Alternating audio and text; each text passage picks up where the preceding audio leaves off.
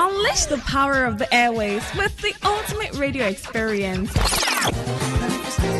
Tune in to Today95.1 FM, the voice of the people. Don't just listen, immerse yourself.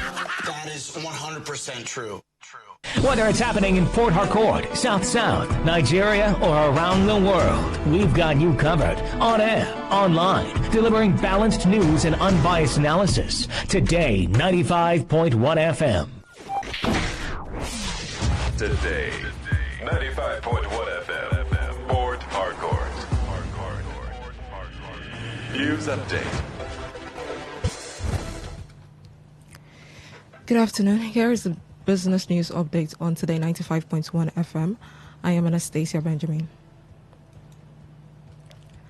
The Minister of State for Petroleum Resources, Heineken Lokpobiri, has stated that Nigeria has achieved a major investment breakthrough in 2025 with the signing of 28 new field development plants valued at 18.2 billion naira, which carried an estimated production potential of 1.4 billion barrels of oil.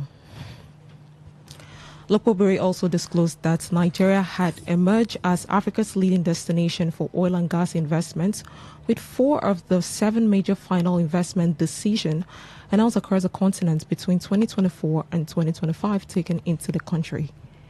The Nigeria International Energy Summit is the federal government's official and now annual platform for energy policy dialogue, investment promotion, and innovation.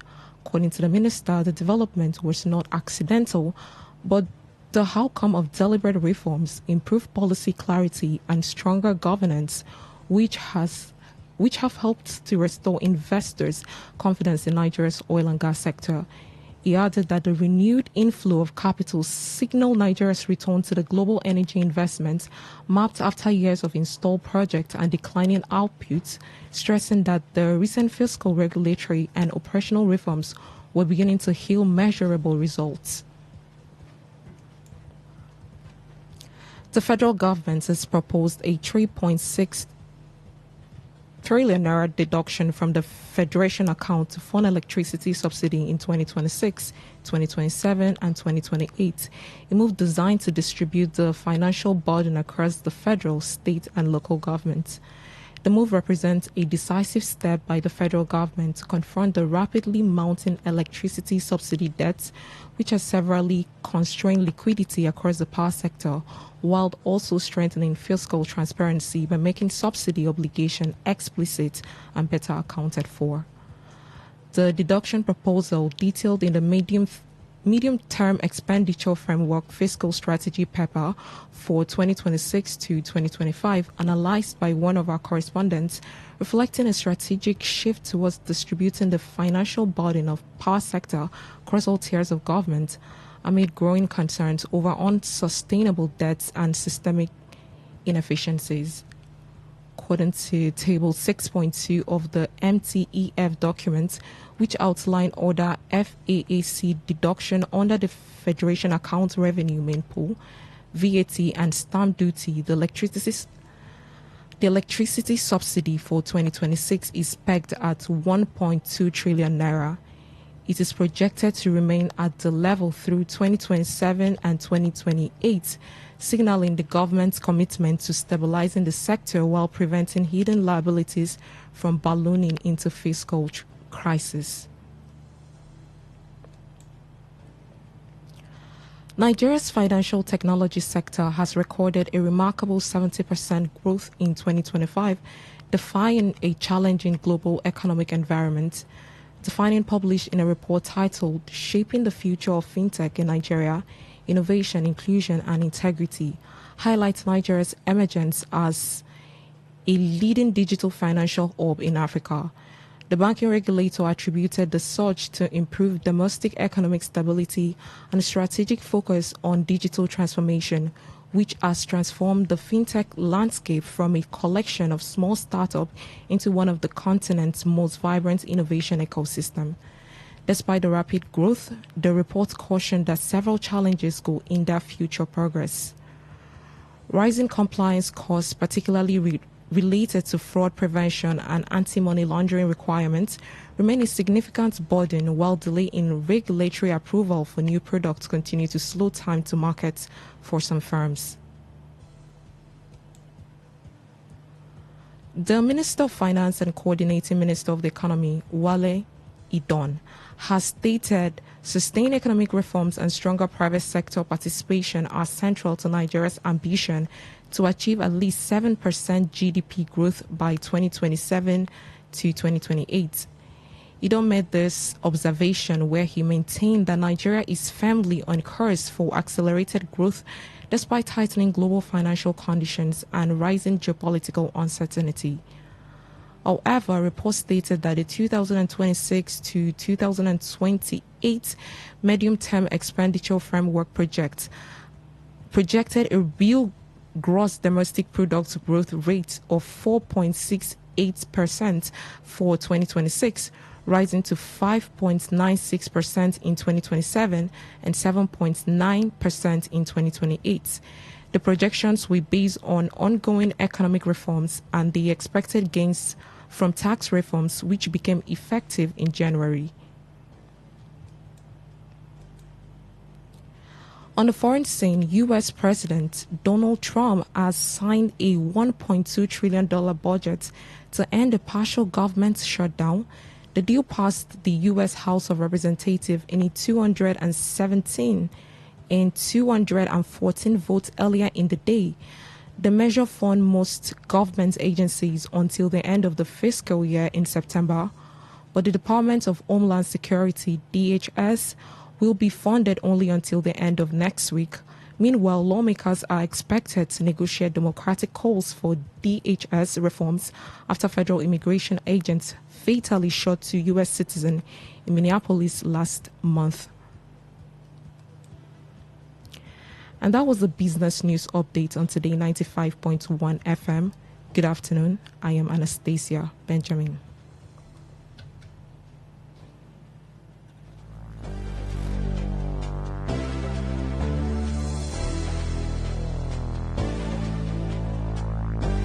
Today's news, today's entertainment, today's sports, today's issues. Today on Today 95.1 FM, Port Harcourt.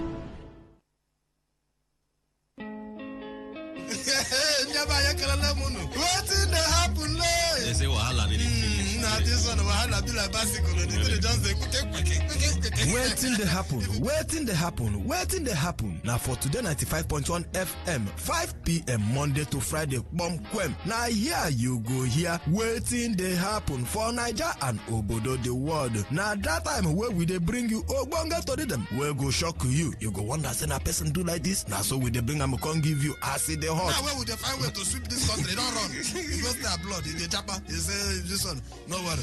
When time I reach, I'll say I want to take. Make I see where they go. Homeland is homeland. Me, I go get for them. I me go be get man at that time for airport. Waiting they happen. Make you know Miss Mazi Ike God Ike Machuku and MC Kuro for waiting they happen. You go enjoy yourself. Not forget to say woman they chop our recharge card woto. I don't tell you say this place na education center. As you sit down here with us from Monday to Friday, you go enjoy waiting they happen. Waiting they happen. Make you know miss them at all.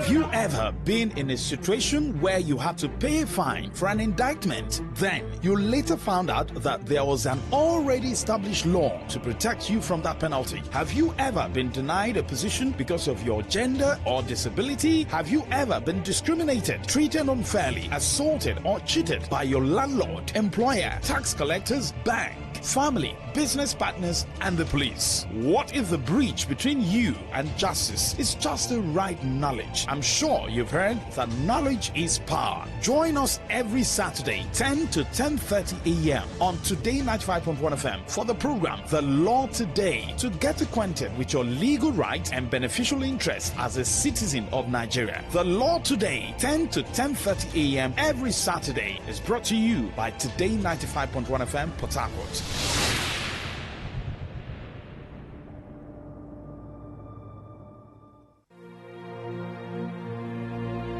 Today is business. Today is a new trend for your businesses. We give you all the information you need to grow your business, new ideas and innovations that keep you earning more and staying relevant. Every day, we engage in business, buying and selling, trading, and exchanging of services as individuals or as a country. Money goes round, it goes up and down. But have you ever wondered what business is all about? And have you ever wondered how you can stand out in your business? Today FM has got you covered every Wednesday between the hours of 1 p.m. to 2 p.m. Learn all you need from professionals on how the country runs its business affairs and how you can be an outstanding entrepreneur and grow your business. Business Today.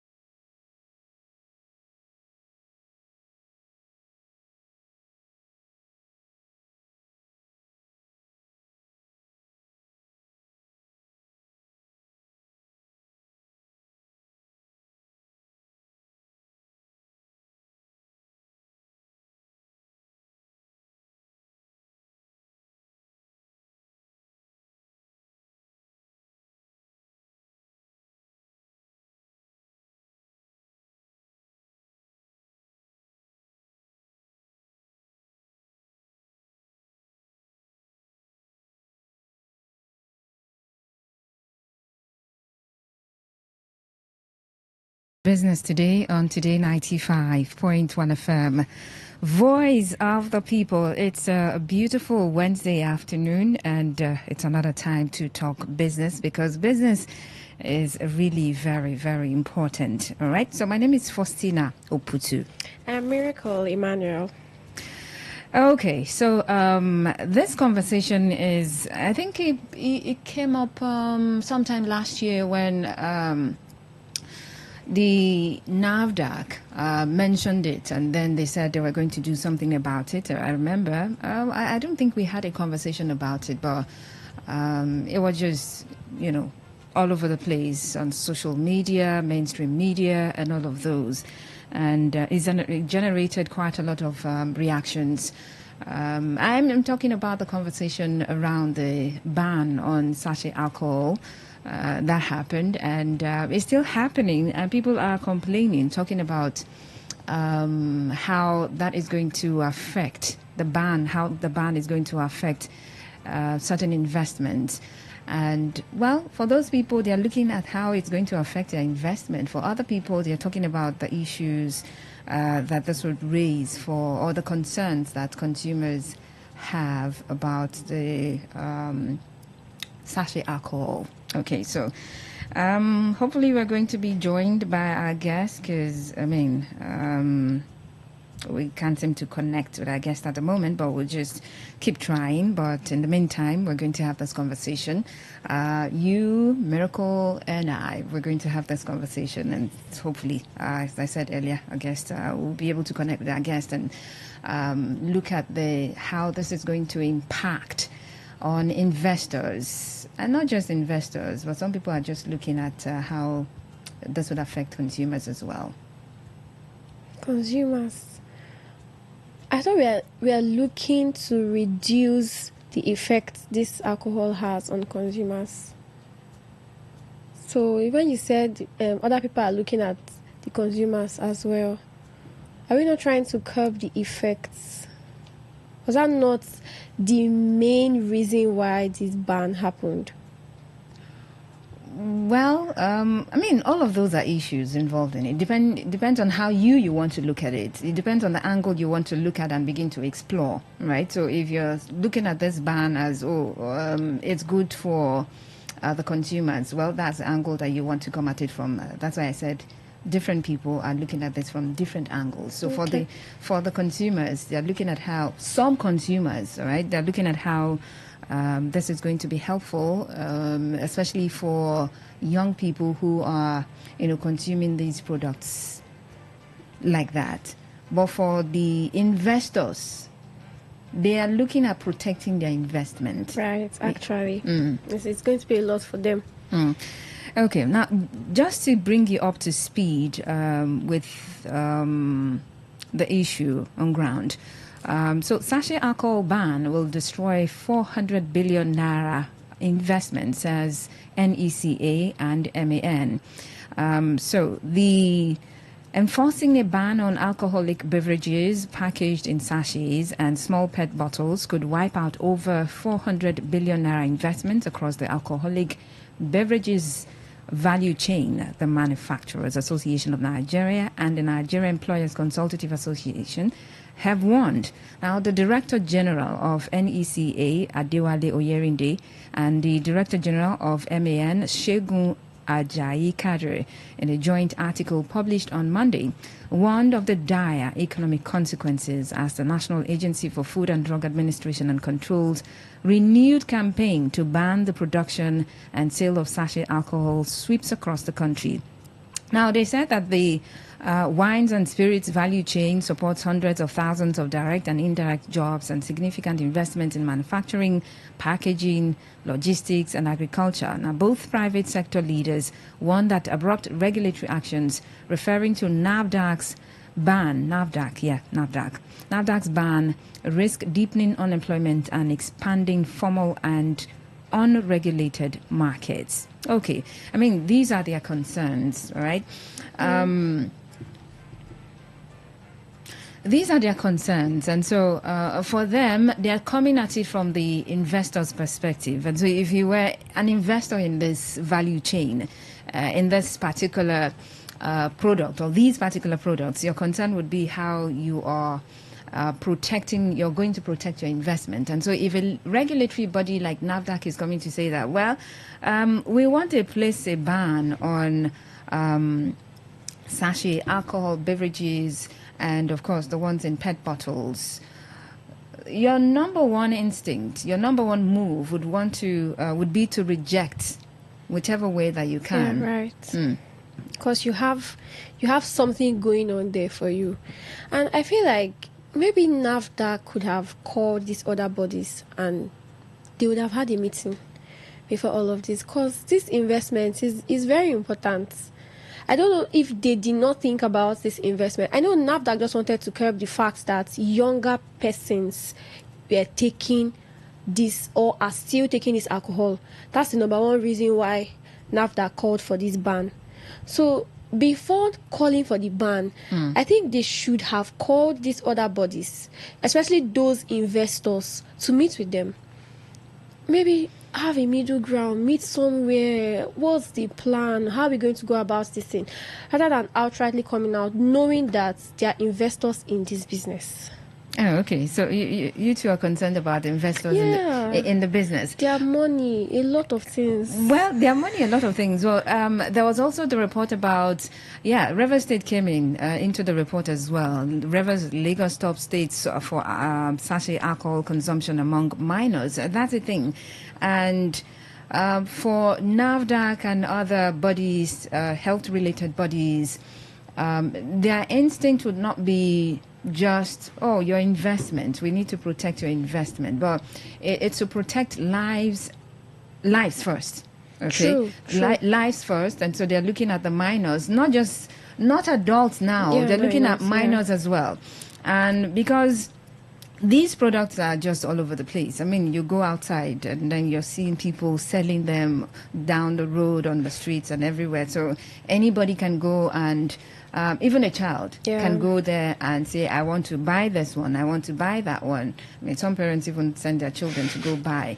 So by the time they start buying for their parents, and at some point they were unhindered, or they had been unhindered, they will want to get for themselves. So. Absolutely. At some point, they want to get for themselves. And so it led us to this point where we are talking about even River State leading, following the top states for the consumption of sachet alcohol.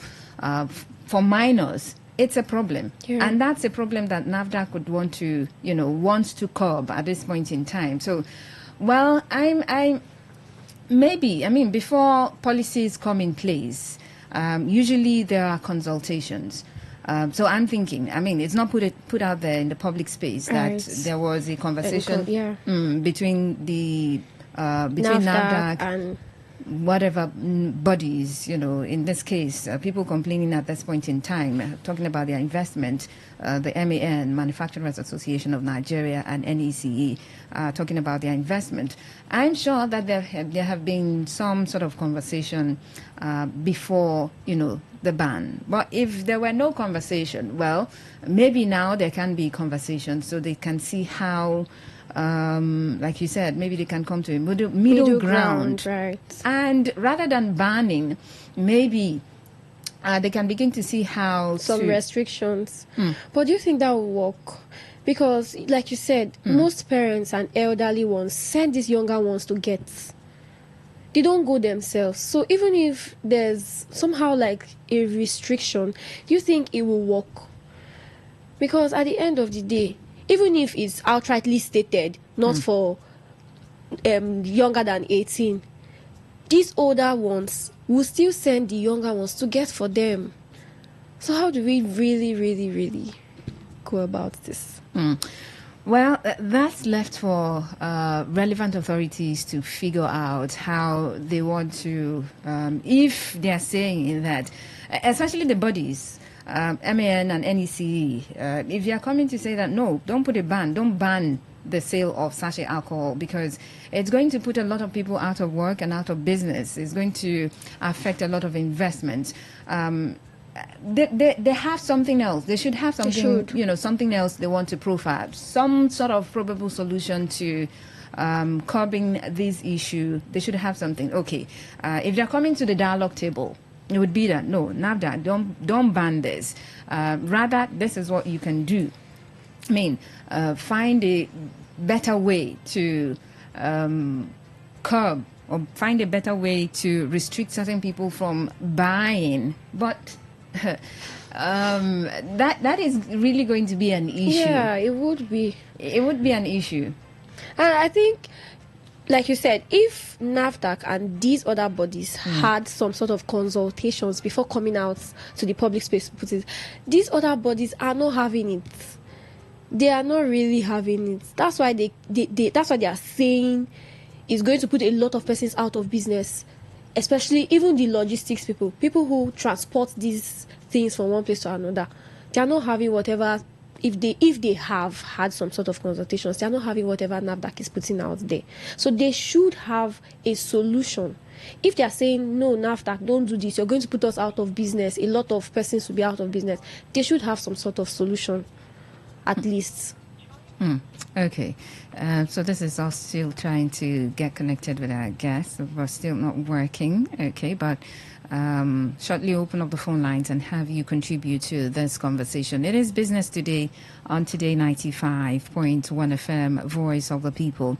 I remember, going through different social media platforms then that this issue was first mentioned, that the NAFDAC said they were going to do something about sachet alcohol.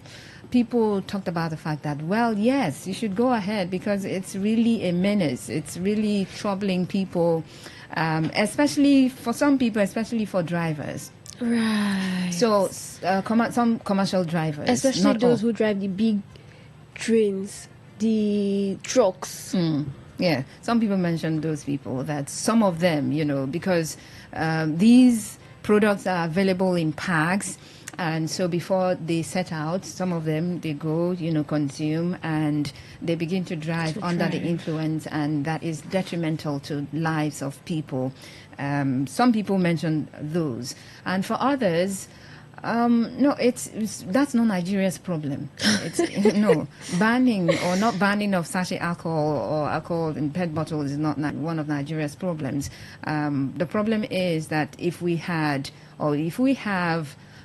certain systems in place, we would not be here talking about this issue. We would not be here talking about how this is impacting or this has gotten down even to minors, where you have minors now going and then they're buying and consuming. So regulatory bodies and, of course, the entire Nigerian government has to put up systems, strong systems, to make sure that whom they are protecting, the people they are protecting, they protect them really very well and not take away food from other people, because it doesn't there has to be some sort of balance. Yeah, because it's not enough. I know that we want this ban to happen, we really do, as Nigerians and people who have empathy and all of that, we do, but we have to look beyond this. It's not enough that NAFDAC bans the sale of alcohol in PET bottles and sachet. It's not enough. Even if they ban it, these younger ones would still find a way to get it. How do we reach out to the distributors, to those who sell out to these younger ones? Because even if it's outrightly stated there, somehow they will still give it to them. I know Nigerians, we want this ban to happen, but we have to really think about this thing. Even if NAFDAC comes out and says, okay, it has happened, we've banned the sale of sachet and PET bottles, do they have men mounted at every distribution point where these minors go to buy from? The ban is not even going to be enough at the end of the day. All right, you're listening to Business Today on Today 95.1 FM, Voice of the People. So that report about the consumption among minors, let me see. Okay, found it on the Punch newspaper with the headline, Rivers, Lagos top states for sachet alcohol consumption among minors. So it said here that Rivers and Lagos State lead in the consumption of alcoholic drinks sold in sachets and polythene bottles. Okay, PET bottles, please. Among minors and underage persons, a nationwide survey by the National Agency for Food and Drug Administration and Control has revealed. Now, according to NAFDAC, the study conducted in collaboration with the Distillers and Blenders Association of Nigeria and carried out by Research and Data Solutions Limited, Abuja, surveyed 1,788 respondents across 6 states between June and August 2021. Now, the agency said the report examined access to alcohol and drinking frequency among minors below 13 years, underaged 13 to 17 years, and adults 18 years and above. Now, presenting the findings of the survey on Tuesday, NAFDAC Director General Professor Mojisola Adeyeye said alcohol remains one of the most widely used substances of abuse among youths, and noted that the availability and easy access to alcohol have been identified as a contributory factor to the increasing alcohol consumption among minors. Okay, they've stated it. The easy access and availability. So it's more like it's everywhere. Not more like it's everywhere. It's everywhere. It's everywhere. So it's easy to get. It's these people who are trying to start up a business. Funny enough, that's the first thing they buy and put up. They don't have. You just find little. You find little biscuits, sweets, tom majorly, and then you see sachets of alcohol. It's easy to get. And I want to say that we also have a role to play. We need to, if we are saying as Nigerians, oh yes, it's good, NAFDAC should put the ban out there and all that, we have a role to play, because NAFDAC is not going to mount men at every distribution point. NAFDAC is not going to mount men at every supermarket or small kiosk shop holders and owners and all of that. When these minors come to your stand to get sachet or pet bottle alcohol, do not sell to them. You don't want money. Okay. No, they're the ones saying it's true, we support NAFDAC, and yes, so we also have a role to play. If we support NAFDAC, we should also play our role. Because how are we going to effect this ban if you keep selling? Okay.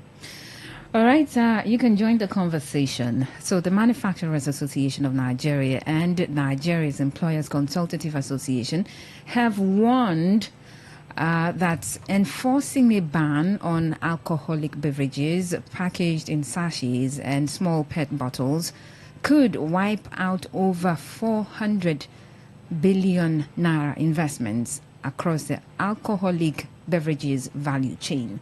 First, you want to look at the ban. Is it justified? Is it okay that NAFDAC can go ahead and place a ban on it?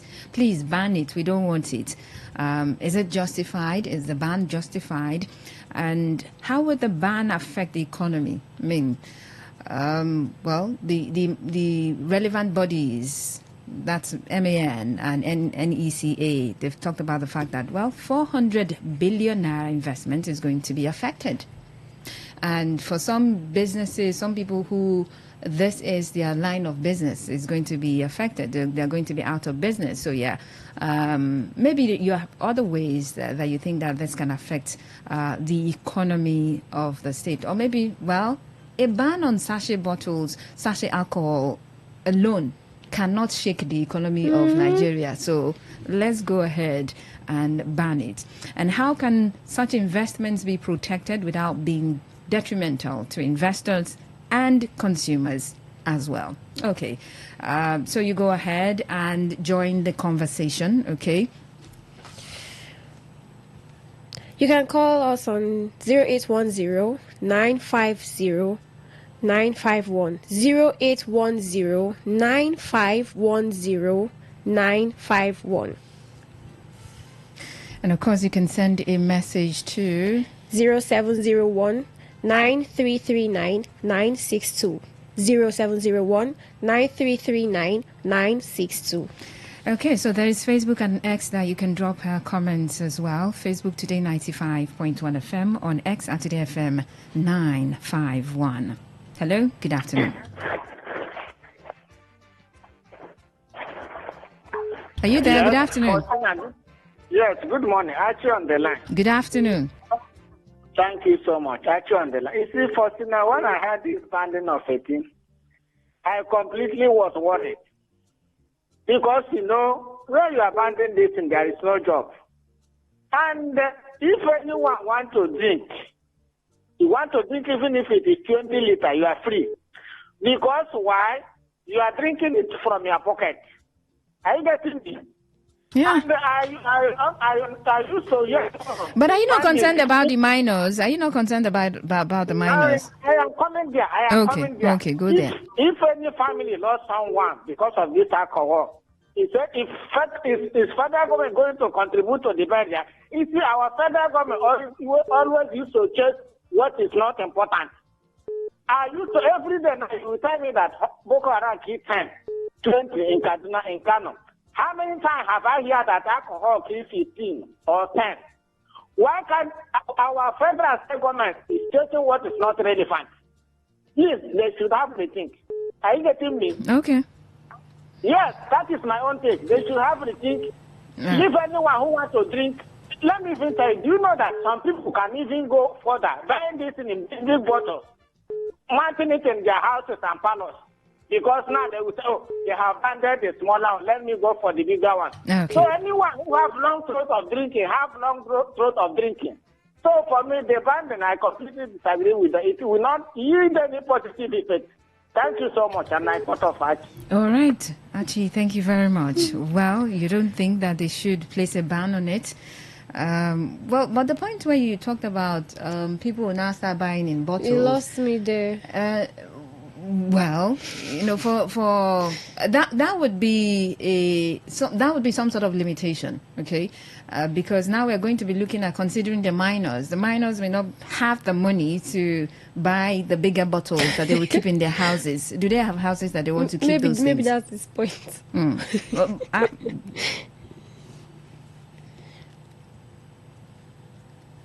hello? This is Francis calling from Delta State. Yeah? All right, Francis from Delta State. Thank you for joining us. Yes. That issue you people are talking about there, the minors going to buy these things, you cannot stop them from buying it. Let me tell you. Do you know that some people can even, if the sellers don't want to sell to them, do you know that somebody can even, a grown-up person can buy it, go and give to them. A grown-up person will buy and give it to the minor. Yes, now. Do you know that? So you can buy it and then you go give it to a 13-year-old? It depends on the understanding or the character of such a grown-up person. But I'm telling you that it must get to their hands. So the only thing is a parental matter. Okay. Parents has a role to play there to educate their children.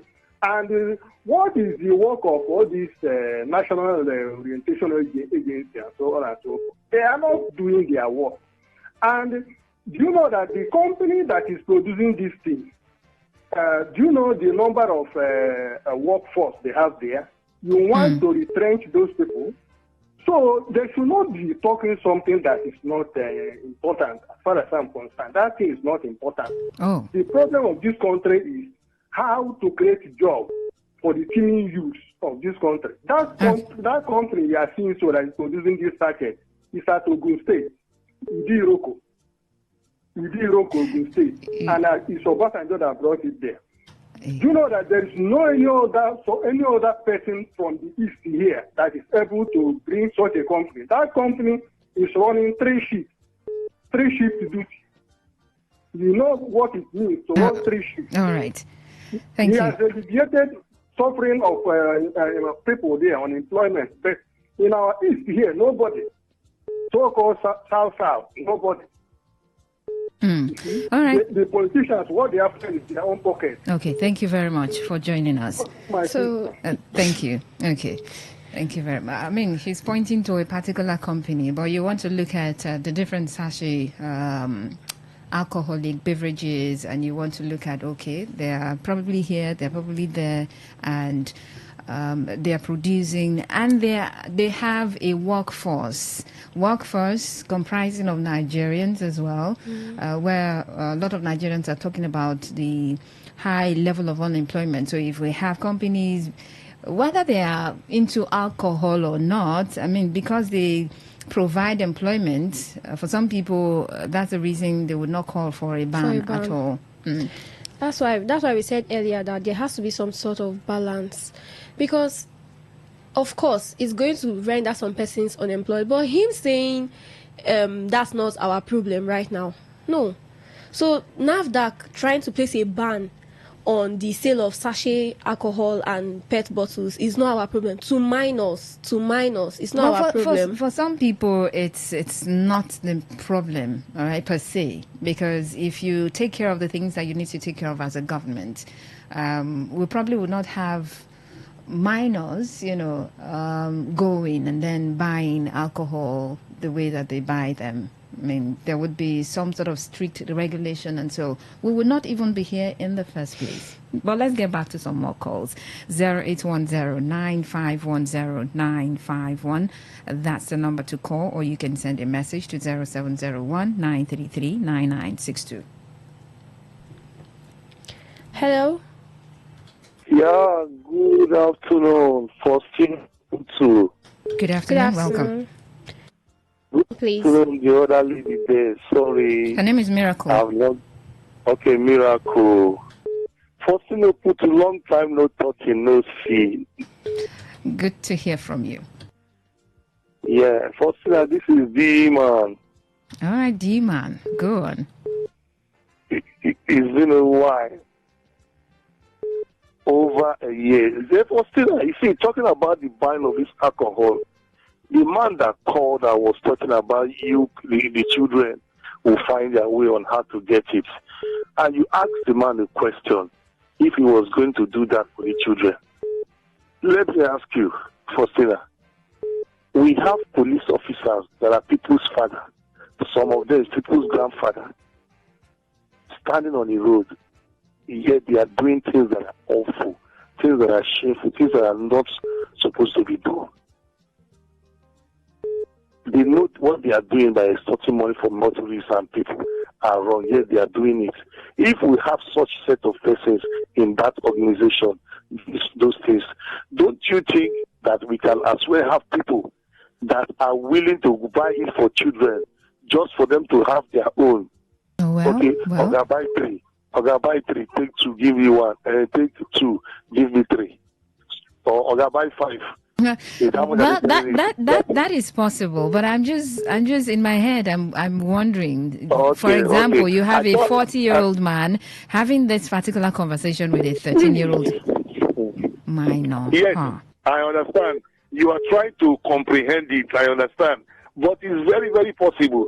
If I am as I am now in my 50s and I want to take alcohol, I don't do alcohol for free, for gift. I don't take alcohol. The only alcohol I take is palm wine for the records. So that people will not think that I'm saying it because I'm one of them. Beer or spirit or kai, or anyone I don't take. The only alcohol I take is palm wine because it's natural. So now let's say I take alcohol and I don't have money to buy. And I see a 15-year-old boy that wants to take it and say, "Sir, can you buy for me? I'll also buy for you." You think the man will not do it? The man will do it and take his own number of sachet. So D-Man, do you think that they should, put a ban, or are there other ways that they can go around it? The one I just said now, just by the way, but my main thought is that buying of this alcohol sachet is not the problem of this country. We should compare between its advantage and disadvantages. You can see they've come up with totals that Nigeria will be losing over 400 billion naira annually. And also reasonable number of persons, about 5 million persons, workers, will lose their job. Don't you think there's another way you should go about this thing? That's one aspect. Then the other aspect, why are you banning the sachet one? If you want to ban, you ban alcohol outrightly. The way the law is being banned. You don't deprive the people that does not have money. I might be 50 years old, but I don't have 5,000 naira to buy bottle alcohol. So because I don't have 5,000 naira to buy bottle alcohol, so I should not take alcohol. So if you want to ban alcohol in Nigeria, government, please ban it outrightly. All right, man. Thank you. The rich man should not drink it. The poor man should not drink it. Okay. Don't disenfranchise those that does not have 5,000, 10,000 naira. It's all right. 50 million naira to drink 50 million naira weekly alcohol. Okay, thank you. Thank you. Thank you very much. Okay. I mean, because you talked about, let's begin to look at advantages and disadvantages. For some people, the thing they mentioned about the investment, well, that is valid, all right, because that's a sector. And it's a value chain that you have different people at different levels of that value chain, all right, providing and doing whatever it is they're doing at the moment, and it's giving them revenue. That's what's keeping them going. And so if you place a ban on that, well, you're going to cut off investors in that regard. And MAN, the Manufacturer Association, is saying investments of about 400 billion naira is going to be wiped off if this ban is enforced. Okay, so they don't want that to happen. But maybe there's a way that we can go around this.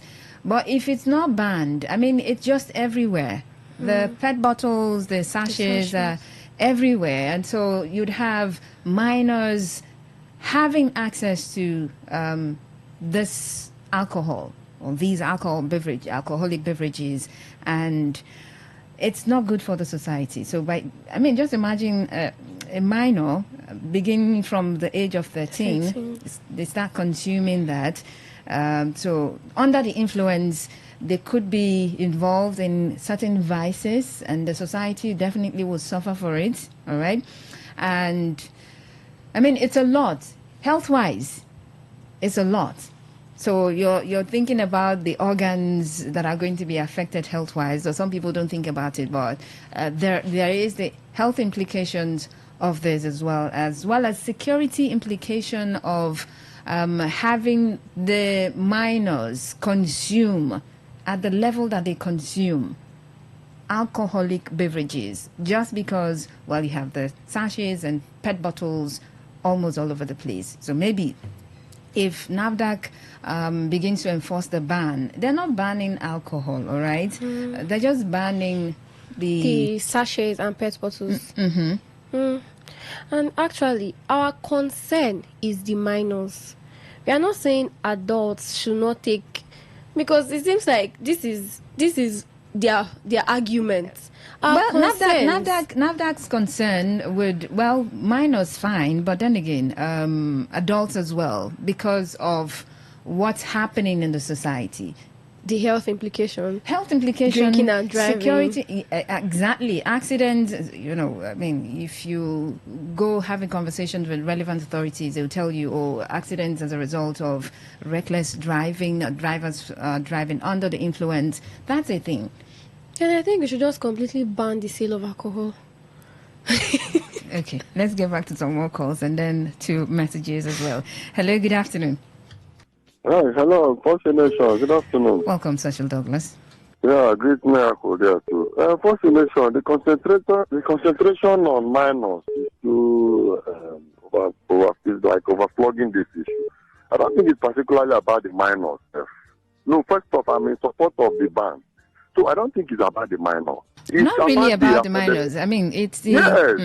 No, the discussion is like it's about minors and buying for minors.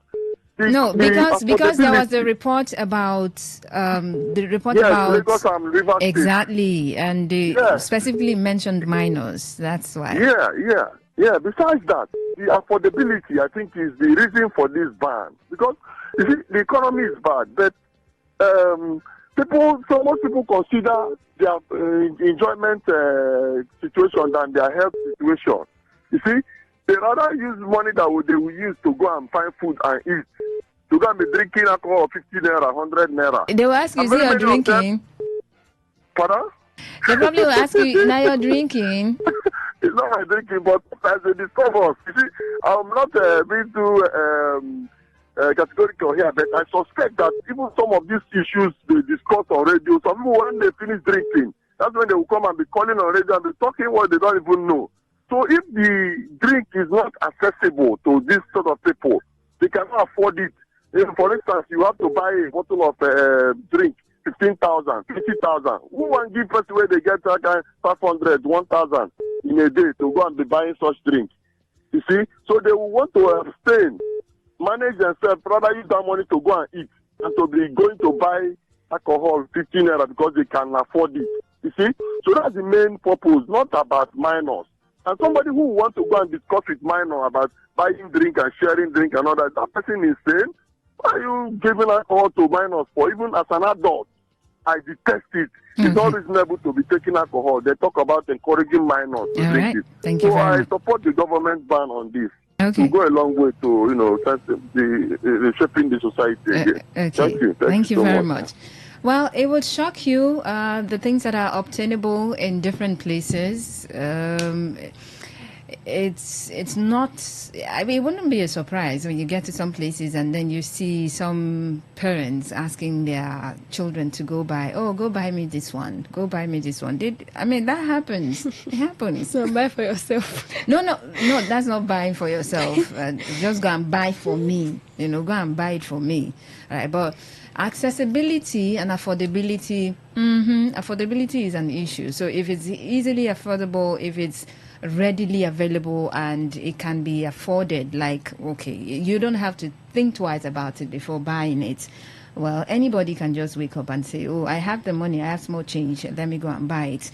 But if you place a ban at some level, meaning you're raising the threshold. So if you don't have, let's say you go to the main bottles, and for example, they cost 5,000 naira. And the other ones with 100 naira, you can just buy one, and then you're drinking your way already. On your way drinking. But if you have to buy it for 5,000 naira, well, that would put some limit to it.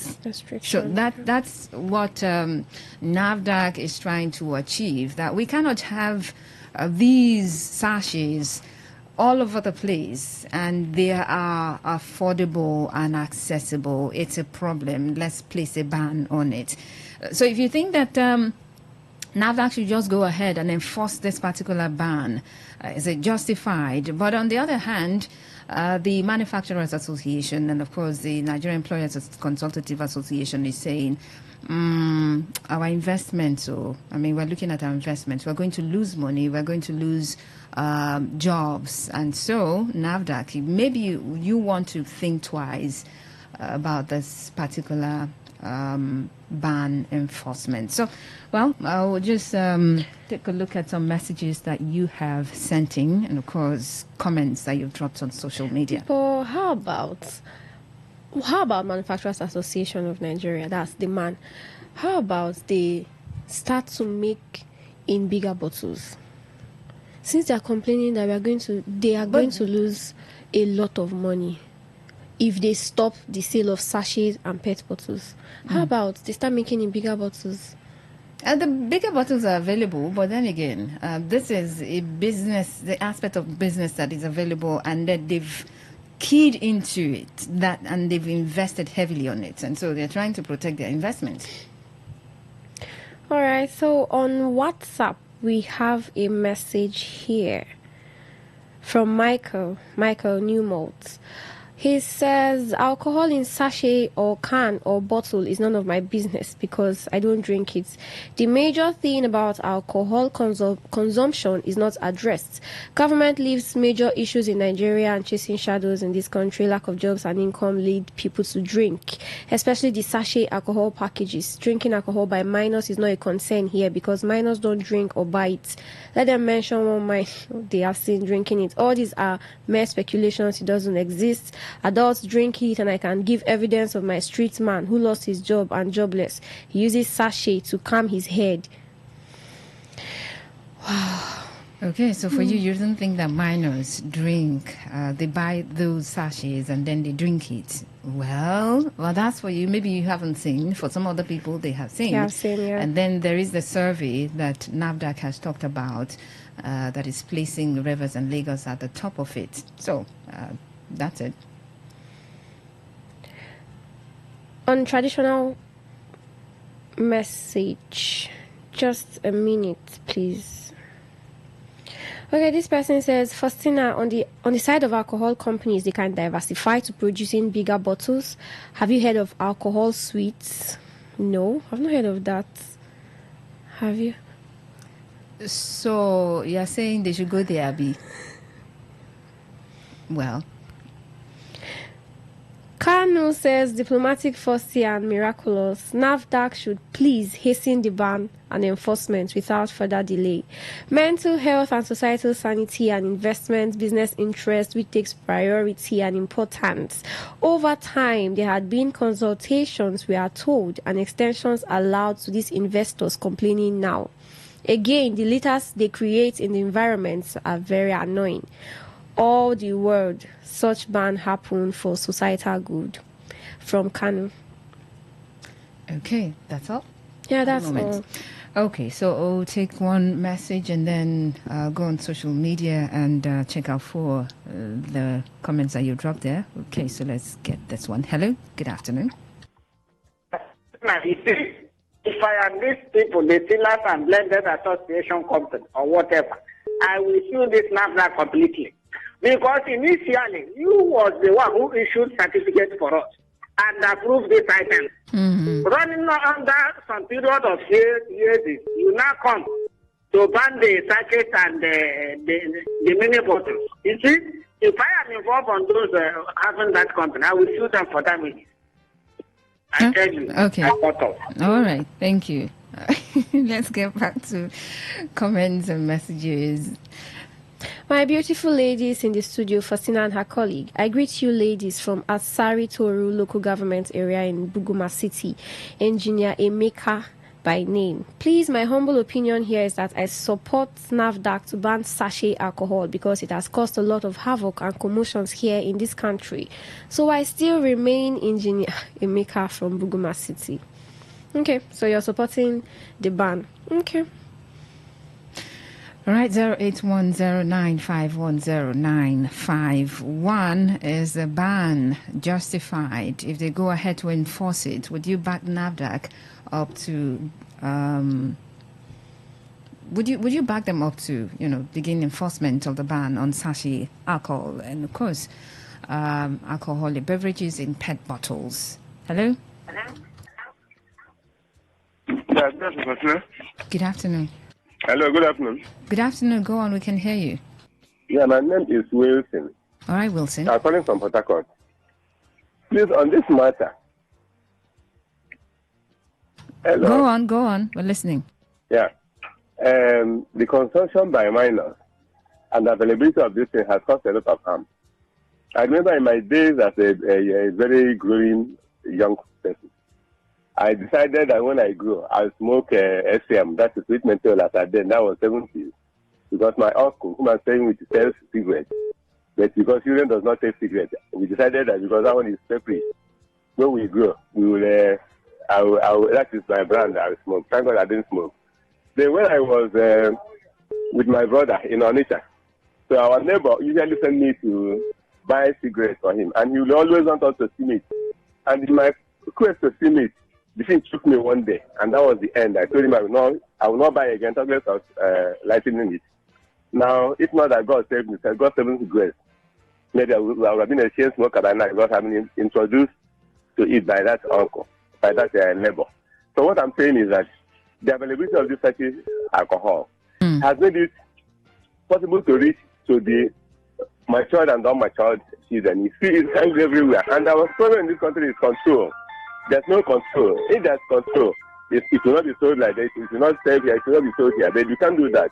So I am in support of banning it entirely. Let the business, because you cannot, because of the money you gain, and say people should sell it. That's my own. Thank you. All right. Thank you very much. So for him, they should just ban it completely. It's not because of a few people who have invested heavily on sachets and PET bottle or alcoholic beverages, and so you would endanger the lives of a lot of other people who are minors and adults as well. Okay, I think we should just wrap it up here. Okay, so just got a message from our guest apologizing. He lost someone, so he was engaged. Oh, so sorry about that.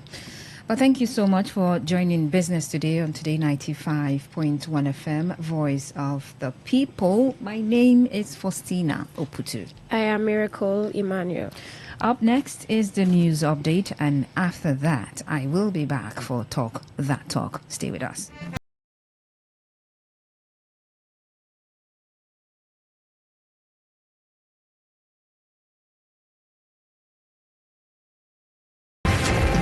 Station with the As the voice of the people, we make sure that no one misses out. On Today 95.1 FM, there's something for everyone. Our tech show, because tech is new money. Our kids show because we love the little ones. Our Gospiration because it's the moment of truth. Our High Life show because High Life is vintage. Our sports show with the adrenaline. Our midnight show because we care about your love life. Our Nostalgia Drive because old is gold. Our show for young people because Gen Z code is on. Our Pidgin Bit because na Naija we dey. Our book review because books are a mirror. Our big stories because big things only. Our health shows with seasoned health experts because we care that you're healthy. Our eyewitness report because we want to hear from you. Our reggae show because Rastafari. One love.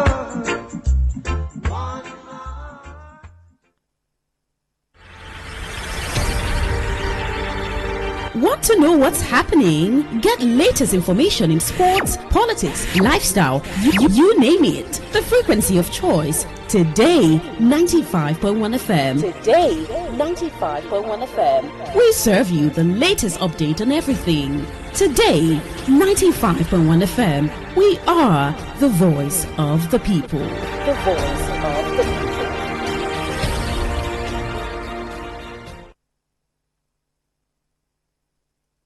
Whether it's happening in Port Harcourt, South, Nigeria, or around the world, we've got you covered. On air, online, delivering balanced news and unbiased analysis. Today, 95.1 FM.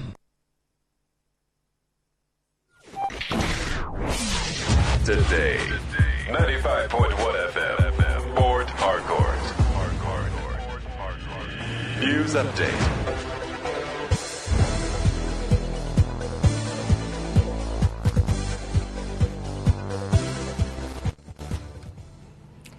Here's a news update on Today 95.1 FM. I am Anastasia Benjamin. The National Agency for Food and Drug Administration and Control has disowned a social media announcement of planned recruitment exercise by the agency. In a disclaimer signed by its Director General, Professor Mojisola Adeyeye, the agency described the recruitment notice as fake, stressing that it did not emanate from NAFDAC. The agency urged members of the public to disregard the information and avoid falling victims to fraudsters, noting that no recruitment exercise has been announced by NAFDAC. NAFDAC noted that all its official information, including recruitment announcements, is communicated only through its verified channels. The Rivers State Police Command has cracked a kidnapping syndicate and recovered ransom funds and a pump-action gun. The police public relation officer Grace Uwinge Koko in a statement said the operation reflects the command's zero-tolerance policy on crime and its determination to create a secure environment for all residents to live and thrive. The breakthrough follows the successful arrest of 2 suspects involved in kidnapping of a female victim and 3 others on January 19, 2026 at Ilele waterside of Eche local government area. The suspects were identified as Abdullahi Ibrahim and Muhammad Hashim. Preliminary interrogation revealed the suspects' involvement in multiple kidnappings, including the abduction of 2 other female victims from Akboko community on January 8, 2026. Uwinge Koko said the gangsters' activities had previously led to the tragic killing of a youth who attempted to pay a ransom of 3.8 million naira. Bandits have attacked a community in Faskari local government area of Kastina State, leaving several persons dead, houses, shop and vehicles destroyed, and many rendered homeless. The incident took place in Doma community, Tafoko area of local government at about 4:30 p.m. yesterday.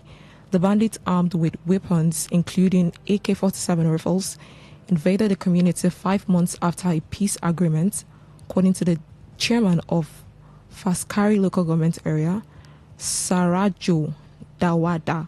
The incident was a suspected reprisal attack.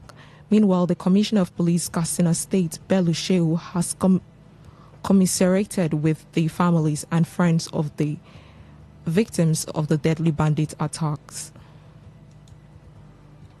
On a foreign scene, women in Iran can now formally obtain a license to ride a motorcycle. The law previously did not explicitly prohibit women from riding motorbikes and scooters, but in practice, authorities refused to issue licenses. Due to the legal gray area, women have been held legally responsible for accidents. Iran First Vice President Mohammad Reza Arif signed a resolution amid at clarifying the traffic code, which was approved by the Iran's cabinet in late January. The resolution obliged traffic police to provide practical training to female applicants, organize an exams under the direct supervision of the police, and issue motorcycle driver's license to women. The change follows a wave of protests across Iran that were initially sparked by economic grievance, but which later, last month, grew into a nationwide anti-government demonstrations. And that was the news update on Today 95.1 FM. Good afternoon. I am Anastasia Benjamin.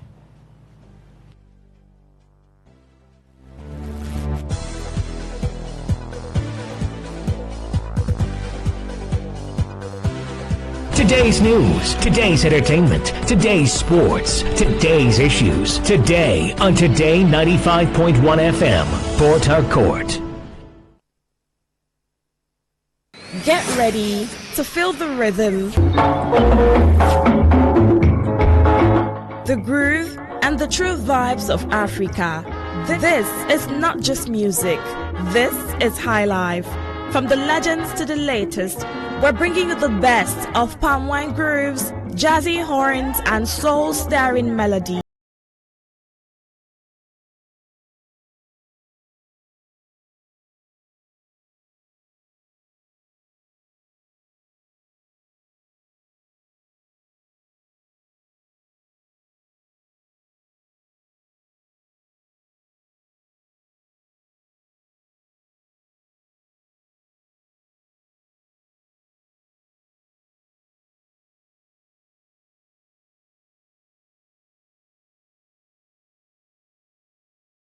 Here.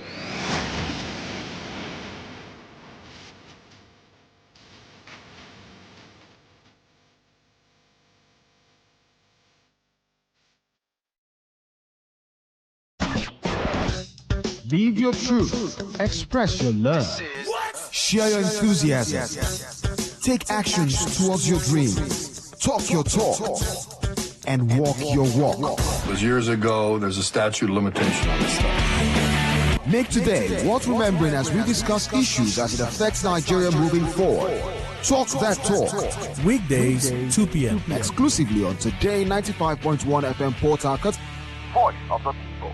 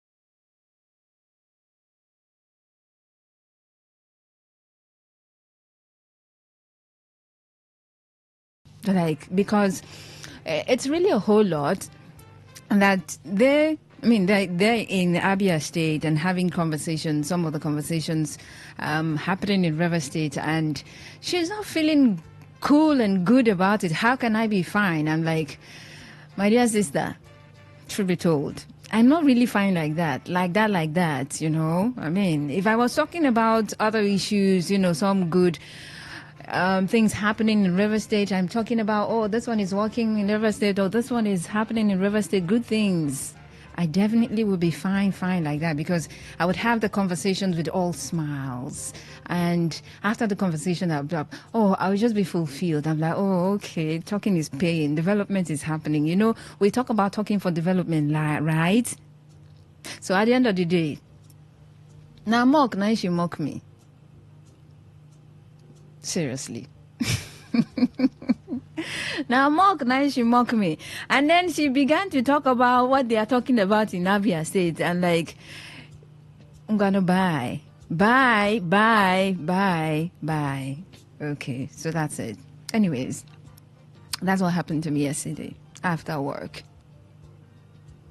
I'm sure you know where I'm driving at. And for some of you who have been complaining, what else can we or should we be talking about in River State? Should we not be talking about other things in River State? Of course we should. But what is obtainable? Okay, what is obtainable is that we're talking politics, we're talking agreements, we're talking structures, we're talking taking over, we're talking who is standing on the mandate on the first line or who is standing more on the mandate and who is not standing more on the mandate, conversations like that. That's what we've been having in River State. And it does seem like there is no sign that that's going to come to an end very soon. Maybe in the future it would, but very, very soon, in the very short future, it's not looking that way. Anyways, welcome to Talk That Talk on Today 95.1 FM, Voice of the People, 12 minutes past 2 p.m. It's still a beautiful Wednesday afternoon, February 4, 2026. Faustino Putu is here.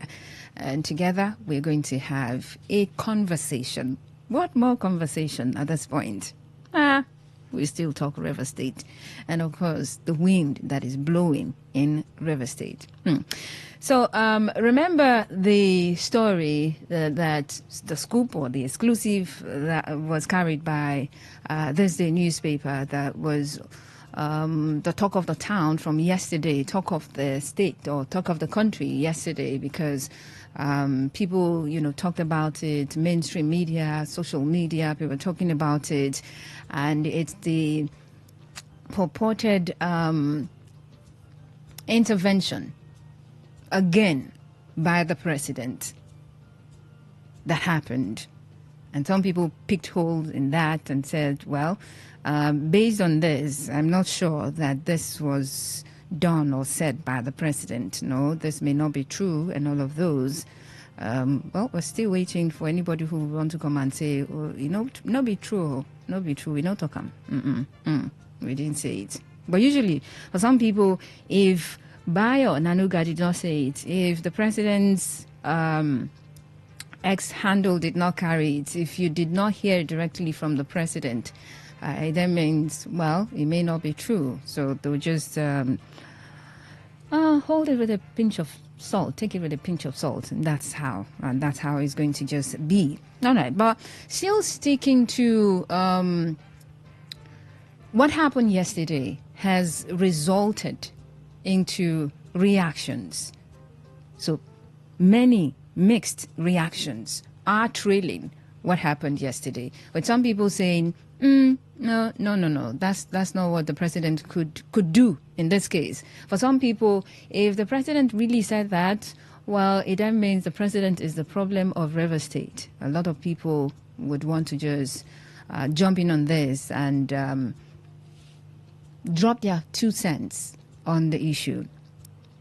Now, one of the persons who is reacting to this is a lawyer, right? a legal practitioner, Festus Oguche.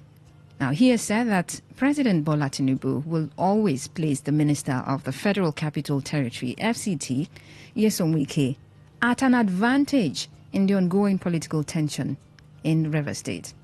Now, an account from Daily Post newspaper. Okay, so with the headline here, Rivers crisis, Tinubu will always place Wike at advantage, lawyer Oguche, the one who has said this. Now, he said this during an interview on Arise television's prime time on Tuesday. Now, Oguche stated that Governor Siminalayi Fubara should have been more calculative when he was defecting to the All Progressives Congress, APC. Now, he said that Fubara lacks understanding of the level of relationship between President Tinubu and the FCT minister. Now, he said Wike and Tinubu's relationship goes beyond a godfather-godson relationship. It is deeper into certain undercurrents that we cannot fathom. And the president would always place Wike at an advantage in this crisis, he said. And going through this and saying this reminded me of a conversation we had at some point. I think it was brought on by Fayoshe. Yeah. Related conversation like this. And from that conversation, a lot of people, or some people, talked about the fact that, well, if you're going to place two people in this side by side and look at the advantage that the president would, gain from each of them, well, for some people, the FCT minister would bring a lot of gains to the president. And so, if that's the case, then maybe you can agree with what the lawyer here has said, that the president would always place Wike at an advantage. I mean, you're looking at yourself. For example, you have two people. Okay, you have two people. You just know that, well, these two people, you're going to benefit something from them. And so you are at a crossroad. You're at a crossroad. So you're wondering, okay, these two people now, I don't want to, what's going on? What's going on? But you're going to be looking at the two people. As you're looking at the two people, you're wondering, okay, so this person I can get this from this person. And that would depend on what you want, actually.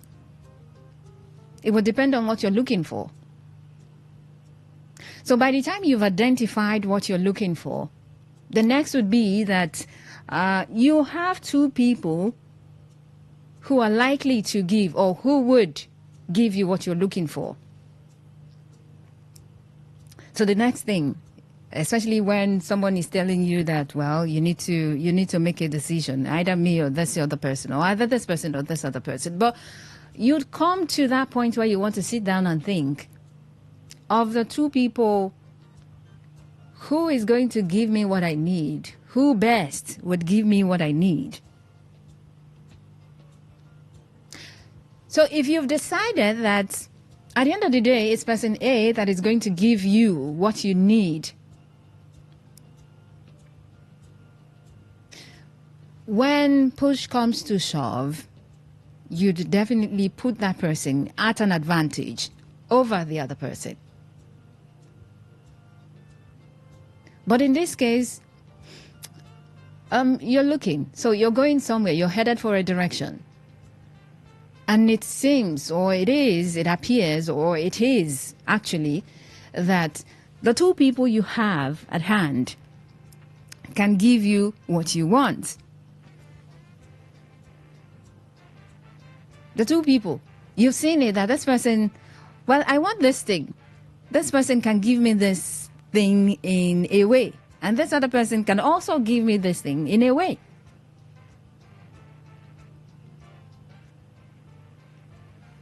That's how you would want to make, or you come to make that decision or that choice that, well, this person is likely, or this person would be the one well, whether you're confused at that point or not, or you have clarity, it's really clear that this is what you want, and this other person is going to give you 100% or 90%, and maybe this other person is going to give you 80%.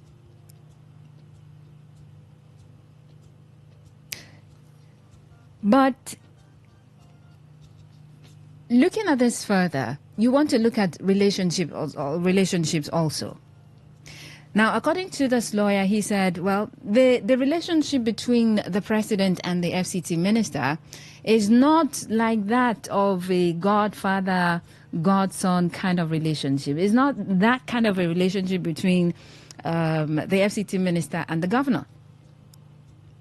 So it goes beyond that, meaning, well, it's really stronger. I mean, you may not understand it. You cannot understand it.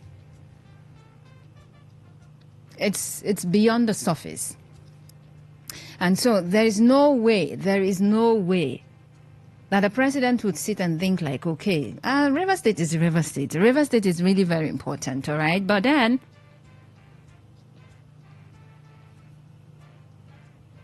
I want this person, I would place this person at a vantage point, as an advantage point, because of this, and that. So because you're not the president, all right, but you can just analyze, you can just put yourself in the position of the president and think that exactly among the two people, between the two people, what relationship exists? I mean, the relationship between the FCT minister and the president, you want to talk about, political alignment and realignment. They've been there in the political space, and so they know themselves before now. They've been in conversations. So you want to go back to 2023 and all of the happenings. So it's way, way back. And even more than that, it may be something deeper than you can even just imagine on the surface level. So if you take that to the, if you look at the relationship, take it to between the president and the governor of River State. I mean, you want to analyze their relationship. So for some of you, you want to say that, well, it's not a deep relationship. It's really not a deep relationship. And maybe even the relationship even just started. The moment he went to visit the president before he defected, maybe that's when even the relationship started. So prior to that, we cannot say that the president had a relationship with the River State governor. And maybe on the basis of, yes, I'm the president, and of course you're a governor in one of the states that I'm president of, that kind of relationship, but not that, really personal. So on that level, well, the lawyer is basing his point there. So on that level, well, that would be correct.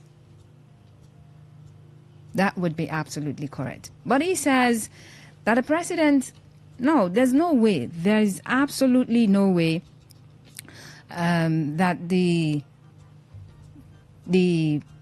president will not always place the FCT minister at an advantage over the governor of River State. And he did talk about where he said, well, the governor should have been more calculative when he was defecting to the All Progressives Congress. Well, for some people, they still till this day, they still believe that the governor shouldn't have made that move. Be with the PDP, or maybe even, well, some people said some other party that is not having some internal crisis or issues in them. And with the move, well, for some people, the governor shouldn't be going through what is going at the moment. Okay, with the move, some people thought that, well, with this particular move, wow, this is the game changer. And so this move would make the president place the governor at an advantage. But the law is saying otherwise. Even with this move and everything, relationship-wise, Tinubu will always place Wiki at an advantage point. And in all of this, you just want to wonder. You're wondering to yourself, okay, I mean, our state now, is it about placing people at advantage? Is it about thinking of who best is going to get me what I want? But it is politics, right?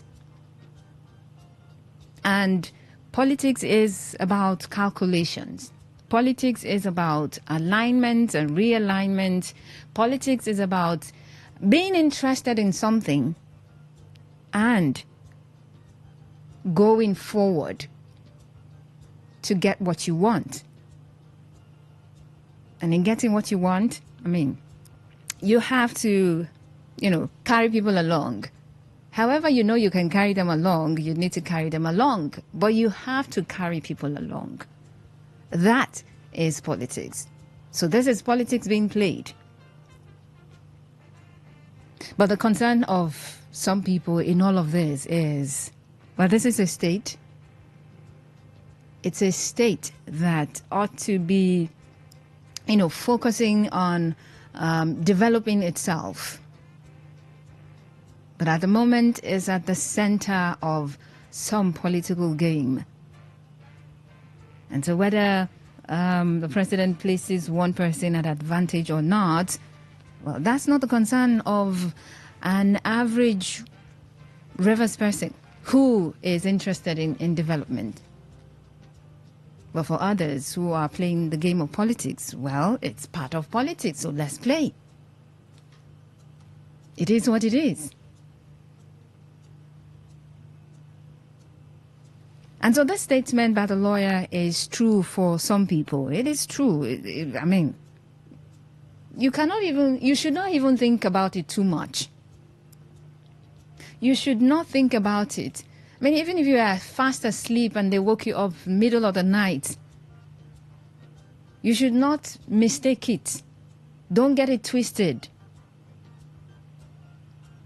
Don't get it twisted that in all of this, if the president were to say that, well, I'm to place one person at an advantage, it would be the FCT minister.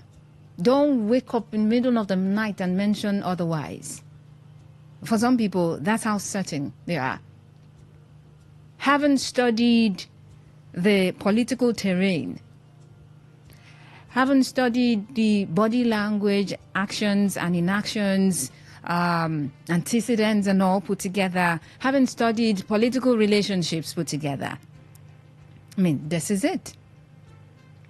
Now, the president will always place the FCT minister at an advantage. Well, maybe you share his own view on this, the legal practitioner's view on this, or maybe you don't. Maybe you're still thinking that no, he doesn't. Or maybe you're still thinking that, well, the president is just sitting on the fence, is playing safe. Maybe that's what you think. Maybe you think that the president hasn't placed anyone at an advantage. All right. So you can join the conversation. It's Talk That Talk, Today 95.1 FM, Voice of the People. You can call me, you can send me a message, you can drop comments on social media, Facebook, and on X as well. Facebook, Today 95.1 FM. On X at Today FM 951. Okay, for calls 0810-951-0951. I'll go on a break. When I come back, I'll begin picking your calls. For messages, you can send to 0701-933-9962. Stick around. I'll be back.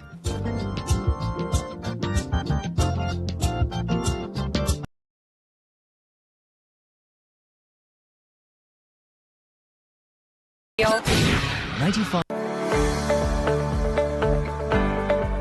Verboite, in collaboration with Cypher Crescent, presents Verboite Mathematics League Competition. It's a statewide mathematics challenge for senior secondary school students in River State from SS1 to SS3, designed to inspire excellence and identify promising young minds across the state. Application is on and closes on Saturday, 7th of February 2026. Registration is free. For more information, please call 0903 421 9975. That is 0903 421 9975. To register, visit portal.verboite.org/register or send an email to us at verboiteconsulting@gmail.com, or on Instagram, Verboite Mathematics League Competition, or on Facebook at Verboite_Maths_competition. Verboite Mathematics League Competition.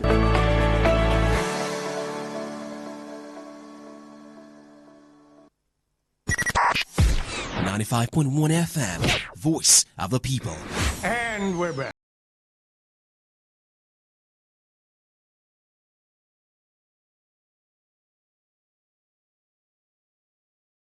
Welcome back to Talk That Talk on Today 95.1 FM, voice of the people. So according to a legal practitioner, Festus Oguchi, he has said that the President Bola Tinubu will always place the FCT Minister of the Minister of the Federal Capital Territory, Nyesom Wike, at an advantage in the ongoing political tension in River State. Have you made your calculations? And this is the point that you arrived at also. If you share his view, well, go ahead and let me know how you came about that. Maybe you want to calculate the mass, show me formula, and then arrive at the point that you arrive at.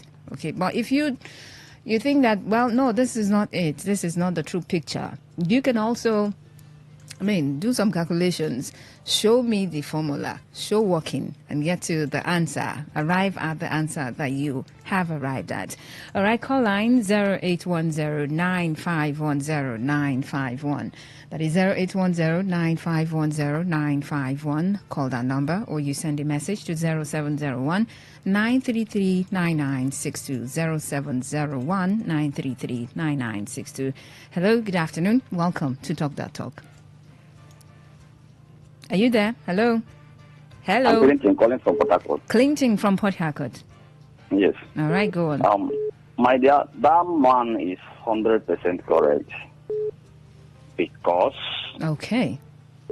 This FCT minister have painted himself to be political warlord in River State. Political warlord? Yes. Wow. That is what he portrays himself as, and he's being seen at Bethel, at Abuja, and every other part of Nigeria as one, based on precedents and the things he have done and all those kind of games he have played and all those. So it's assumed that at his own domain that he is to be dominant. That his own rulership is to be dominant. Are you getting me? Okay. So Tinubu will always believe in him because look at our governor. I know he's a politician, but not that rooted. He's not that deeply rooted. Okay. Aside that, he is being guarded by advisors, expatriates, and others. But this man is deeply rooted than him, and then he can play those both rough and the gentle politics. Okay. So thank you. that's why Tinubu believes in him. Okay. Thank you very much. Okay. Yeah. Okay. Expatriates. Okay. Hello. This is Mr. Zion. Good afternoon to you. Welcome, Mrs. Zion. I will want to remind us of the comments of President Tinubu when he was campaigning on state-to-state store and he came to River State. A profound comment he made I wonder how many of us still remember. Mrs. Zion, there's Yes. so much noise where you are. Oh, sorry about that. Men are on duty. Faustina. Yes, please.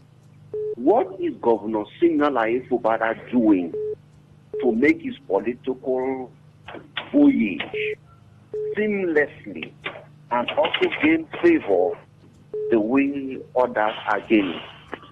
Because we cannot be here crying and roaming, you know. Sim Fubara men and his women, all those that are collecting money from him, if truly they are collecting, what are they doing with it? Yes, some Wike will engage you as an individual. I need this political result, and that person will deliver. What is Sim Fubara men doing? But while neutralize the political tension, is one of the aides to President Tinubu. What advantage did they take in that comment by Bauer? Nothing. All right. And Wike went home, he sat down. After 4 days, he came up with an idea to neutralize that comment of Bauer and still impose himself again. See, it's all politics.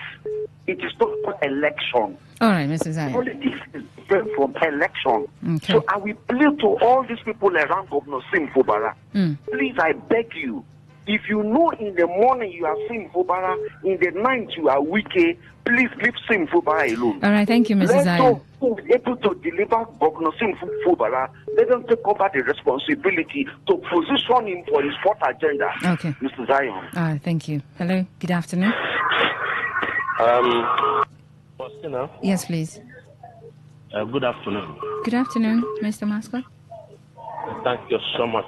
I am Mascot, and I am calling from Port Harcourt. Okay, go on. You see, I am a realist.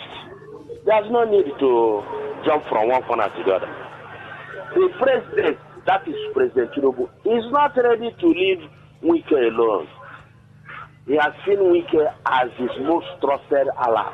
There is no doubt about it. From recent happening and recent event now, he has confirmed it that even Fubara running into APC is neither here nor there. I tell you. The Fubara will be sacrificed. So I'm making a postulation. If you like to call it a conspiracy theory. All this is supporters who recently when you say he will be sacrificed, I mean, hello? Can you hear me? Yes, you say what? When you say he will be sacrificed, are you talking about his ambition? His ambition his to office. return for second-term ambition. Let's be clear. That is what I mean. He will be sacrificed. It's very clear. Unless you are not a politician. Because from grapevine, we are hearing rumors, very strong, verifiable rumors, that they have concluded plan, that is the Wike camp, to present Boma Yagi as the APC gubernatorial candidate for Rivers State.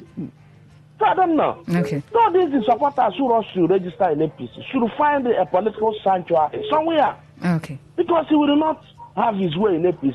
All right, The Mr. Mascot. APC as a political party would have saved him, but this president, Tinubu, I don't know the fight he has with Johnson Wike. He's not going to sacrifice Wike for Mubara. Thank you and God bless you, my All dear. right, thank you very much, Mr. Mascot. Thank you so much. All right, you're listening to Talk That Talk, Today 95.1 FM. So it's a comment of a legal practitioner that we are, analyzing. And, well, some of you, this particular comment, this is true because he said Tinubu will always place Wike at advantage. And you want to look at why this is so. You want to look at why this is so. For some of you, you want to say, based on antecedents of the FCT minister, that's why the president would always place him at an advantage. Or because of certain relationship that they have, that the legal practitioner also talked about. It goes beyond what Wike and Fubara has, the godfather, godson kind of relationship. That relationship between the president and the FCT minister, it goes beyond that. So maybe based on relationship, the president would always place the FCT minister at an advantage. Hello, good afternoon. Good afternoon, Faustina. You're welcome. This is Madiba. Kinke Daniel. Oh, Imogate. Imogate. It's been a while. How are you doing? How are you doing? Thank God I felt good today. Oh, thank you so much. You see, my sister, if I will ask you, Faustina, are you ready to play Nigerian politics? No, sir. No, sir. No, sir. Yes. Thank you. Those that don't have dead conscience, they can give away anything for anything. That is why I tell you, even River State there are those who are eligible, qualified in every situation, but they will not attempt to step in there because of what they are doing. This is the problem Fubara is having. If I were Fubara, I would even if you say come, I will say no, because I know my vision. Somebody's vision is higher than world fame and all other things. Tinubu himself, they know what they are doing. There are many things they know that I, T.K. Daniel and Faustina don't know. Let it be there for them. Thank you. Okay. All right. You chose to just go general on us.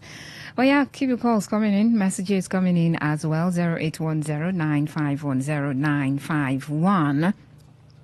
That Tinubu will always place Wiki at an advantage. That's according to a legal practitioner.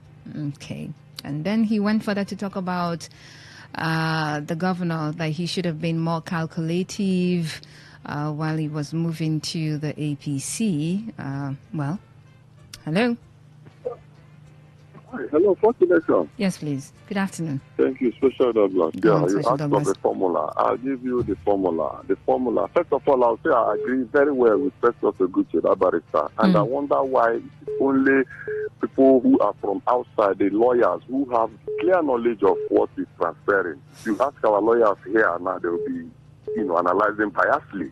This man has said the clear fact. So coming back to the formula, you see, formula is antecedent. In politics, your antecedent counts a lot. And that antecedent consists of consistency, commitment, and trust. If you have these in your antecedent, go and sleep in politics. You need not make noise. And another thing I need to point out is that in politics, if you have a cartel, and your cartel happens to be in the corridor of power, they want that power to remain there. So what is going on now is that the cartel, which grabs the corridor, which are in the corridor of power in River State, which is Wike's cartel, managed to give that power to one of theirs, who is Fubara. But so far so good, it's obvious that he has betrayed. So what they are doing now is to get back their power. Fubara is holding that power for people, not like what we are seeing. He's a Rivers governor. Okay. It's not Rivers governor, it's for people. He's holding that thing for people. So they want to take it back and give it to one of theirs again. So, like Festus Oguchi said, he can be sacrificed anytime for his ambition can be sacrificed anytime for Wike, because in politics so far we are knowledgeable about. He is a pawn. Okay. I don't know if you know, if you are aware of, if you have idea about a chess game. Yeah. In chess, you have rook, knight, bishop, queen, and king. And then pawn. Pawn is the smallest. That is what Fubara is in politics of River State so far, whether we agree or not. You cannot sacrifice a queen like Wike. Wike is the queen in River's politics. All right, Special Douglas. And then Tinubu is the king. Okay, thank you. You cannot sacrifice a queen to a pawn. Okay. You can sacrifice a pawn when the king is on a checkmate. All right, Special Douglas. Checkmating the queen. The king. I hope you're listening to me. I hope you can hear me. Let me conclude. Finally, what I think should happen now is that all this beating about the bush should end. Fubara should go back to his roots. Okay. Thank you, Special Douglas. Thank you. Thank you very much.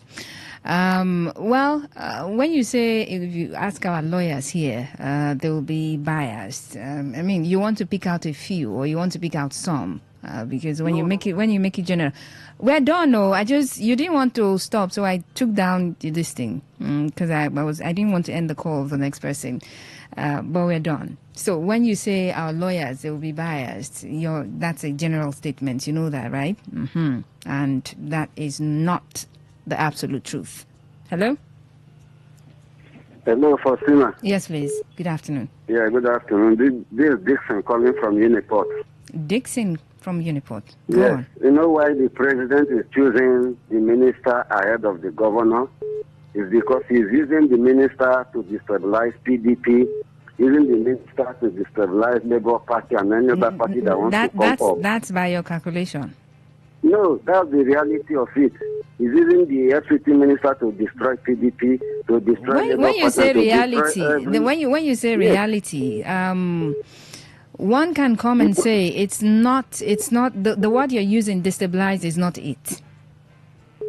If you look at what is happening, So in that PDP, maybe not when the you minister say that that is your calculation, Okay, people can understand. let me say my But we say calculation. reality, it doesn't seem like that's the truth, and some people would take Okay, exception to that. let me say it's my calculation. But to the look of things in our country, Nigeria, when it comes to PDP and Labour Party, the one destroying both parties, is not the minister. So the president is using him to destroy every other opposition, those that will stand against him 2027. So it's like the minister is ahead of every other person in Labour Party, because the minister is using the minister to destabilize every other party. That's just it. But when it comes to the re-election 2027, the real reverse ingredients, we will vote our conscience. Not one man will tell us we must vote for Tinubu. Nobody will force us to vote for Tinubu. Okay. We will vote who wants to vote. Vote the governor who wants to vote. If they like, they should bring the Obori camp to come and mount every polling unit that you must vote for Tinubu. It will work. Okay, because the Rivers people will vote who is their choice for 2027. It's okay. Thank you. Yes, so that's it. All right. Thank you very much. Thank you so much. Thank you. Well, when you talk about destabilization, you want to be very sure of what you're saying. You perceive certain things, all right? So based on perception, you could say what you say, but it doesn't mean in the end it's the reality. That's why I said that's your own. You cannot say reality, because other people will come and say, no, he's not the one destabilizing, maybe causing issues or being the center of bone of contention in the PDP. Because you mentioned PDP, issues in the PDP, and you mentioned his name, all right? But when you get to the APC, you want to be very calculative and look at points where you want to say, in this particular issue now, this is the hand of the FCT minister. You have to have, some picture of issues that you want to draw his name into. But let's get to social media and begin from the Facebook. Ernest Asuko says, what was your expectation, bird of the same... What was your expectation? Okay, birds of the same feather. Precious Miles before. Bakabuari Otaji says, all because Tinubu wants to win River State again in 2027 with Wike's participation. Okay. So can we just hold on to that word participation as a reason that the president will place the FCT minister at an advantage? Okay. The governor should continue with his people-oriented project. He shouldn't be distracted by you people, you hear something and then you just want to run with it for the rest of the day or for the rest of the week. This word now, we will not hear word. But he did not call names, He did not call a name. Now you put name there, No, leave on there. Choma Kingsley Wallace says, before Uncle, Wike is a force. Okay, is a force. Talk to Charlie I says, so were you actually believing that PBAT will choose Fobara over Wike on which structure? Okay, structure. Namdi Amadi Maduka says, good day. I'm Samuel writing from Geneva, Switzerland. How now? Only your name be Namdi Amadi Maduka, and then you say, I'm Samuel writing from Geneva, Switzerland. You cannot confuse me this Wednesday afternoon. I refuse to be confused. He said, my advice to Rivers State people is vote out Wike and Fubara come 2027. You want to vote Wike out as what? As how? Is he a governor that you want to vote out? So the state will be at peace. I'm saying again and again, because since 2023, every day on radio, Wike Fubara.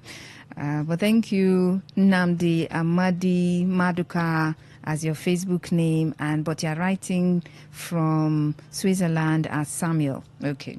Chibuike Rogers Okabi says, Governor Sim Fubara, please consider agriculture more than ever.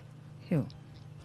Eketu Igbudu says, that's true, but what do you expect? What do you expect? Okay, that's from Facebook. One call while I take a look at X. Hello, good afternoon. Finally. Good afternoon. Good afternoon. Kimberly, welcome.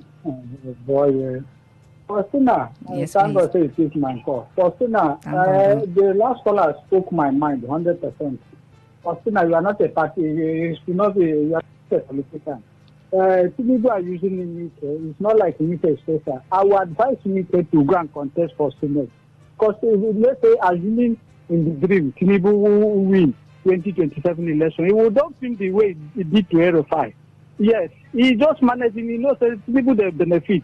As the two people, Nike and the Fubara, all of them, they fight for him. Be they happy?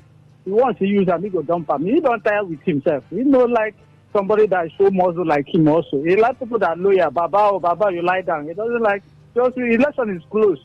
So those who are praising Wike, praising him, they are not helping him. Yes, he doesn't know where he belongs now. No party belongs to now. As a stand, his party doesn't have party. So to me, it's not that powerful as they expect. So Tinubu enjoying the team. He's happy. It's not like this in is doing special work or what. After election, just record it. If paraventure Tinubu win, he will dump him the way he did to Aero5. It will be better him go contest Senate. If not, he will be jobless as a like power. Except power, he can't succeed. He can't do another thing. So that is it. Nothing special about him. See what this thing now. There's a lot of vote to count. If our vote count, you said nothing special. Nothing. He's a local politician. Wike is a local politician. What do you mean by local politician? Yes, let me tell you. What's the explanation of a local politician? My brother is a grassroots. If he only here, he gets strength. He no get strength for federal. He cannot command anybody to vote for Tinubu here. If not rigging, he will not deliver Tinubu. So he no get followers to stand now. See hold him here. Not delete them, help him. So the people media here hyping him. Come Abuja here. The people did not regard him because they didn't see him as somebody you can follow. It's the only River State. You people are hyping him there. Both media. Thank you, Kimbillion. Thank you, Kimbillion. Well, in politics, some people believe that if you're a grassroots politician, then you are really a politician. So what you think, if you're thinking local politician is a bad thing. Some people believe in politics that's a good thing. You need to be able to deliver your unit, your word, and whatever it is. I mean, that's the reason some people lose and they say, oh, you are not able, or some people, they support a particular candidate and they tell them at the end of the day, they mock them. That you were not able to deliver your unit or your district. You're coming to say one thing. So that for some people, if a person is a local politician, a grassroots politician, then it means that you are grounded, you are rooted. But on X, Wike is in P-Bat's good graces, the joker in the park. Okay, that's Don Rex, AG on X. All right, thank you, Don Rex. Let's take a look at some messages from the SMS portal and of course on WhatsApp as well. Okay. Faustina, I expected you to correct your caller to my understanding. Minors don't. Okay, that.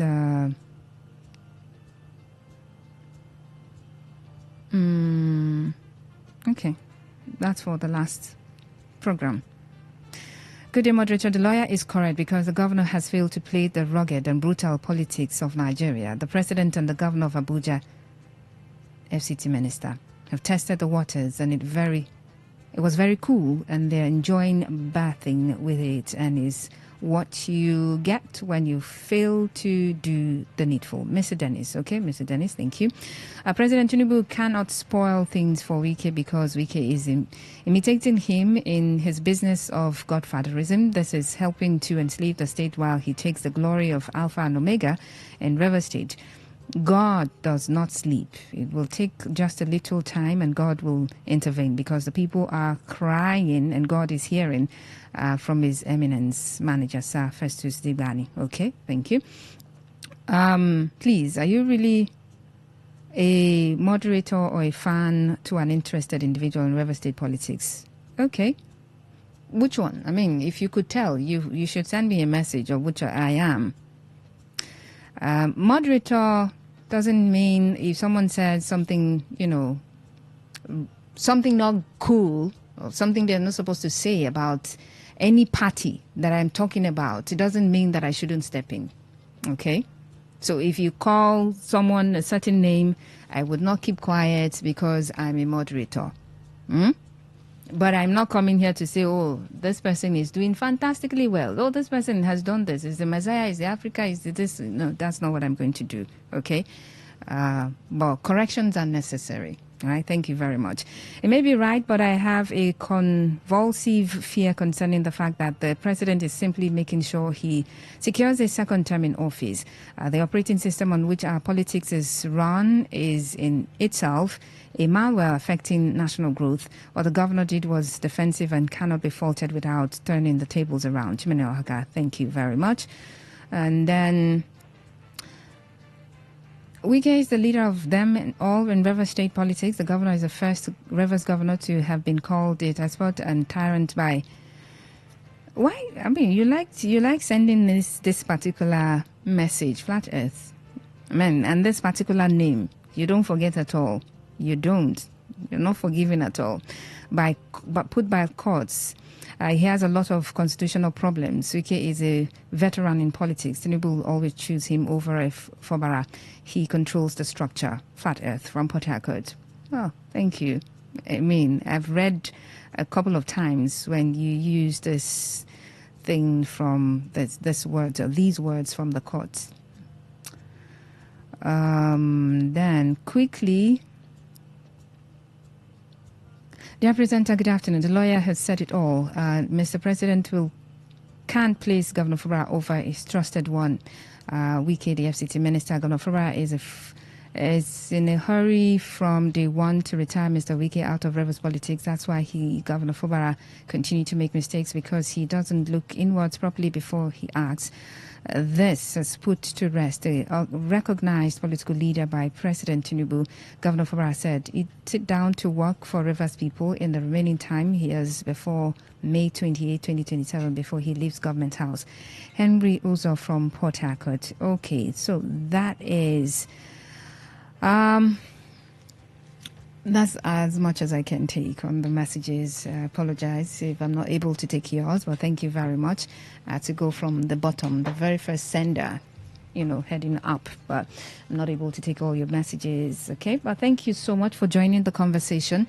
It's been Talk That Talk on Today 95.1 FM. I mean, we've been analyzing the comments of a legal practitioner, Festus Oguche, who says that Tinubu will always place Wike at an advantage when it comes to the crisis and issues in River State. So thank you once again for joining the conversation. My name is Faustina Oputu.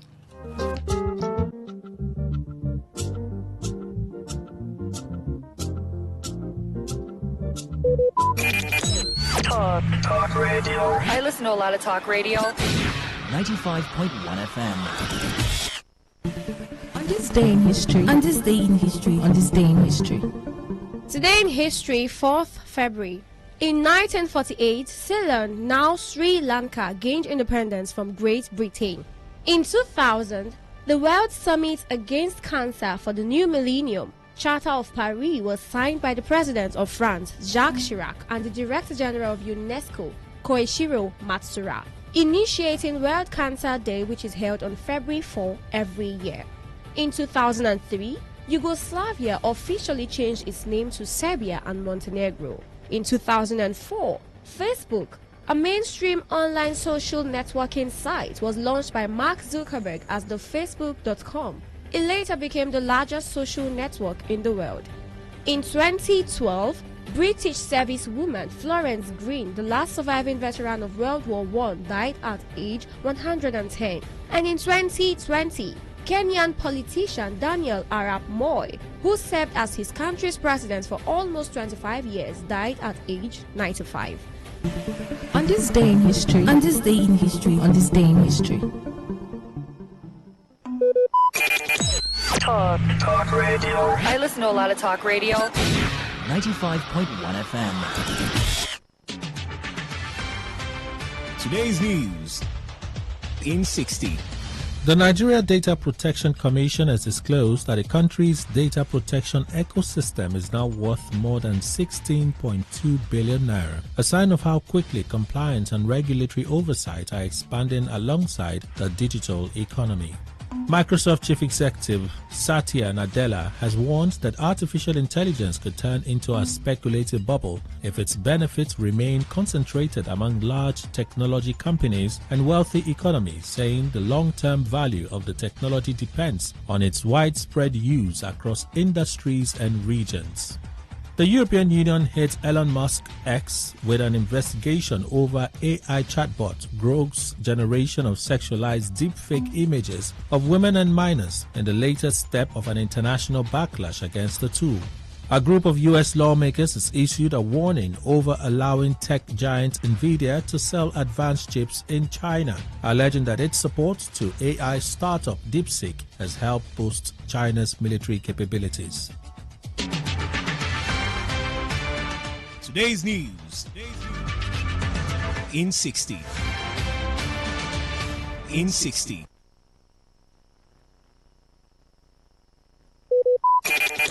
Talk radio. I listen to a lot of talk radio. 95.1 FM.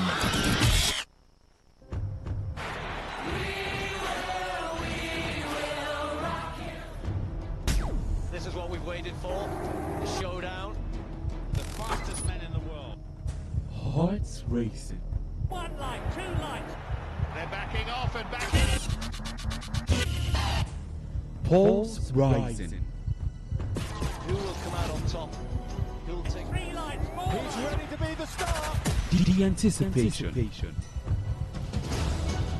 Powerful, strong, compact. Tyson Gay right all the way. The heart stops.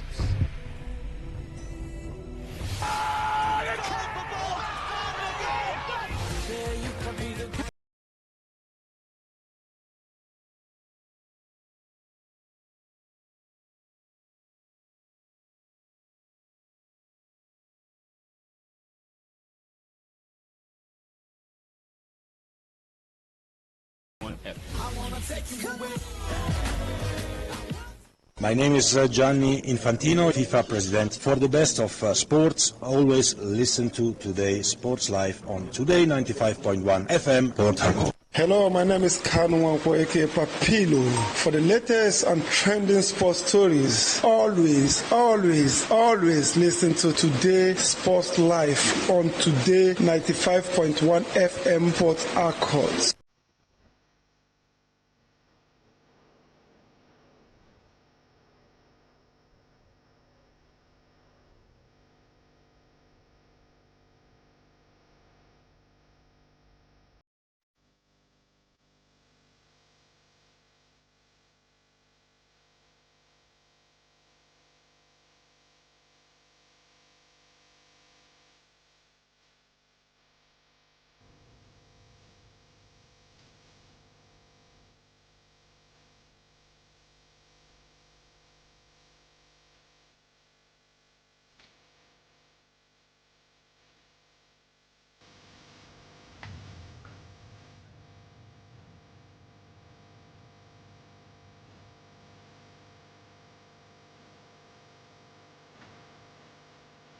Yes. Good afternoon and welcome once again to another exciting edition of Today's Sports Live on the only station that seeks to provide you with premium news, talk, and sports. Today, 95.1 FM. And as I said, this is Today's Sports Live, where we give you all the action, all the hot topics in the world of sports. And the man serving you to you hot, fresh, and spicy. They call me the sports chef, and I will be doing my job of serving you the hottest topics from around the ever exciting world of sports. And I'm never alone in the studio. Cooking in the kitchen, cooking wherever you want to call it. I've got the men, the gents, the analysts right by my side, ready to throw their own flavor, spice, and everything nice on what we've got on the menu this afternoon. He is Somto Chuku Isaac. Good afternoon to you, Ovie. Good afternoon to everybody listening to us. It's a lovely Wednesday afternoon, and you know, like you've said, do the business of dicing, slicing, and whatever, roasting, toasting, anything that comes to your mind that we can do justice to the business when we talk about sports. I'm game, I'm down, I'm active. So, yeah, like you said, let's get the ball rolling, and I hope that this is everything that you want, that will be more than spicy.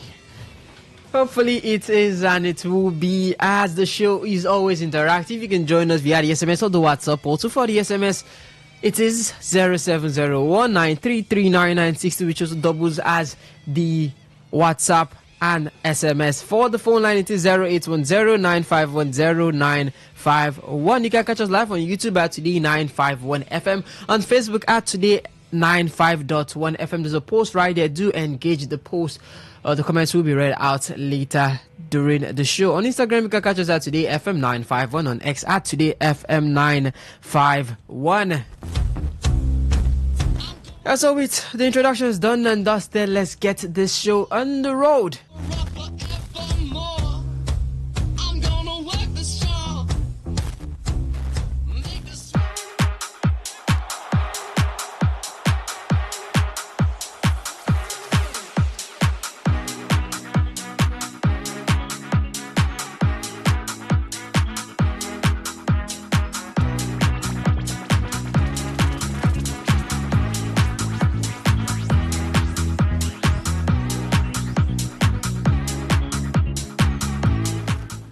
We start off in basketball, as the Los Angeles Clippers and Cleveland Cavaliers have agreed to a blockbuster trade, sending 11-time NBA All-Star guard James Harden to Cleveland in exchange for guard Darius Garland and a second-round pick in the 2026 NBA draft.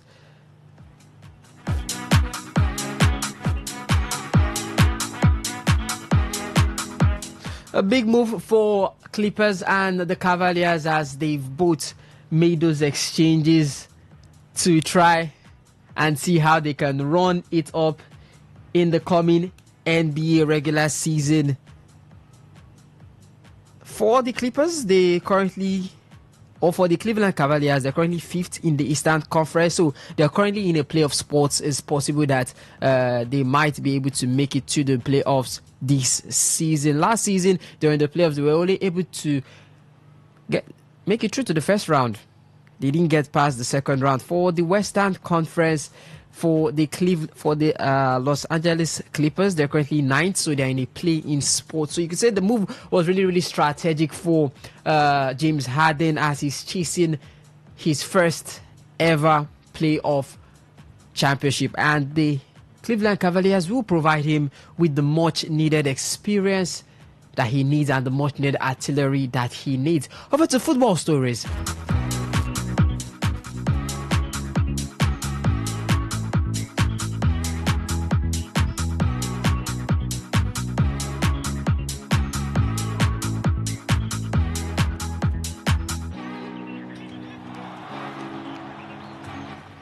Over to the football side, as ahead of the decisive final round of the FIFA Under-20 Women's World Cup qualifier, the Senegal Under-20 women's team will arrive in Nigeria today to face the Falconets.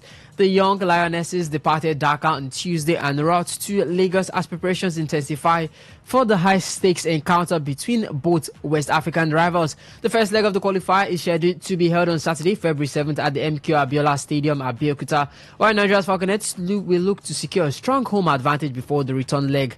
Both teams are targeting a place at the FIFA Under-20 Women's World Cup, making the tie a crucial test of ambition, preparation, and regional supremacy, with qualification on the line for the winner. Somto Chuku Isaac, the Falconets could make it to the World Cup once again. Their last performance was in the FIFA Under-20 Women's World Cup in 2024. That was in Colombia. They were able to reach the round of 16. They participated in the qualifiers as they did, made it through.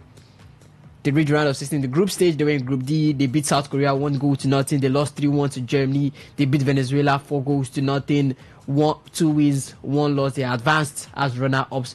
Eliminated in the round of 16 to Japan in a 2-1 loss. But a good showing from them. Looked at their counterparts, Senegal, who have not made it to the World Cup. Even if you look at past meetings between Senegal and Nigeria, Senegal, the younger Falconets have the upper hand when it comes to battles between them and the young Lionesses of Senegal. Could this be going down the same way with the Falconets and the Lionesses taking to the stage once again right here in Nigeria? Well, when it comes to some of the female, when it comes to the female side of things for our football, that has been where you could say, there has been a relative amount of success, not from the younger ones, but then from the Super Falcons. But you always hope that at least the amount of success which the senior women's national team gets can be translated down to the age grade competitions. You can see on the male side too, for a long number of decades, just before the last few years we've seen, you can say it's the male counterparts which have been sort of impressive in the age grade competitions. On the 17 World Cups, you can also talk about when the Dream Team led by Samson Siase also went to get a bronze medal at the Olympics. You can also talk about how, the various sets of Kelechi Iheanacho, but then on the female side of things, we seem to be producing the players who come up from the age grade, but then these players do not sort of achieve those successes while they are with the age grade teams, rather when they get up to the Falcons level. So I feel like, it is expected that we should be, making a run, making these other teams in Africa give them a run for their money, because this is who we are. These are the competitions. These are the levels where we are supposed to actually stamp our mark. Because when it comes to the talent pool in Africa, you really need no search further than Nigeria. But then you look at the things which Senegal have actually been doing and what they've been achieving against in their own side of things. The last time when these two teams faced was 2024, and the under-20 side at the time, Lovett Ede, getting on the goals amongst that game. It was 4-0 in favor of Nigeria. So you definitely hope that history could repeat itself. But that was a friendly game. It is long past. It is long gone. This is 2026, 2 years later, and you could hope that obviously the Falconets can actually get some wins on the board. Osas joins us in the studio. Osas, Moses Aduku once again. I think he will be the coach of the under-20 side, the Falconets, as they take on the young Lionesses of Senegal. Can the man do it once again? It should be an easy win against the young Lionesses of Senegal. Our head-to-head against them has been 2 wins in our last 2 meetings against the Lionesses. We've qualified for the World Cup. They haven't qualified for the World Cup. So it is a must, or that should be the utmost priority for Moses Aduku. And you have to look at the experience that the man brings to the Falconets from Edo Queens and the like that he has coached. First of all, good afternoon to you, Ovie Wallace, and good afternoon to Somtochukwu Isaac right here with me in the studio, and good afternoon to the city of Port Harcourt. It's a good time to be here again to talk Nigerian football, talk sports in its entirety. But to your question, you talked about Moses Aduku. Moses Aduku is one man who has always been in the news when it has to do with female football, and he's one man also who knows his onion when it has to do with, or his onions when it has to do with getting victories. Don't forget his exploits with Bielsa United, even on the continent, and getting to the under-20 last term. They were the Wafubi champions. Unfortunately, couldn't get down to that under-20 AFCON to paint their name or write their name in gold. But I think Moses Aduku knows what is at stake at this point. Qualification is what is at stake at this point, and he's one man who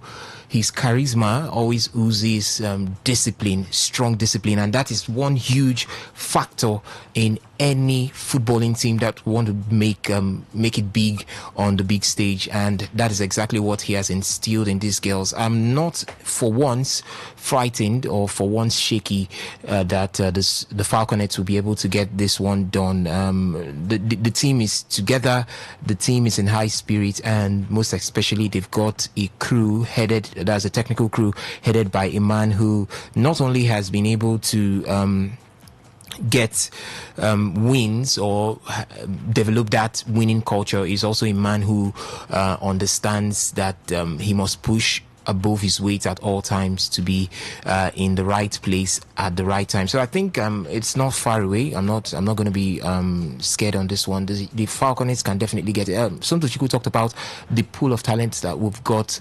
right here when it has to do with female football. Actually, in the continent of Africa, when it has to do with female football, you cannot write a sentence without calling or imputing Nigeria into it. Dominant on the biggest of stages when it has to do with the Super Falcons. Dominant with the Falconets, the under-20, dominant with the Flamingos also. Even on the global stage, they write their name also. They are a force to be reckoned with even on the global stage. We've seen the FIFA under-17 for the Flamingos. We've seen the FIFA under-20 for the Falconets. Flamingos, yes, outrightly better than the Falconets when it has to do with the global showpiece. But I think in the continent of Africa, definitely it has to be Nigeria to be written or to put your money on at this point, and I'm not expecting anything less than a victory.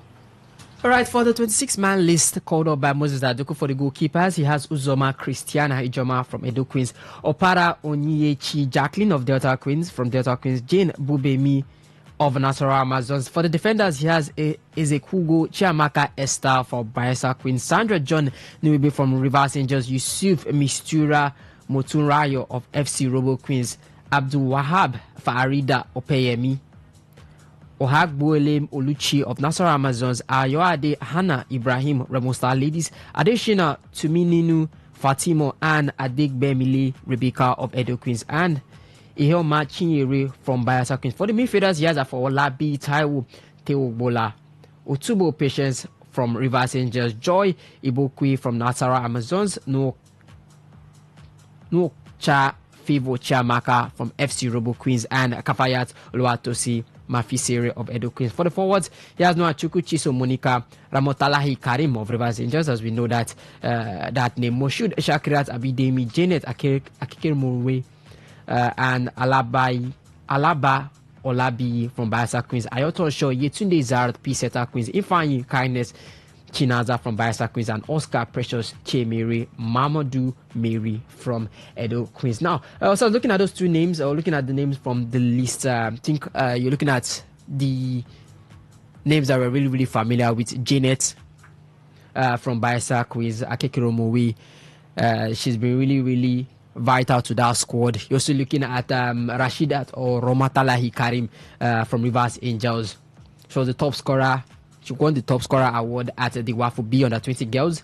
Also looking at Chiso Monica of Rivers Angels, also another one that you have to look at in those names. Could we expect more of them to shine, or more names to pop up, or what are we expecting from these particular players as a focal point in the squad?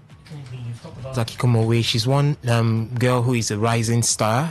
So much to talk about, not just here.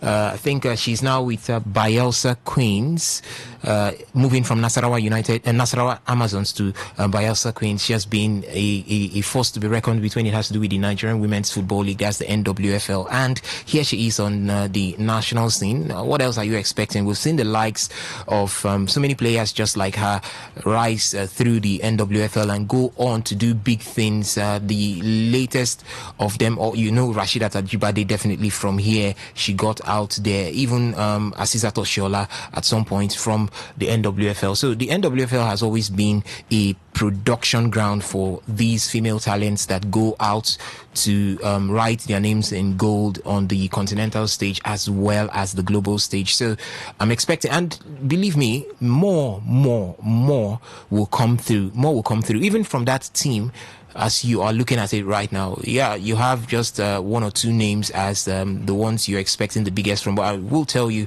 that names will rise definitely away from the ones that you're even expecting. When it has to do with Nigerian football, you just cannot limit them when it has to do with Nigerian female football. So I think the Arsenal is right. The Arsenal is well orchestrated. It's in place. The players are the ones that will do this business, and definitely they can. What are you expecting from the young Lionesses of Senegal when they take on the Falconets of Nigeria on Saturday right there in Abeokuta? Could the Falconets do their business as they've always done against the young Lionesses and get all 3 points and that victory against the Lionesses? We'll answer that later during the show as we move on to the foreign side of things.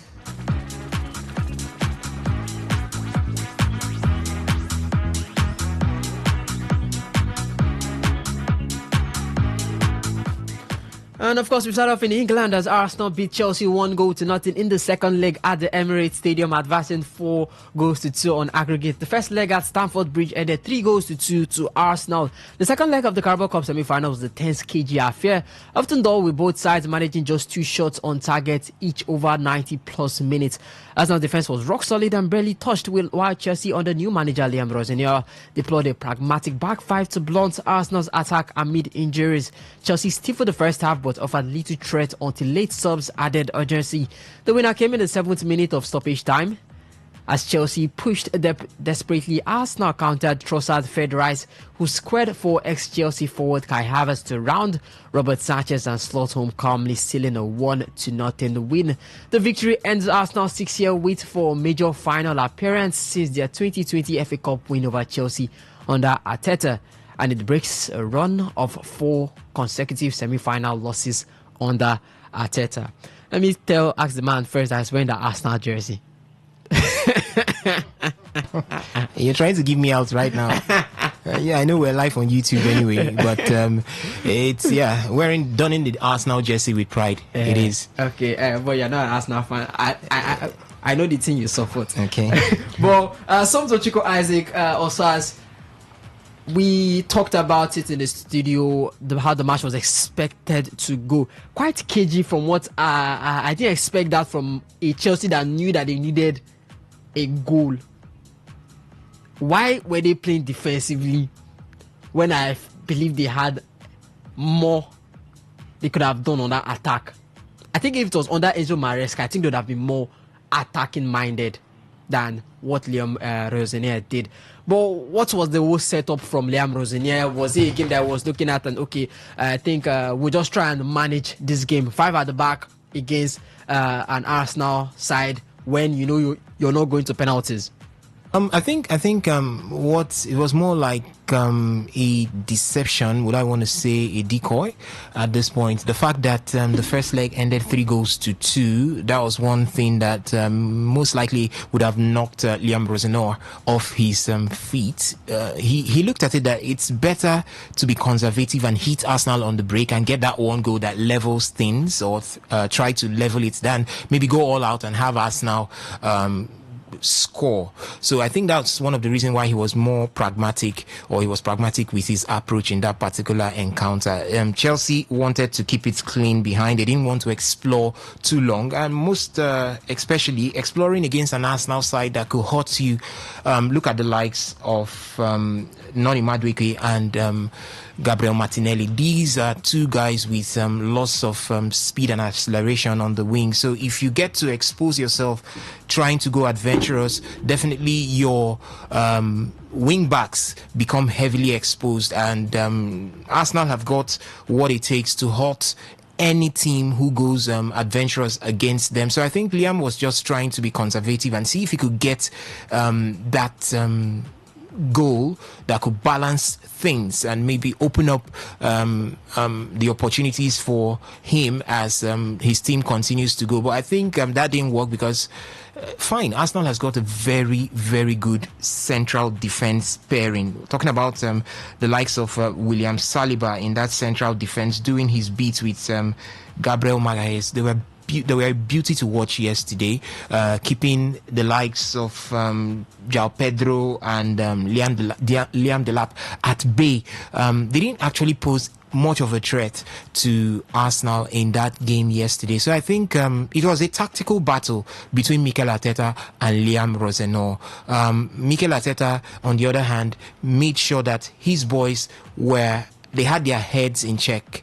Nobody was ready to give that loophole for Chelsea to capitalize on. It was, a cagey encounter, but to the advantage of Arsenal. No other team would have wanted, between the both of them, no one would have wanted the scoreline to remain as clean as it was till the later part of the second half right there. You could see Chelsea came out to become adventurous towards the end of the game, called at the 90th minute and above. And that was when Arsenal had the chance to hurt them with that. If you look at the goal, just one man, Trevor Chalobah, was back there because everyone was out inside the Arsenal half trying to look for the goal that they've not seen, they couldn't find right from the beginning of the game. And that was when Arsenal had that chance. So if you look at it, Liam knew that Arsenal could hurt, and already the game is at the Emirates, and Arsenal at the Emirates this season have been prolific. I think losing just once at the Emirates, no thanks to Manchester United, and maybe that was one of the reasons why he wanted to be conservative with his approach, but it really, really didn't work.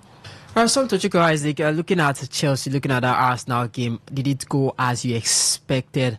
Arsenal, maybe they weren't as dominating as we expected them to be at the Emirates. Chelsea, they were not as expressive as people we expected, who needed a goal. But I think for Arsenal fans, it's a good day for them. They haven't won the League Cup in over 33 years, since 1993. They haven't won the Carabao Cup. They are in the finals for the first time. Can they go all the way to win it? That sounds come and attack. The World Champions should come and attack. They have a deficit. I mean, no, that was a proper knockout game. For me, Arsenal have nothing to prove against Chelsea. By the way, Arsenal plus that game yesterday are unbeaten in 10 games against Chelsea. 10 consecutive games in all competitions. None of the Chelsea managers have been able to beat. The last 5 Chelsea managers they haven't been able to beat Arteta. The Amazonian has lost twice since coming to the Premier League. Since coming to Chelsea, and one manager has given him those defeats. I mean, apart from the flop which he did in trying to control that ball, would oversee that. But then that's 1,626 days without Chelsea beating Arsenal. So between these teams, who had a point to prove yesterday? That was proper knockout football. 3-2 lead from the first leg. I mean, you come and show me what you got. I mean, my home yard, I just need a win. Am I saying I? No, Arsenal just... what we usually hear, I've said it, I'm at my junction, come and beat me. That's exactly what Arsenal did. I was just speaking like, how maybe the Arsenal players are saying, I mean, we're at home, come and show us what you can do. And, no thanks to Cole Palmer's, injury niggles here and there, maybe some advice from the medical staff for him not to obviously start that game, and then Esteval returning from his brief break. Rosenio obviously could not start with the guns blazing, which he could have. But then you look at the Chelsea side and you wonder why he set up the back three. And he said it in this press conference. I mean, everyone says, you could have set up this.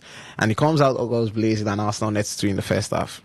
They would say he's foolish. But then he tries to sort of manage the game in a way. And it was written all over when the team sheet came out that, maybe Chelsea want to take Arsenal into the latter stages of the game. But I wonder why that was a plan from Rosenio, because even if you take it to the latter stages of the game, you still have a deficit. Even if you start, you still have a deficit. Now, these are the risks that set some of these coaches apart, because like you pointed out about Maresca, he would probably not have set up Chelsea to come there to, let me say, defend or to be pragmatic and wait for their chances. I feel like in this type of games, you go and seize your chances. You have nothing to lose. Arsenal have everything to lose. There's no pressure on Chelsea for me. There's no pressure on Rosenio for me. He's just coming in.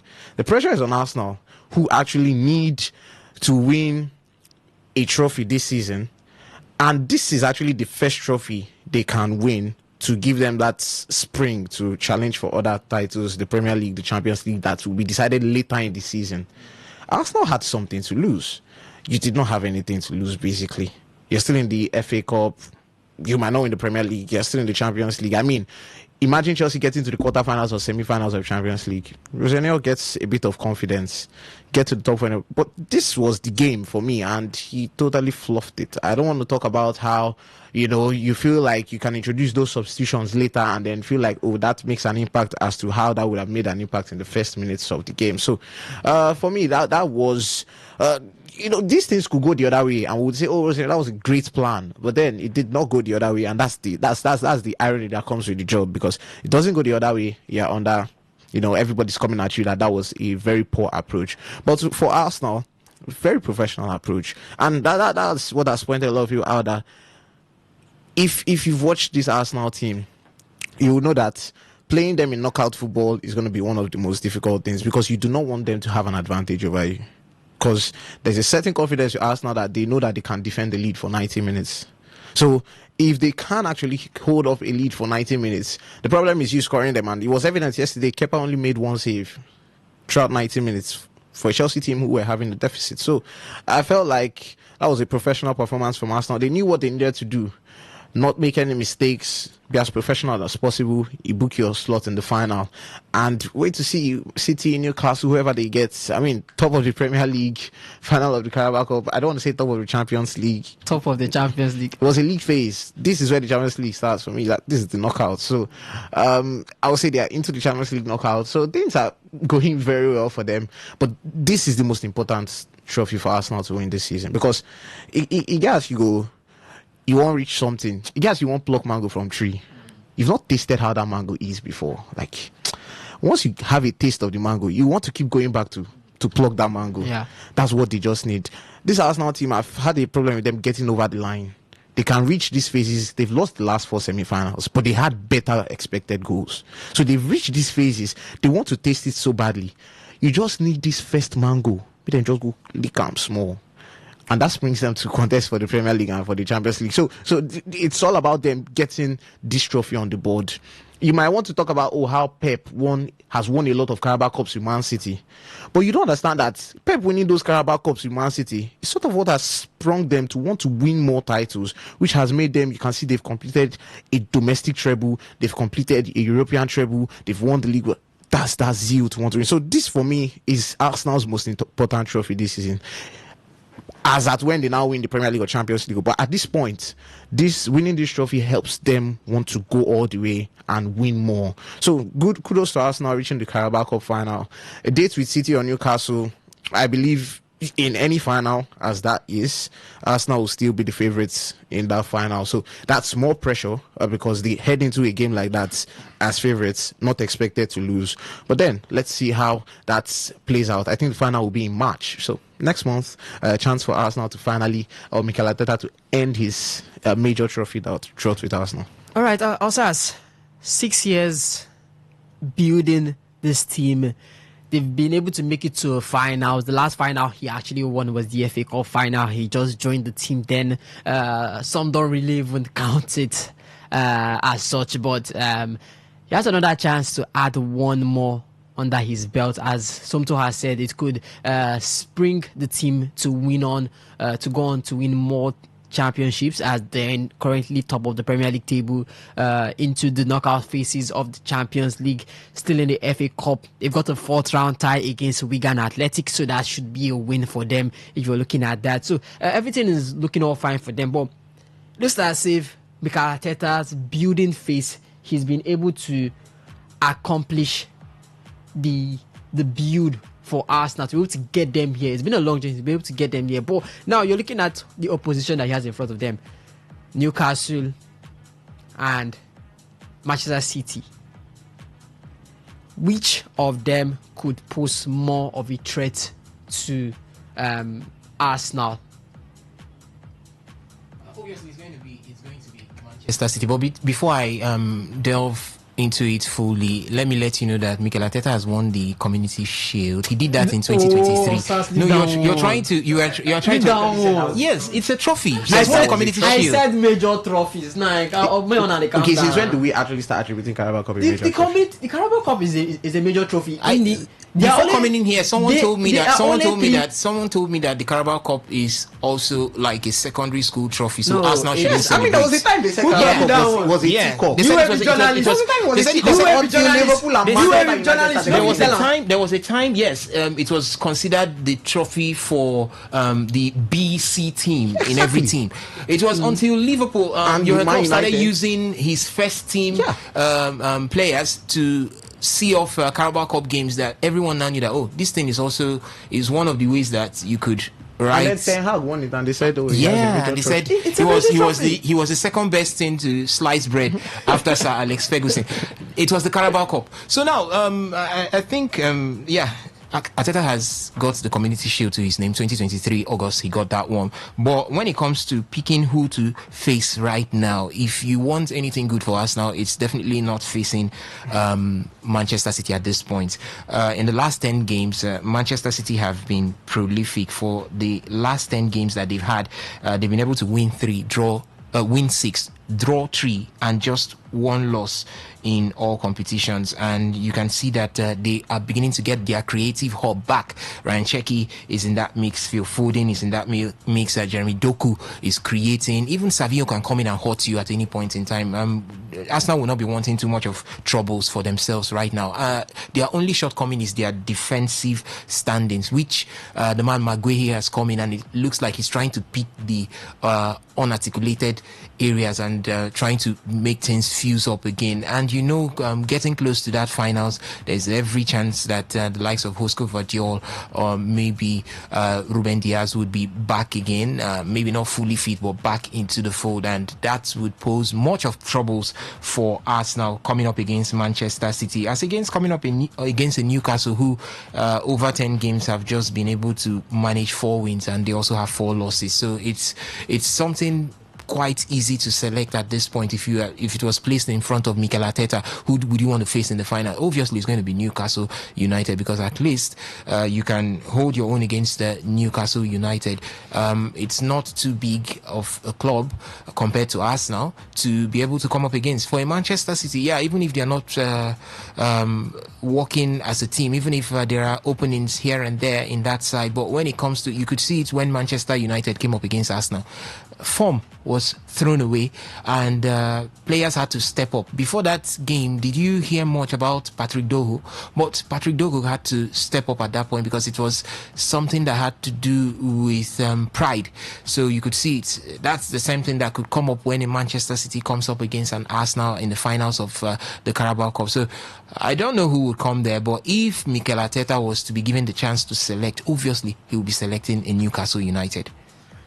All right, we'll leave all that, but Arsenal will be taking on the winners between either Manchester City or Newcastle United when they play later today. For City, they have a 2-goal advantage against Newcastle, who are currently the defending champions. They took that right there at the St. James Park. They'll be going to the Etihad Stadium, so it's going to be a really, really difficult task right there for Eddie Howe and his boys.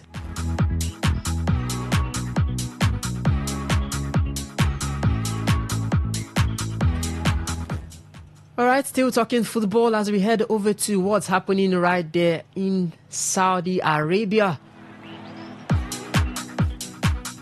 Yes, there's a big news, and Al Hilal officially confirmed the signing of 38-year-old Karim Benzema from rivals Al Ittihad on a free transfer. Benzema terminated his contract with Al Ittihad after rejecting an extension he reportedly found unsatisfactory and disrespectful. Well, the transfer faced initial delays for approvals from the Saudi Ministry of Sports and the Public Investment Fund PIF, which holds stakes in 4 major clubs: Al Hilal, Al Nassr, Al Ittihad, and Al Ahly. It was funded not by the PIF but by private billionaire Prince Al Walid Bil Talal, a major investor in the club. Well, hours around the Benzema announcement, Cristiano Ronaldo was absent from Al Nassr squad for their 1-0 away win over Al Riyadh on February 2nd, 2026. This was not due to injury, fitness, or load management or tactical reasons. Reports from major sources and outlets confirm it was a deliberate protest or strike. The 5-time Ballon d'Or winner is frustrated by what he sees as uneven PIF support. Al Nassr made minimal additions in January, while rivals like Al Hilal strengthened significantly. He believes this tilts the title race unfairly, especially as Benzema a rival directly boosts a direct competitor. Saudi officials contacted Ronaldo to clarify that Al Hilal extra spending comes from Prince Al Walid's private funds, not state or PIF money, and that Al Nassr has no restrictions in seeking similar private deals. Osas, Ronaldo is now big. He's bigger than the Saudi Pro League. Is this strike is it justified at all, or is he just taking things too far? I think Ronaldo is becoming too, or he's just being too dramatic right here. Al Hilal got the services of Karim Benzema. The last time I checked, transfers are basically not sanctioned by administrators who run the league. I don't think if, for example, when Florent Wirtz was to be signed by Liverpool, those who run the league will not say sign Wirtz or don't sign Wirtz, or maybe Liverpool wants to indicate interest in Wirtz and they'll say no, don't indicate interest. Fine, they have regulations like the PSR or any of the rules, financial rules and regulations. If you don't break it, fine, you can sign whoever you want. So I don't know where the narrative of PIF is against Al Nassr when it has to do. Are they supposed to stop Al Hilal from signing Karim Benzema if they've got or they meet all the requirements to sign Karim Benzema? The answer is no.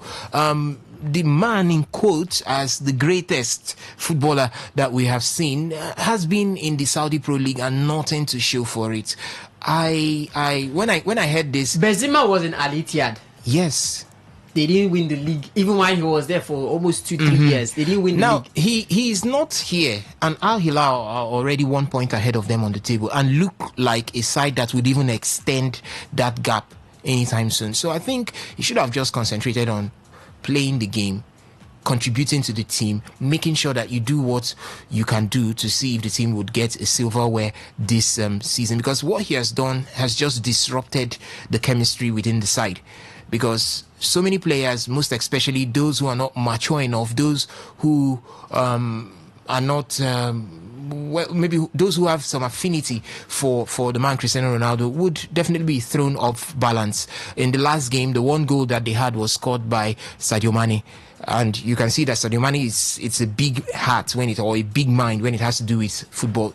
It didn't affect him, but that doesn't mean that it will affect other players within the ranks. So I think he should have been more cautious with whatever decisions he would have wanted to take, and be more mature with it at this point. I think I know where this is stemming from. I know where it's coming from, because on the other side, far west, someone is getting trophies, getting laurels. Don't take it that way. And that competition, that rivalry has always been. So if it's happening there, it's not happening here, you begin to see the reactions come through. But I think he should have just been calm and see how the season would have gone. Rather, get the players motivated, do what you can.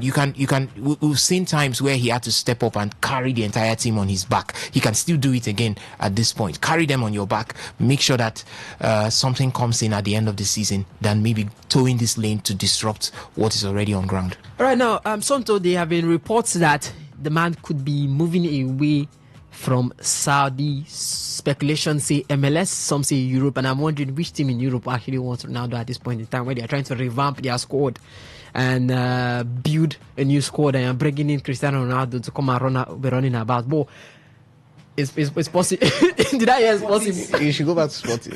You should go back to Sporting. I mean, a new challenge. Yeah, that's what it's always about. Yeah, but you have to also look at it again. For the Saudi league, they lose, you could say, the face of the league, because since he's arrived, they've seen increase in viewership. They've seen increase. Al Nassr, you're looking at the global viewership. Pre-Ronaldo was 20 to 40 million. Ronaldo, they've got 150 to 230 million in global viewership and audience reach. For Al Nassr stadium, before Ronaldo, average stadium attendance was 4,873 to 8,121. Now they have 16,292 to 20,615. Revenue has jumped by almost 650%, from almost 710k to almost 220 million in sponsorship deals and all. We know the kind of amount the man earns. We know his contract, his clauses and all. Could this ruin the Saudi league and turn them to something like how the Chinese league ended? Then Oh, you brought up the Chinese league. I just started the last video again, the Super League. For Cristiano Ronaldo, I want to understand where the bulk of that money is going to. Have you seen Ronaldo's salary? Have you seen the top any players in the salary? I think Ronaldo, Mane. Okay, Ronaldo, Mahrez was next. Then there is Mane, there is Ivan Toney, there is Karim Benzema. N'Golo Kante now has left, but Ronaldo's salary alone. Oh my God. Yeah, there is a perceived sort of one-sidedness towards. I mean, Al Hilal is the flagship team of the Saudi Pro League. Yes, they are. That's the flagship team. I'm surprised why. Okay, if now you want to sort of put it as a, I don't want to say Tripoli, but it will sound like a capital of Libya.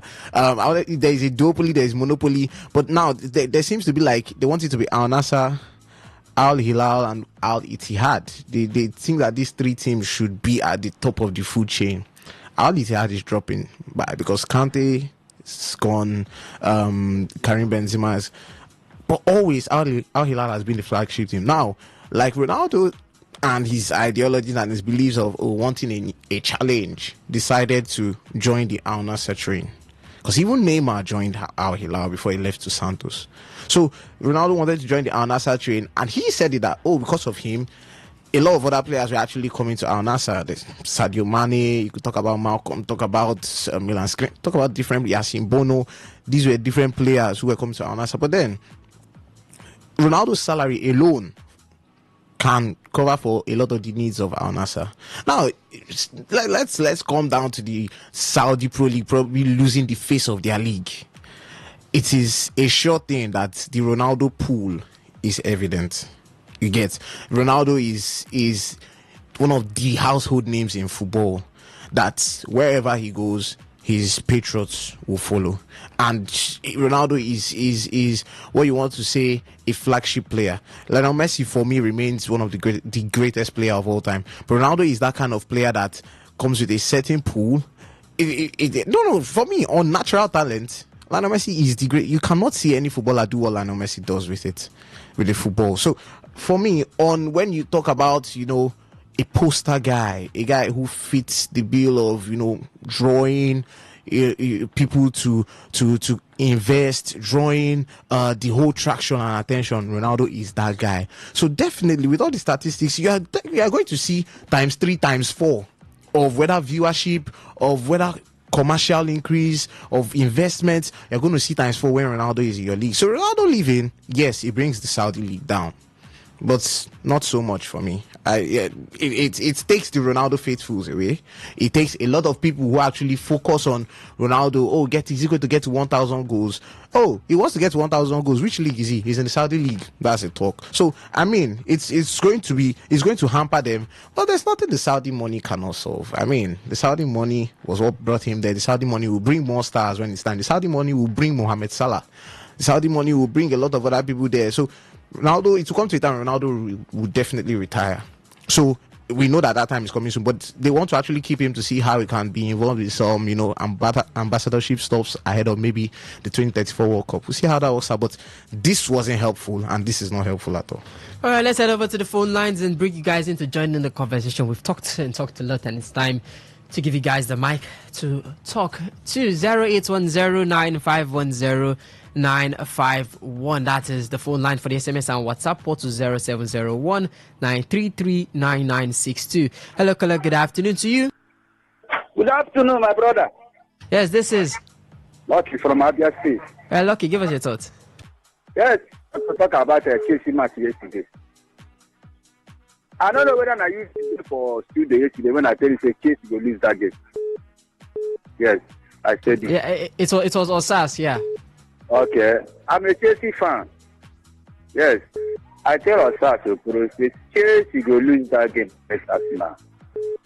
And he asked me, am I a Chelsea fan or Man U fan? I be Chelsea fan. Yes, and they lose the match against Arsenal. Thank you, my brother. All right, thank you, Lucky. 08109510 The phone line still open. I know he has built a team for Arsenal, but that is not the bottom line of it, not winning something. But another issue is the issue of Saudi ruling. I knew, Chinese league came just like this, throwing money everywhere, and they didn't last. That is the same thing that is going to happen to the Saudi Pro League. All those money they are throwing. It's like pouring oil on top of water. You cannot sing inside. They will soon go out like a Chinese league. Thank you. All right, thank you, Monty. Hello, Kabalo Barry. Good afternoon. Yeah, I'm with you. Yes, we greet you too. And I listen to us. Yeah, they're great. Yeah, I've had Arsenal match yesterday. The match, already me have been told that Arsenal will win that match. But waiting Arsenal will beat Chelsea, no one understand. And that's why the ball just go yesterday. Because Chelsea do the one way they not say they should do. The fact is that Arsenal hit them, make them not to know how to play that match. But as they don't win. But the Carabao Cup, even though Arteta win, I know they even rate them. They win anything for me as a Liverpool fan. I don't always talk. Only when I feel respect Arsenal, and when I don't win Champions League as a club, now when I feel respect them, even for now, anything where they play, then just they play. Thank you. All right, thank you, Kabalo Barry. I think that's a tall tax for Arsenal to do. Hello, good afternoon. Good afternoon. Yes, this is Daniel. All right, Daniel, please give us the thoughts. Let me go to the Chelsea ball for yesterday. As a first I am. I'm not surprised that we lose that match. For one, the error for that man is at our coach. I don't know whether that manager, whether a second half manager, I don't know. For you to be the ball without having winger, how can you have a many winger in the field? You go carry and you put on that made a few wins for you, which is no very well. That one a short one. Especially you are going to already ask the people that are leading in first place. We are waiting for second half. That they would let you be using our system as a first half. Then second half making fun, but second half manager now in this. The man is not trying because he's the one that see that yes, he did it. But I think the next question is know that's what Manchester United or Manchester City can because they see they do. I try to know that's what we want to do. Whether or not or anyhow, but let you do that. All right, thank you. Hello, good afternoon. Hello, good afternoon. Good afternoon. This is, please turn on the volume of your radio set. Yeah, I'm calling from Rumudala. My name is CK. All right, give us thoughts. Leonardo is the captain of that team, and it's necessary that as he's not, they have not win any trophy, and being a captain and they are paying him good salary there. He needs to justify the money they are paying him. I don't like a situation whereby somebody will link that somebody somewhere in America is winning trophies. No, it's not fair now. We should not do that because you should not say something like that because as a person, wherever you are working, you need to enhance the performance and what they need there is trophy. At least for the fans to be happy and the management see something value to the money they are paying him. Thank you very much. All right, thank you. 08109510951 for the SMS and the WhatsApp for the 0701-933-9962. Let's head over to the SMS and the WhatsApp for this one from the WhatsApp says, good afternoon, all. I strongly disagree with Somtochukwu Isaac. Nigerian female age group football teams have done everything. The Super Falcons have done and probably surpassed them. Our age group teams dominate Africa outrightly like the Falcons. On the world stage, the under-20s, under-17s teams have at sometimes gotten to the final and semi-finals of World Cup. These are levels that the Falcons are yet to get to at that world stage. We should stop assuming what category a trophy is. Let the football bodies do it. And the English FA have classified the 4 tournaments they organize as major tournaments in the following order: 4th highest Community Shield, 3rd highest Carabao Cup, 2nd highest FA, and the highest the Carabao Cup at the English Premiership. This is why these trophies are cited in the profiles of coaches, teams, and players who have won them. Chinedu from Rupoku. Chinedu, thank you. NS from Moji says, congrats to Eval and Somto for winning. Ernest, for winning, the Chelsea have not beaten Arsenal.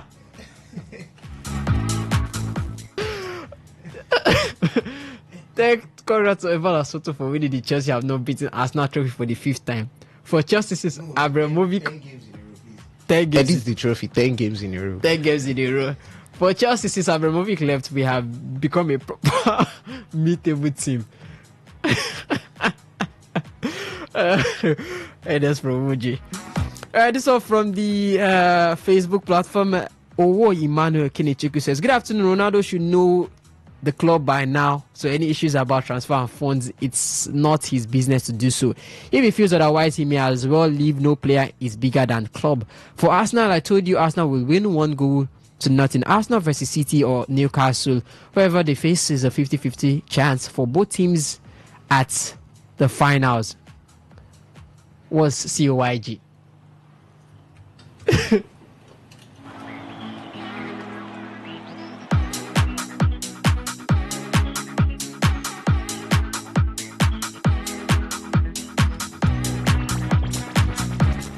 Still from the Facebook platform, Devin Bright says, good afternoon, guys. I know that Arsenal will win Chelsea and will meet Man City, and I know they will not win the trophy. As for Ronaldo, let him go out and protest more. Thank you. Usman says, good day, moderator. Truth to be told, Arsenal, as a decadal Arsenal fan, I'll surely prefer Newcastle to Man City. However, as a sports lover, if you want to be a champion, then you must be ready to beat the champion. So either of them is welcome to Wembley, and Ghana will surely win. As for Ronaldo's stance, I think he's a point to prove. Thanks. All right, 08109510951 for the SMS and the WhatsApp port to 0701933996. Let's see if we can throw in some calls before we head out of the studio. 0810-9510-951 for the SMS and the WhatsApp port to 0701933996. Guys, Man City, Newcastle, call it. I wouldn't say so. See, leave beating the champion. Just win first. Collect Newcastle if you can, because you were head to head with the champion in the Premier League title race. You buckled up. So just leave Newcastle. Newcastle. City have a healthy lead. I think 2-0 is very healthy. Newcastle are not the best of teams right now. City progressed to the final. All right, what about you, Osas? City progresses to the finals and win over both legs. All right, that's all we can take on the show this afternoon. We'll be back tomorrow morning, 6:30 a.m. for Sports Attack, where we serve you the hot, freshest stories from the world of sports. My name is Ovie Wallace. I did the show with Somto Chico Isaac and Osas Hiumi. Anastasia right here for the news update at 4. Till then, enjoy the rest of the programming. Bye-bye.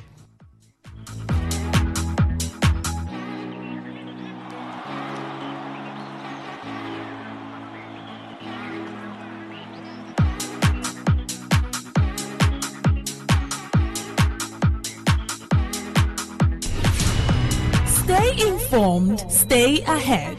Tune in to Today 95.1 FM for the latest news and exciting sports updates. Your trusted source for everything you need to know. Today 95.1 FM, the voice of the people.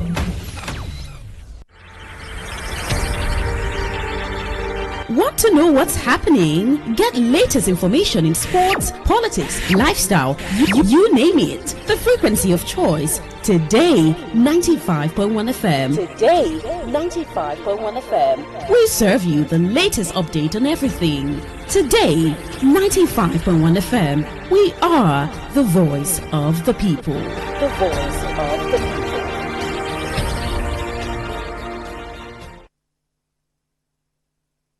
Whether it's happening in Port Harcourt, South South, Nigeria, or around the world, we've got you covered. On air, online, delivering balanced news and unbiased analysis. Today, 95.1 FM. Today, 95.1 FM, Port Harcourt. News update.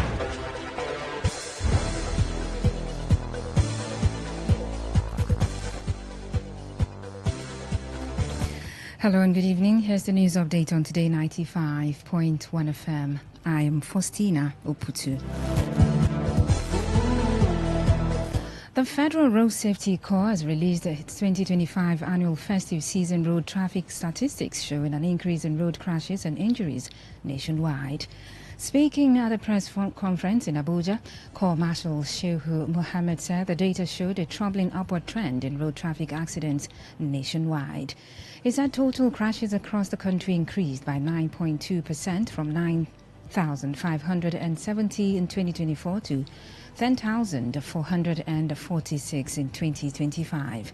Mohammed noted that serious crashes also increased by 10.5%, rising from 6,131 cases in 2024 to 6,772 in 2025. However, he pointed out that fatalities declined slightly. The Corps Marshal explained that the reduction indicated improvement in post-crash response, but stressed that it fell short of the Corps strategic target of a 10% reduction in fatalities. The Nigerian Army has debunked reports circulating on social media that 2 soldiers were killed in a military patrol vehicle set ablaze in Ebonyi State. The clarification follows recent allegations that emanated from the Amasiri clan after assailants from the area invaded Okporocho village, also Edda community in the Edda council area, killing and beheading over 4 natives.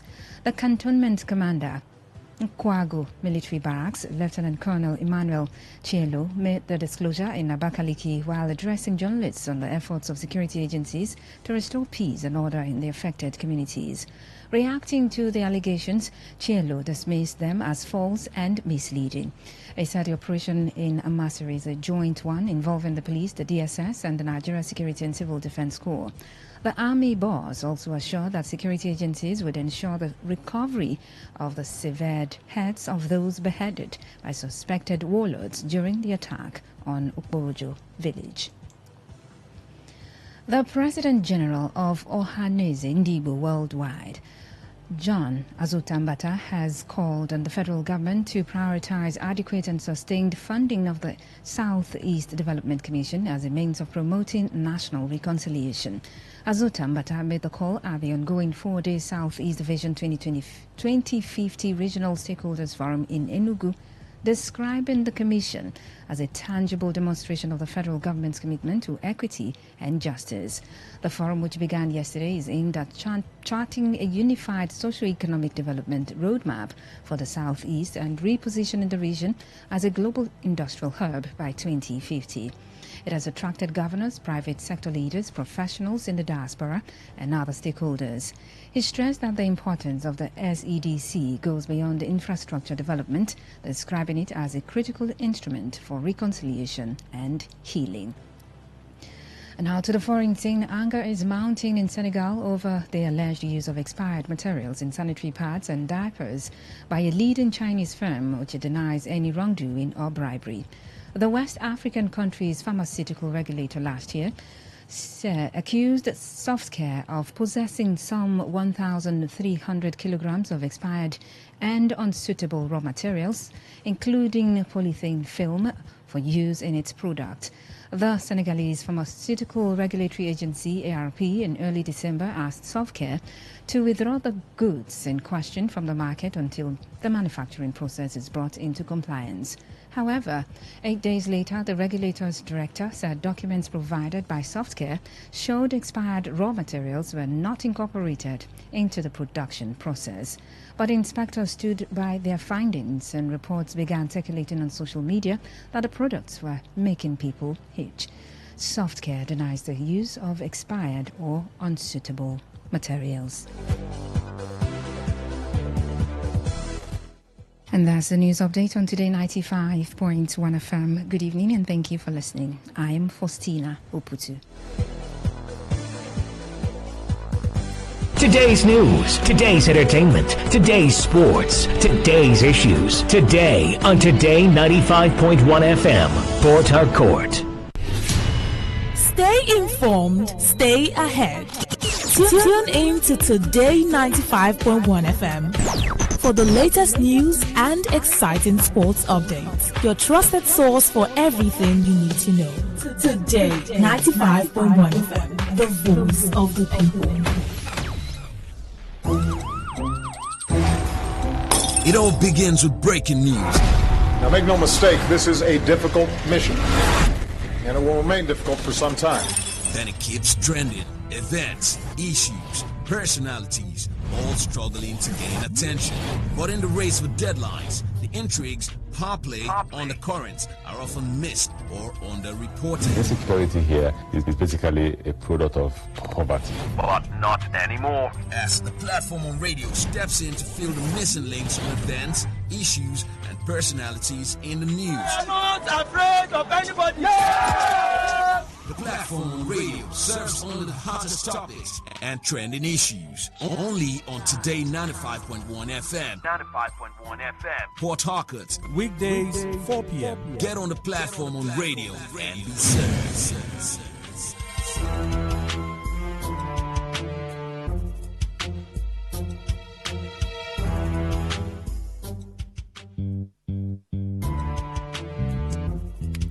All stands, breathe. Good morning, sir. Good morning. You're welcome to Jagbajantis High School. My name is Sound Sultan, your new mathematics teacher. By the way, do you understand Pidgin English? Yes, sir. Okay, now what we go use henceforth? Okay, carry your pen. Carry your paper. Hey, them for my class. People of this world, them plenty. Sins of this people, many. So many. Many times plenty multiplier.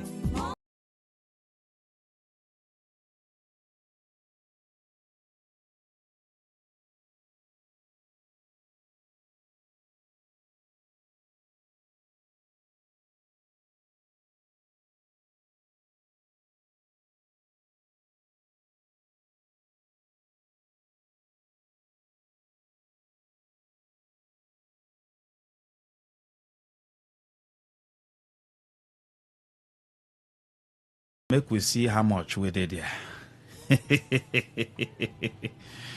Rivers State indigents have called on the 23 local government chairmen to publish their council budgets, insisting that the current practice lacks transparency and accountability in local governance. The call was made during public reactions to the 2026 budget discussions, where residents expressed concern over how local government funds are allocated and spent across the state.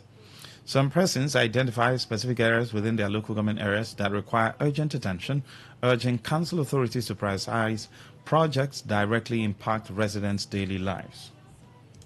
Science, politicians think we are nobody to them. Maybe I think they are forgetting that we're the one that put them into that position to serve us, the people. So I think that's something that needs to be corrected. As a leader, you need to be very, very transparent with the people so that you can gain that trust. Because I see no reason where a leader representing a budget and not making it public for us to know where our money is going to and how you're spending the money. The local government chairman to focus on infrastructures. I don't know what kind of infrastructures. That depends on the local government chairman. And for me, the places that are suffering more in Obiako local government area, I'll point out Rumolu when it comes to infrastructure, when it comes to health centers, and of course some areas are lacking light due to no transformer. If you look at the local government structure or the local government system, it looks as though some of them are not really meeting up to their responsibility. Publishing budget, will it improve service delivery in our local communities? We have talked about the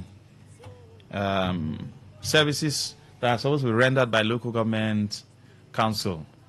When you look at Tronxy Road, primary schools, primary healthcare centers, motor parks, street lights, these are their direct responsibilities. If they start publishing a budget, will it enhance service delivery? Will it improve service delivery? Is that what is going to make them work for the people?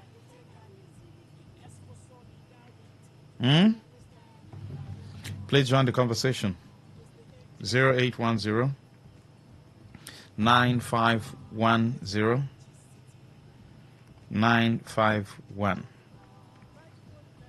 And then start sending in your messages to 0701 9339 962. Let's talk about this particular matter. It concerns you. Local government administration is the direct government to you. Is the government that is supposed to directly impact you. In your area, do you think the current LGA spending reflects the needs of the people? As in, when you look at some of the things they are supposed to do, the money they are spending, is it reflecting in whatever you can see on ground? Yes, good evening. Thank you so much. Lucky, actually on the line. Thank you. Lucky, see, one day this country may be good, in my own belief. If our youth have such idea, by telling the council bosses to start publishing whatever. And for me, I also urge the council chairmen and women to follow this step. If they are sincere and just, it will help us in a long way. Thank you so much, and I cut off. Good evening. Hello, good evening. Lucky Maswell. Yes, please. I did that cuckoo from Apokeche. All right. Let me tell you, on my own local government, Chima have been trying to, but I don't know why he stopped the project of electricity he's doing. He's not grading most of internal roads that was not going good to people of that area, like Omayago Krag Road. In Choco to some internal roads, he have been grading them, even if in my constituency, but I have not get to my place being a folk, which is very, very important to me. Me who's speaking out, who talk. As I'm supposed to be the first person, but I know he's trying. He buy two grader, one consists one consists two by grading the road, and they have now pushing all the electricities all around of it where there was no light. And I'm still expecting in my own apok to stop that. That's what I can even say over him now, which he have been imparted to people. That's not anything. Let me stop here. Thank you. Thank you, Dakuku. Just grading of roads. What about primary schools, healthcare centers? The local government workers, are they receiving their pay as and when due? What again? And some other things that they are supposed to do. 0810951091. Yes, good evening. Hello, Luck Maxwell. Good afternoon. Yes, please. Yeah, this is Franklin calling from Port Harcourt. Yeah, this is a wake-up call because some of the local government chairman, they thought that maybe they are rendering help to masses. I had the first time that the federal government, when they are distributing a location, they say local government 500 and something billion for each local government. When the state 600 and something billion. So this is wake up. I believe, according to Mr. Archie, something is getting to maybe at least change in future. Thank you. Thank you very much. Are people asking the right questions? Yes, good evening. Hello, Master. Good evening, sir. Go ahead. My name is Nebupe from Bookmaster Room. What I will say about my local government chairman, my local chairman was trying about our opinion on salary, the death of Aside to Liver State. After a month free, the elevation just reaching hand. One time, we pay salary one time. And they're working very hard to make Aside to make better. It's trying so much, but for now, the light that was doing for cope, the light will come and go back around. What did you say? Please don't. I guess if I heard correctly, you used a certain word, and such words are not entertained on radio. It's not street bear parlor talk. Good evening. Go ahead. Hello. Please keep the calls coming in. This is your direct government, or local government is directly supposed to affect your life. With the amount of money these guys are receiving now, is it reflecting in the local government? Are you seeing things on ground? The things they are supposed to do, are they doing it? Yes, good evening. Yeah, good evening. Go ahead. Hector. Hello? Go ahead, sir. Okay, good evening. This is Hector. My local government is the Gema local government, and we have Honorable Michael John Williams. You see, when we talk about local governments, we also have to understand the terrains. The Gema local governments, 70% to 80% of the terrain is made up of the coastal areas. And so far, this man has come. He's doing his possible best to ensure that development cut across the communities, especially the coastal areas. K community, one of the ancient community, very close to the Atlantic Ocean, is so far constructing a modern bridge and a modern jetty rider, and is almost in completion. Soon they will call for commissioning. He has also successfully embarked on some internal road projects, places like Bakana, and also built or construct. All right, thank you. Thank you very much. Into a model, a befitting what class. So, in other words, what you're saying is that what he's receiving versus what you're seeing is correct. Yes. All right, thank you. People of the Gema local government. Thank you very much. Majority. Thank you. It sounds like a press conference. Good evening. My name is Steve. Hello. From Port Harcourt. Yes, please. My name is Steve, calling from Port Harcourt. I want to talk about my local government, Gokana local government. Because we are in the system, we are in an environment that we don't talk about perfection. But so far, so good. This is the second tenure.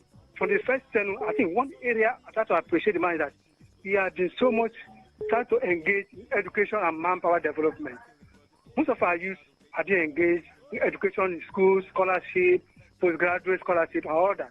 I think that's area. And then the second one is security. At least today we are convinced you can go to Ghana any time of the day and you have your peace, you have your rest. You can sleep with your two eyes closed. These two major areas, education and security, I think is doing so well. All right.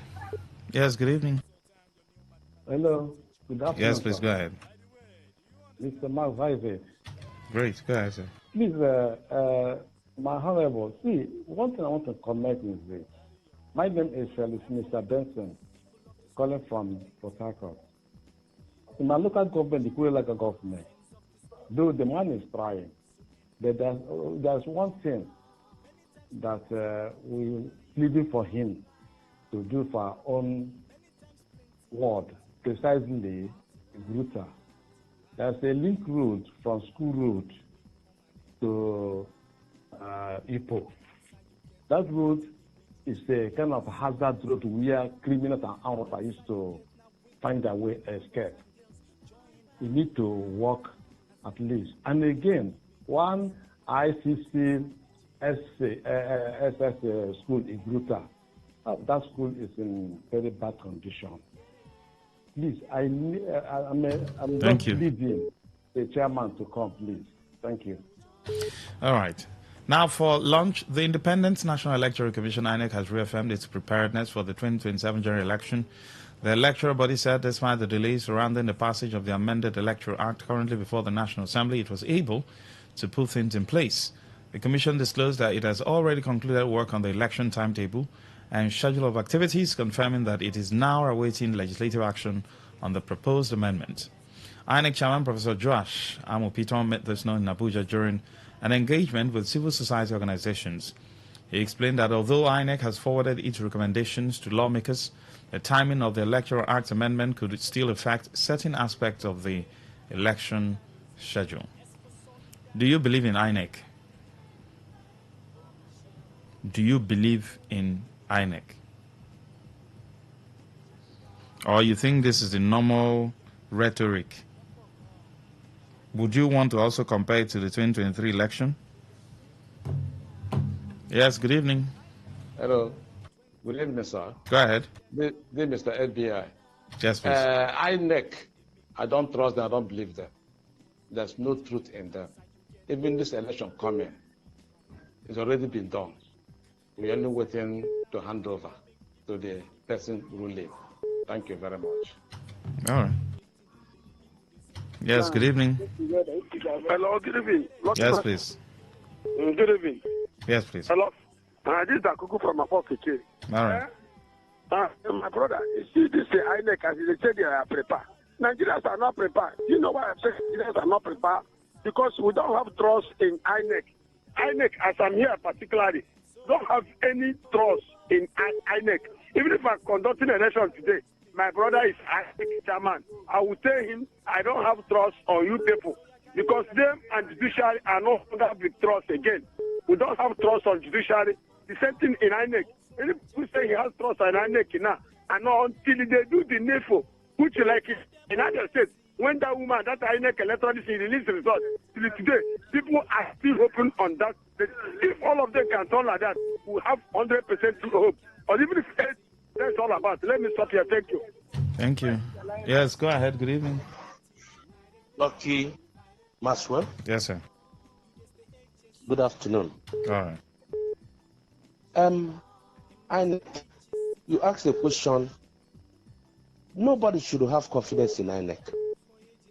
The one that happened in 2023 when all Nigerians of all shade, all tribe, all ages came out and voted and picked to be won by mascot. The election had technical glitch only for the presidential. The only way election will be credible in Nigeria is by massive participation of the citizen, so that the citizen will take Nigeria back, take it by force.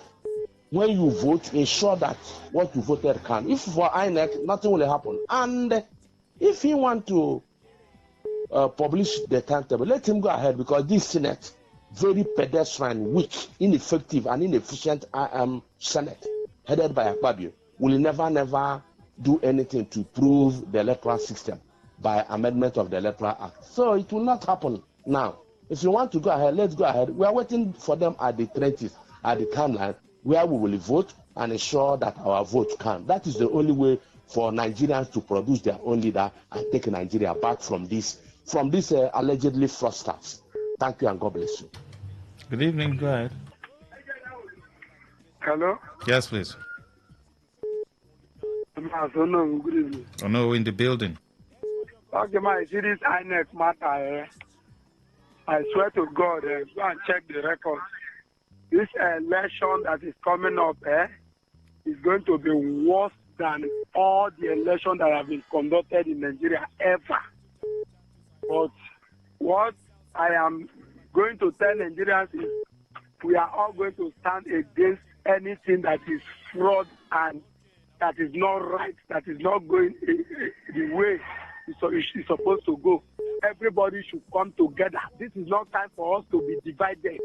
We, the poor masses, need to start doing our own Rambo coalition now, because they are already doing their own Rambo coalition. We will need to do our own Rambo coalition. And when they do it in a wrong way, we come out in mass and tell them that this is wrong and show them with proof that this is where you people did it wrong, and we will not take it. It's not like the 2023 election that they just did and do everything, and today they're in the office ruling us anyhow they like. It's not going to stand. Yes, good evening. Go ahead. Hello, good evening. Yes, please. Whether INEC and National Assembly, whether they are ready or not, Nigeria should gear up. Go and collect your PVC, register, and ask for your children who have attained the age of 18, and those who have lost their PVC or mislaid their PVC, to go and register. The panacea, the solution to election manipulation, rigging, is mass turnout of voters. I witnessed it in Lagos, where APC wanted to rig election in one polling unit, and the people resisted. They waited. They made sure that those INEC officials, they empty all the system, and they discovered that they already slotted in a high number of votes in the system. So they had to empty everything and delete everything, and they started afresh. And they voted, they defend and protect their vote, and the result came out. But at the national level, INEC is not ready to conduct an election. They are there to confirm their rigging, and the security agencies are there. So Nigeria should stand strong, because 2027 is not going to be like other years. Because international community, they will be monitoring it from beginning to the end. So we are free to vote out whosoever that we do not want to vote. Thank you. by 120 million all together. Oh yeah, all together. Answer you.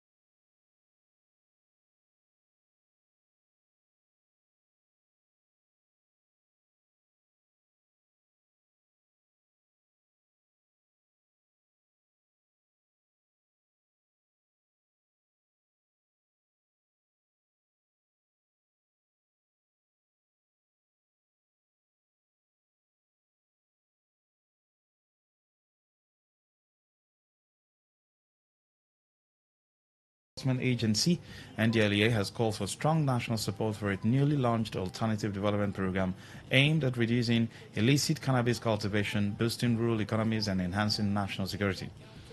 The initiative's pilot scheme was inaugurated last week in 3 cannabis growing communities in Ondo State.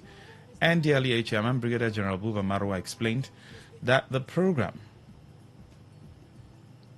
aims to reduce the burden on law enforcement, promote peace, improve food security, and enhance Nigeria's international standing in global drug control efforts. Marwa highlighted that the pilot project has been widely accepted by local communities, offering a lawful and sustainable source of income while reducing poverty and vulnerability.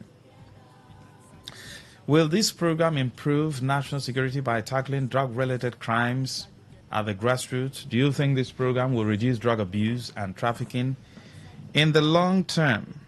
Please join the conversation 0810 9510 951. That's the number to call.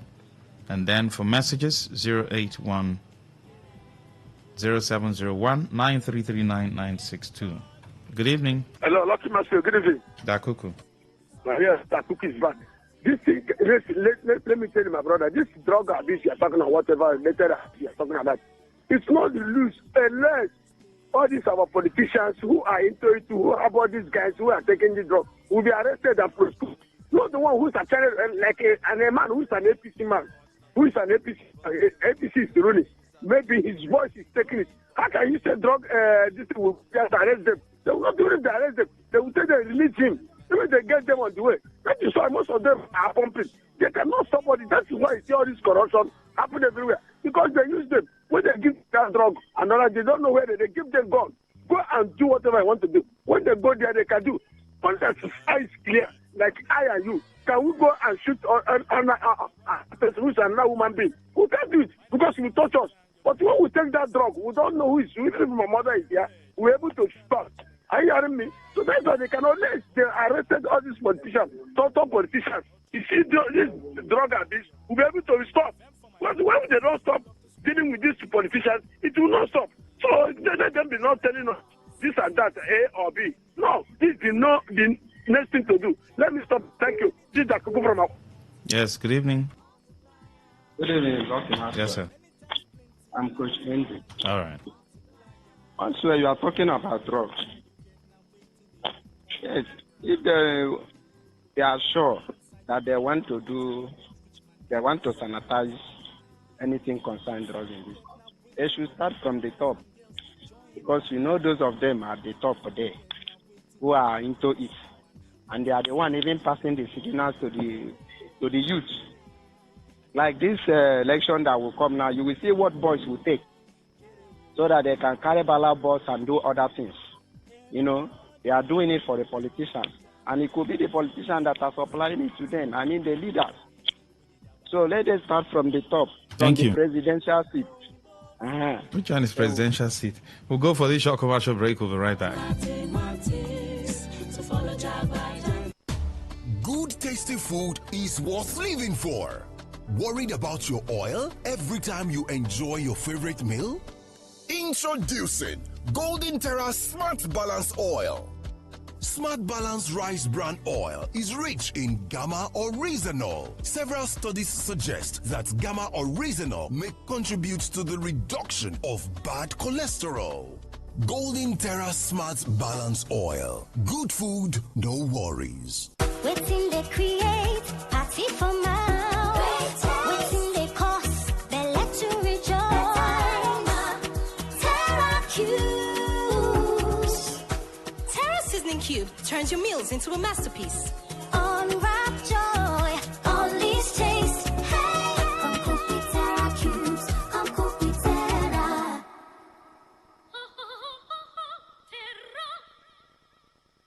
Mom's love is pure.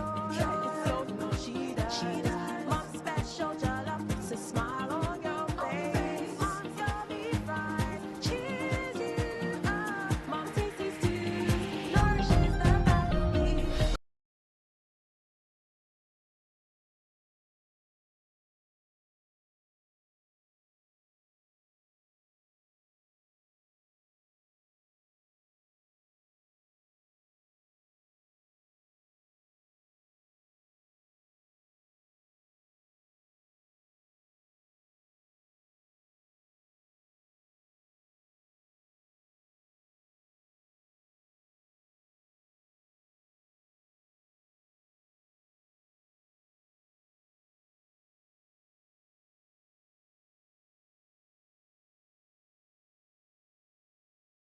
Day. If symptoms persist after 3 days, consult your doctor. Port Harcourt, are you ready? Today, 95.1 FM, the voice of the people.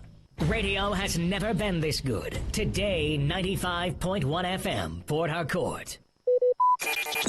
Talk radio. I listen to a lot of talk radio. 95.1 FM. Talk radio. I listen to a lot of talk radio. Good morning, sir. Good morning. You're welcome to Jagbajantis High School. My name is Sound Sultan, your new mathematics teacher. By the way, do you understand Pidgin English? Yes, sir. Okay, now what we go use henceforth? Okay, carry your pen. Carry your paper. Them for my class. People of this world, them plenty.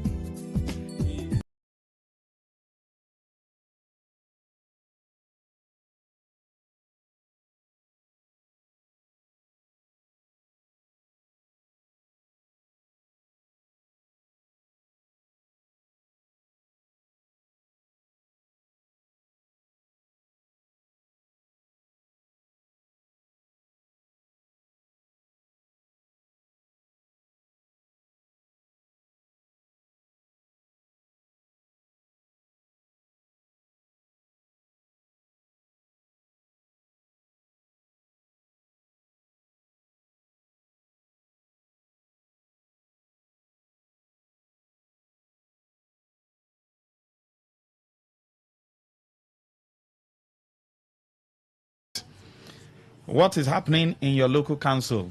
When you come on there and you say your council chairman is doing well, but Monday to Wednesday, 8 p.m., you will say you don't have this in your local government, you don't have this. So which council that is doing well? 8 p.m., eyewitness report. You will say we don't have road, we don't have water, we don't have light, we don't have hospital. So what is the council doing well for now? Okay, that's the doing well. Okay. And then for lunch, INEC reaffirms preparedness for 2027 general election. Do you have any form of, any iota of, do you think INEC is reliable? Let me not say trust, because trust only belongs to God. And then for dinner, NDLEA calls for national support for its newly launched development program. Will it stop drug abuse across the country? Please join the conversation. Start sending in your messages. This is Extra Nyafu. Let's go. Good evening. Lucky Archie, yes, sir. Back. Thank you so much. You see, the only way that I will agree and believe in INEC or with INEC, if they can assure me that if along the line, if any mistake comes out, they will seize their property. If they can sign that undertake for me, seize all their property, seize their passport, and imprison them for like 3 years with a hard level. If that is the only way, if they can sign that undertake for me, that is the only way that I will believe with them. Aside of that, nothing. I cut off action. Good evening. Maxwell, good evening. Yes, please. Yeah, well done, my brother. Maxwell, two things. You see about this drug issue, let us not pretend. If you go to these big hotels, all these big men, they are the ones doing this drug abuse. I'm telling you. So all this one you see in this small board, they are not even the problem. Who stop these big men? They are the ones taking these drugs. They are the ones giving our young kids. They take them to big hotels and give them drugs. They take drugs there like nothing, like hell. Number two, we're talking about INEC. Which INEC grading now? Supreme Court, and they don't want to pass the electoral law again. So we know that we are losing the electoral system. If should work now. If that is not working, INEC should be even the ones that talking to National Assembly. They say, okay, please, pass this into law. Without this, this one, within this election again. They are scared, and it's wrong. Most when I want to contest. I want to contest now. I am credible, but how can I contest? They will tell you who knows you because they know they can rig the election. Number three, I don't know if you can remember last time I talk about these councillors and two, let us leave the governor. They have given 3 tiers of government their own money. What is local government chairman do with money? No road they have been tried before. You know, in our state, even the governor, they have NDDC, they have companies, they have a lot of people who is bringing transformers free. Thank you. Nobody even know who is councillor. Nobody is not councillor as well. Thank you. Local government chairman is doing the worst. They want to have assembly members. Thank you very much, sir. Thank you. Oh, God. Thank you. Good evening. Hello, Master. Good evening, sir. Yes, please. Master, my name is Nebupe from Bookmaster. Master, I want to talk about this next something about 2027 election. 2027 election will be a best election that they will vote. But I know that please that this new election will do free and fair election. Very good free and fair election. As you vote, let's cut your vote to INEC office. So we can't vote for you. It will be a free election, free and fair. So there will not be crisis. I believe Master Toro, there will not be crisis in Master Toro. Thank you, sir. Good evening. Hello. Yes, good evening. Hello, Lucky Maxwell. Yes. So let me go to the forward to chairman. This is Yafunyafati. Yes, sir. So my chairman, I know he has been doing well to people, but the one that he did, that the people are happy. Every average chairman is happy because of the land grabber. And I want him to continue seriously on that land grabber. Most of these boys who come from the chain, who are moving with these people, shooting them, you have to arrest them and prosecute them. So other ones, because all these boys are still terrorizing, doing a lot of things. Somebody's land or a family land, which people kept, they share it or do. You see somebody come up from another family or whatever, say, this is a family. Before you know, they go to court because court always supports them. They pay them a little money. They will be able to support them. You know, all these judges. That the one happened at in Chokoto, which I know. People are clamoring of that land. Judges don't support them. So let me tell you, let the local government, he did the well for that land grabber of a thing. Judiciary are supporting. Let him be serious. This was still mingling in the church.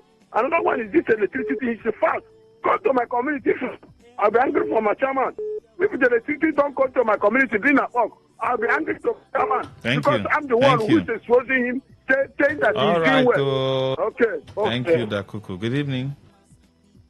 Hello. Good evening, Mr. Master. Yes, go ahead. Blessing to you and a pardon to all the bad politicians and China and all our lie agency. Mr. Master, you see, our agency it is quite laughable, shameful, and disgraceful. So whatever they come out to say, like I know that, it is only by miracle that something right will happen. That's what we know now.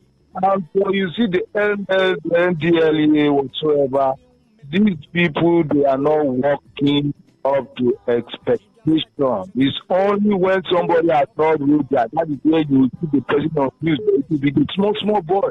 Recently, it was not too long, a man came out to say senator He said he do the wife said he was the one giving hard drugs. He said the wife was the one taking drugs. They were the LND ever small any of them to investigate that matter. No. And look at our young boys. They are just going their school posts, just going off track. They are just insane everywhere along the road. And when you go to all our streets here, you see even close to a police station, you see them be taking this one they call danger, the very big bumble.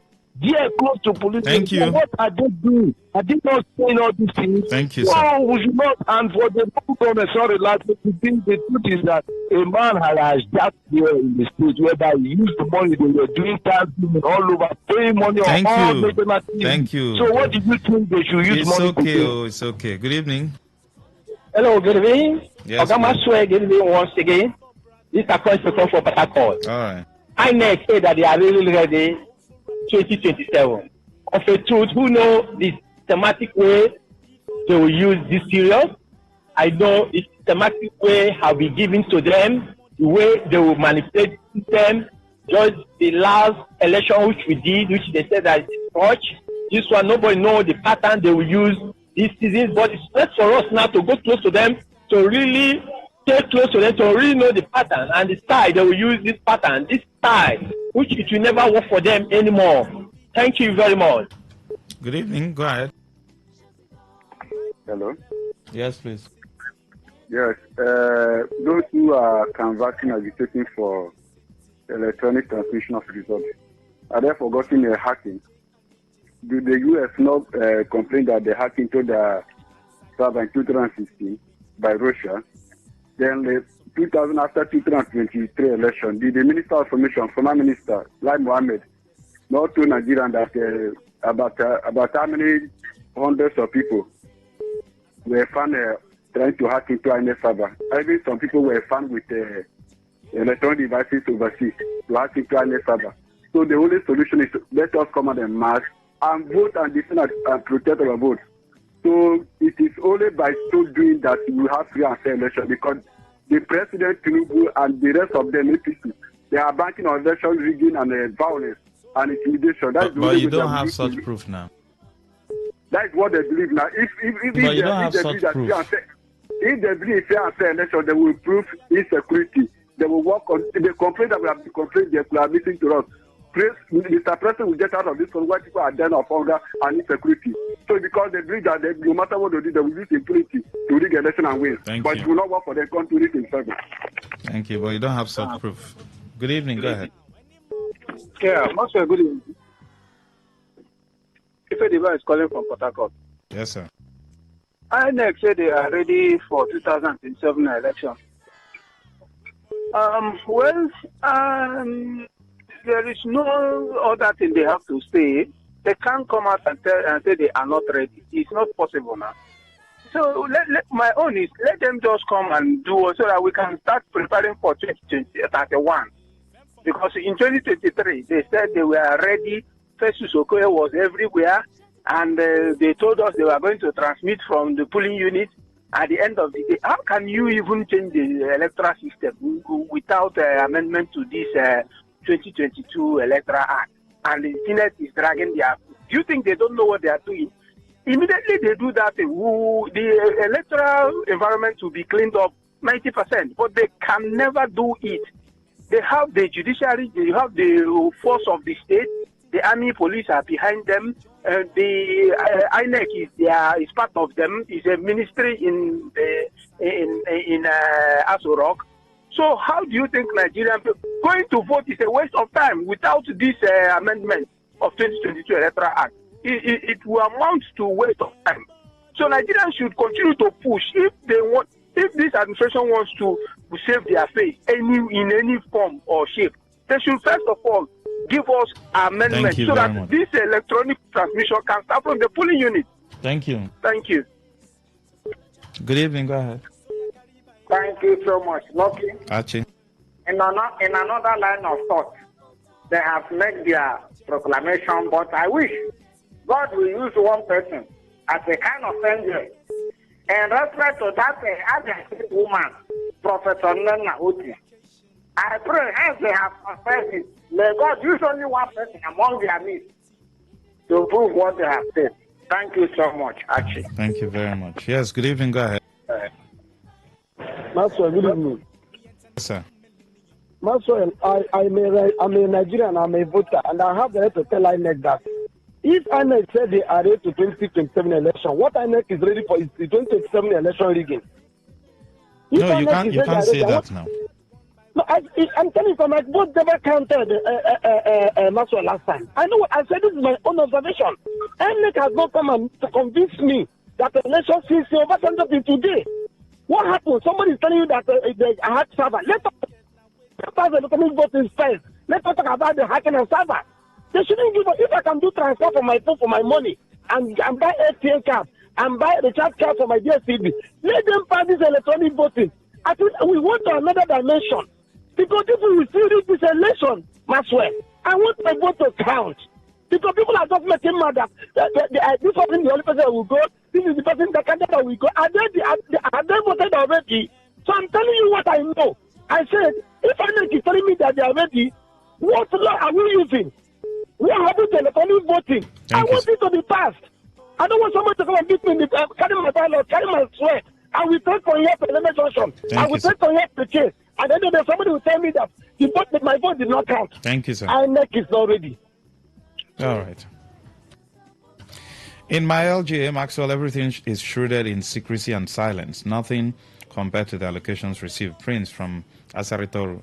Is it not the same Asaritoru that they said everything is nyafu nyafu? Yeah. Somebody said everything in Asaritoru is nyafu nyafu.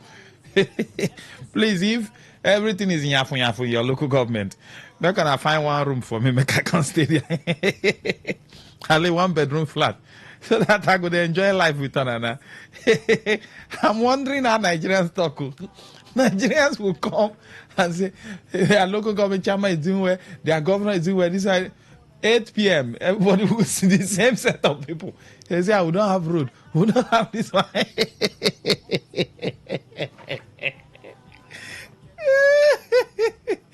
Che. Hey. Like one of my lecturers say, Wahala deal. Mr. Law says, INEC is just trying to deceive some Nigerians that are very gullible. Any electoral law that does not make an elected public servant to resign his position before joining any other party is a fraudulent law. Mr. Law. Reverend Onyedikachi Amadi says, demand and the Constitution, I ask which one is more superior. For me, Constitution is more superior than demand. Had it been, it is enshrined in the Nigerian Constitution that every local government in Nigeria should, first of all, present their budget before embarking on any project. The due process would have been followed, without any group coming out to make any demand. Yet, even though it is made known, it will not stop the avalanche of corruption that has bedeviled the 3 tiers of government in Nigeria. For the INEC, seeing is believing. So, Reverend, you don't believe in them. Good evening, Max. Iberi of Jesus says, let the truth be told. After the 2023 general election, Nigerian people lost trust and hope in INEC until Nigerian people use red and ruggy eyes to do elections. Our politicians will use anyhow. God help us all. Okay. English sounds somehow.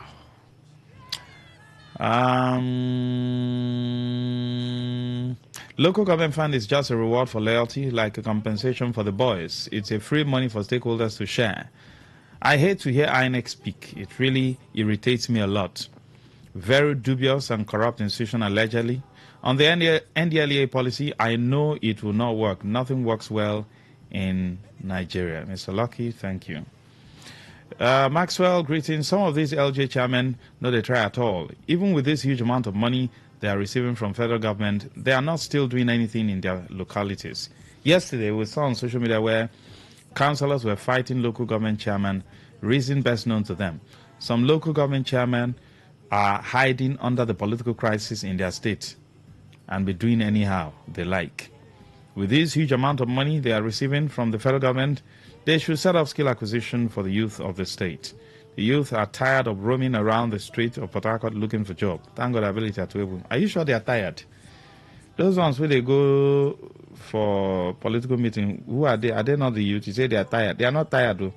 If you have strength to go and stand under the sun, wear face cap and t-shirt. For people who came with SUV and AC, it means you have enough strength now. So, let them be using their strength for for those rallies. You say you are speaking on behalf of you. Speak on behalf of yourself. Leave you to they have strength on. All right. My name is Comrade Gustime Ogu from Mbo Ishopo.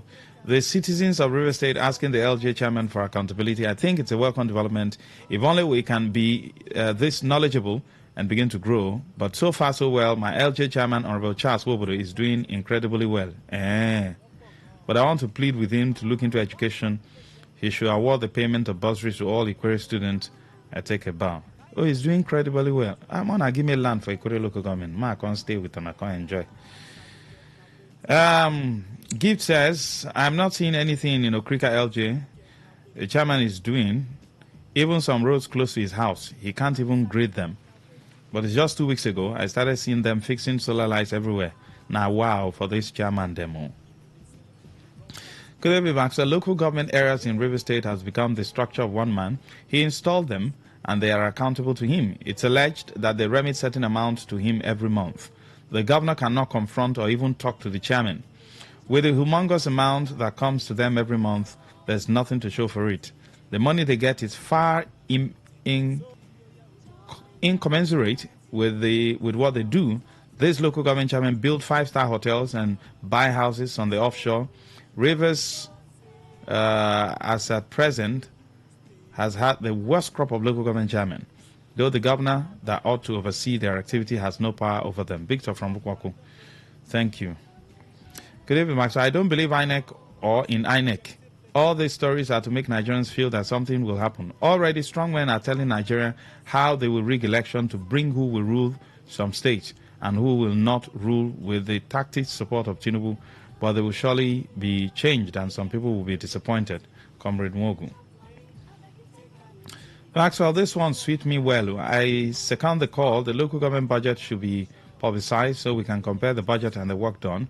I think it will go a long way to checkmate the massive looting of public funds. Maxwell, I have lost confidence in INEC long ago. The 2027 election will be a mere jamboree. Nothing will change unless Papa Donald Trump says otherwise. About Kingsley from Rumokuta. Good day. Kudos to the NDLEA for what they are doing in collaboration with NAFDAC. The fight against drug trafficking must be holistic, involving everyone in the society.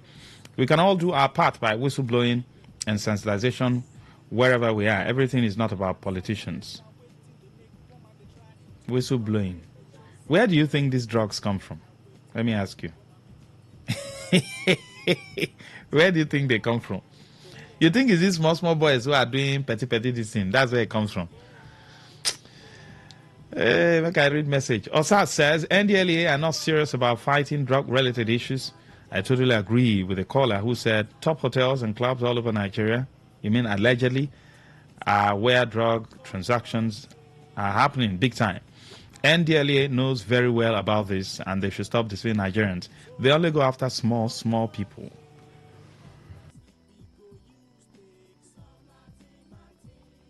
Come to Oyibo. The man is doing nothing. Even the market Honorable Gift Okere was doing, he left it like that. It's only there. They're only there to share money to those who put them there. Bright from Oyibo. Thank you very much. Let's see if we can take this one. Sharp. Here we go. Good evening, Maz. I love this topic you brought forward this evening.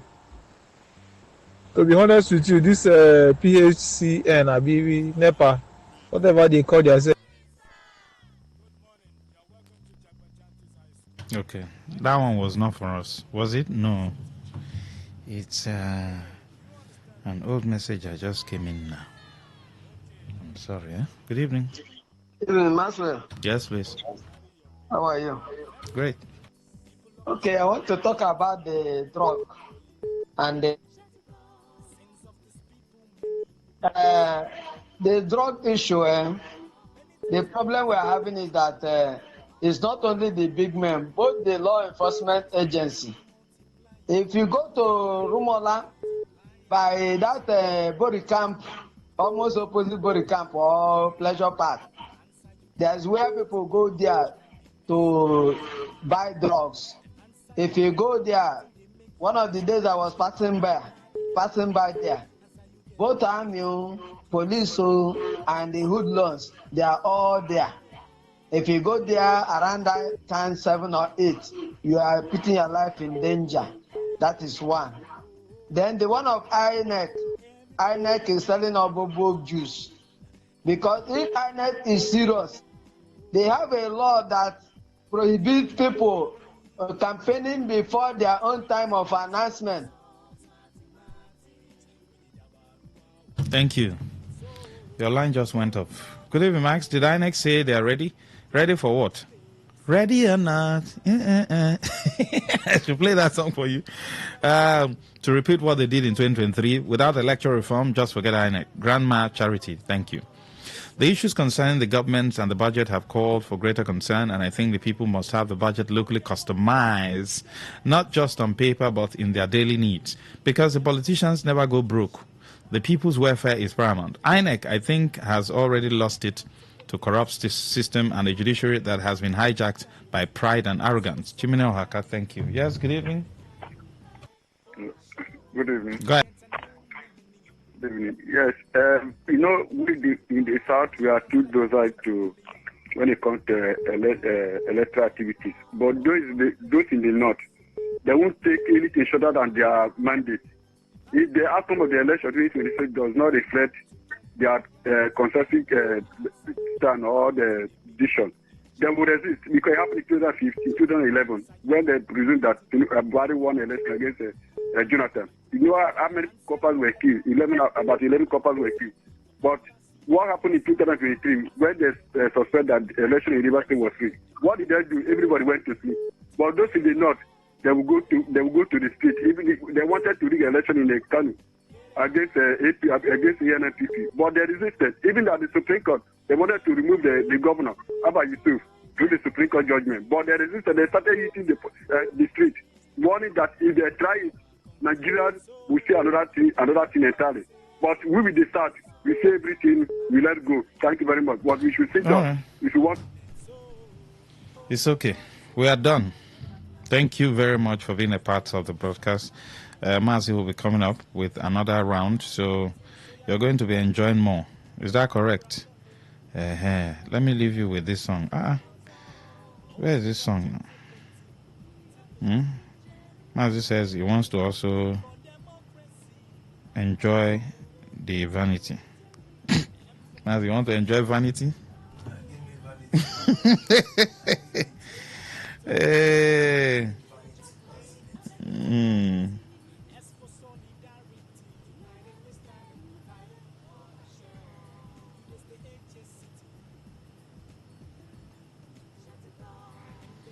All right.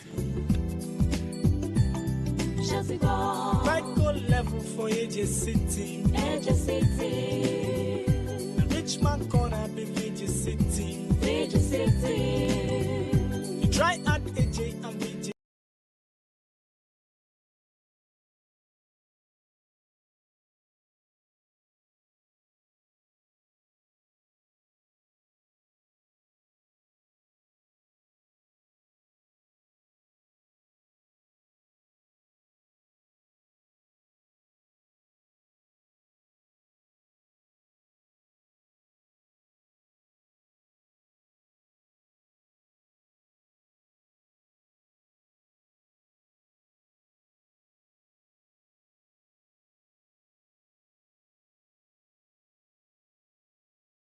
Today in history, 4th February. In 1948, Ceylon, now Sri Lanka, gained independence from Great Britain. In 2000, the World Summit Against Cancer for the New Millennium, Charter of Paris, was signed by the President of France, Jacques Chirac, and the Director General of UNESCO, Koichiro Matsuura, initiating World Cancer Day, which is held on February 4 every year. In 2003, Yugoslavia officially changed its name to Serbia and Montenegro. In 2004, Facebook, a mainstream online social networking site, was launched by Mark Zuckerberg as the Facebook.com. It later became the largest social network in the world. In 2012, British servicewoman Florence Green, the last surviving veteran of World War I, died at age 110. And in 2020, Kenyan politician Daniel Arap Moi, who served as his country's president for almost 25 years, died at age 95. On this day in history, on this day in history, on this day in history. Talk radio. I listen to a lot of talk radio. 95.1 FM. Today's news in 60. The Nigeria Data Protection Commission has disclosed that the country's data protection ecosystem is now worth more than 16.2 billion naira, a sign of how quickly compliance and regulatory oversight are expanding alongside the digital economy. Microsoft Chief Executive Satya Nadella has warned that artificial intelligence could turn into a speculative bubble if its benefits remain concentrated among large technology companies and wealthy economies, saying the long-term value of the technology depends on its widespread use across industries and regions. The European Union hit Elon Musk X with an investigation over AI chatbot Grove's generation of sexualized deepfake images of women and minors in the latest step of an international backlash against the tool. A group of U.S. lawmakers has issued a warning over allowing tech giant Nvidia to sell advanced chips in China, alleging that its support to AI startup DeepSeek has helped boost China's military capabilities. Today's news in 60. In 60. Today 95.1 FM, where news meets insight, sports meets passion, and entertainment meets excellence. Expert analysis from seasoned professionals and our top analysts, informing, educating, and entertaining you. Your voice, your station. We are the voice of the people.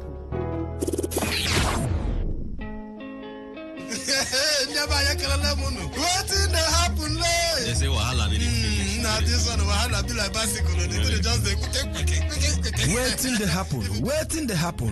they happen. Now for today 95.1 FM, 5 p.m. Monday to Friday, bomb quem. Now here you go here. Waiting they happen for Niger and Obodo the world. Now that time where we they bring you Ogbonga to them, where go shock you. You go wonder say a person do like this. Now so we they bring them come give you acid the hot. Now where would they find way to sweep this country? Don't run. Because they are blood in the chopper. They say this one. No worry. One time I reach, I'll say I want to take. Let us see where they go. Homeland is homeland. Me, I go punket for them. I no go be get man at that time for airport. Waiting they happen. Make you no miss Mazi Ike God Ike Machuku and MC Kuro for waiting they happen. You go enjoy yourself. No forget to say woman they chop our recharge card woto. I don't tell you say this place na education center. As you sit down here with us from Monday to Friday, you go enjoy waiting they happen. Waiting they happen. Make you no miss them at all. Some big go to me,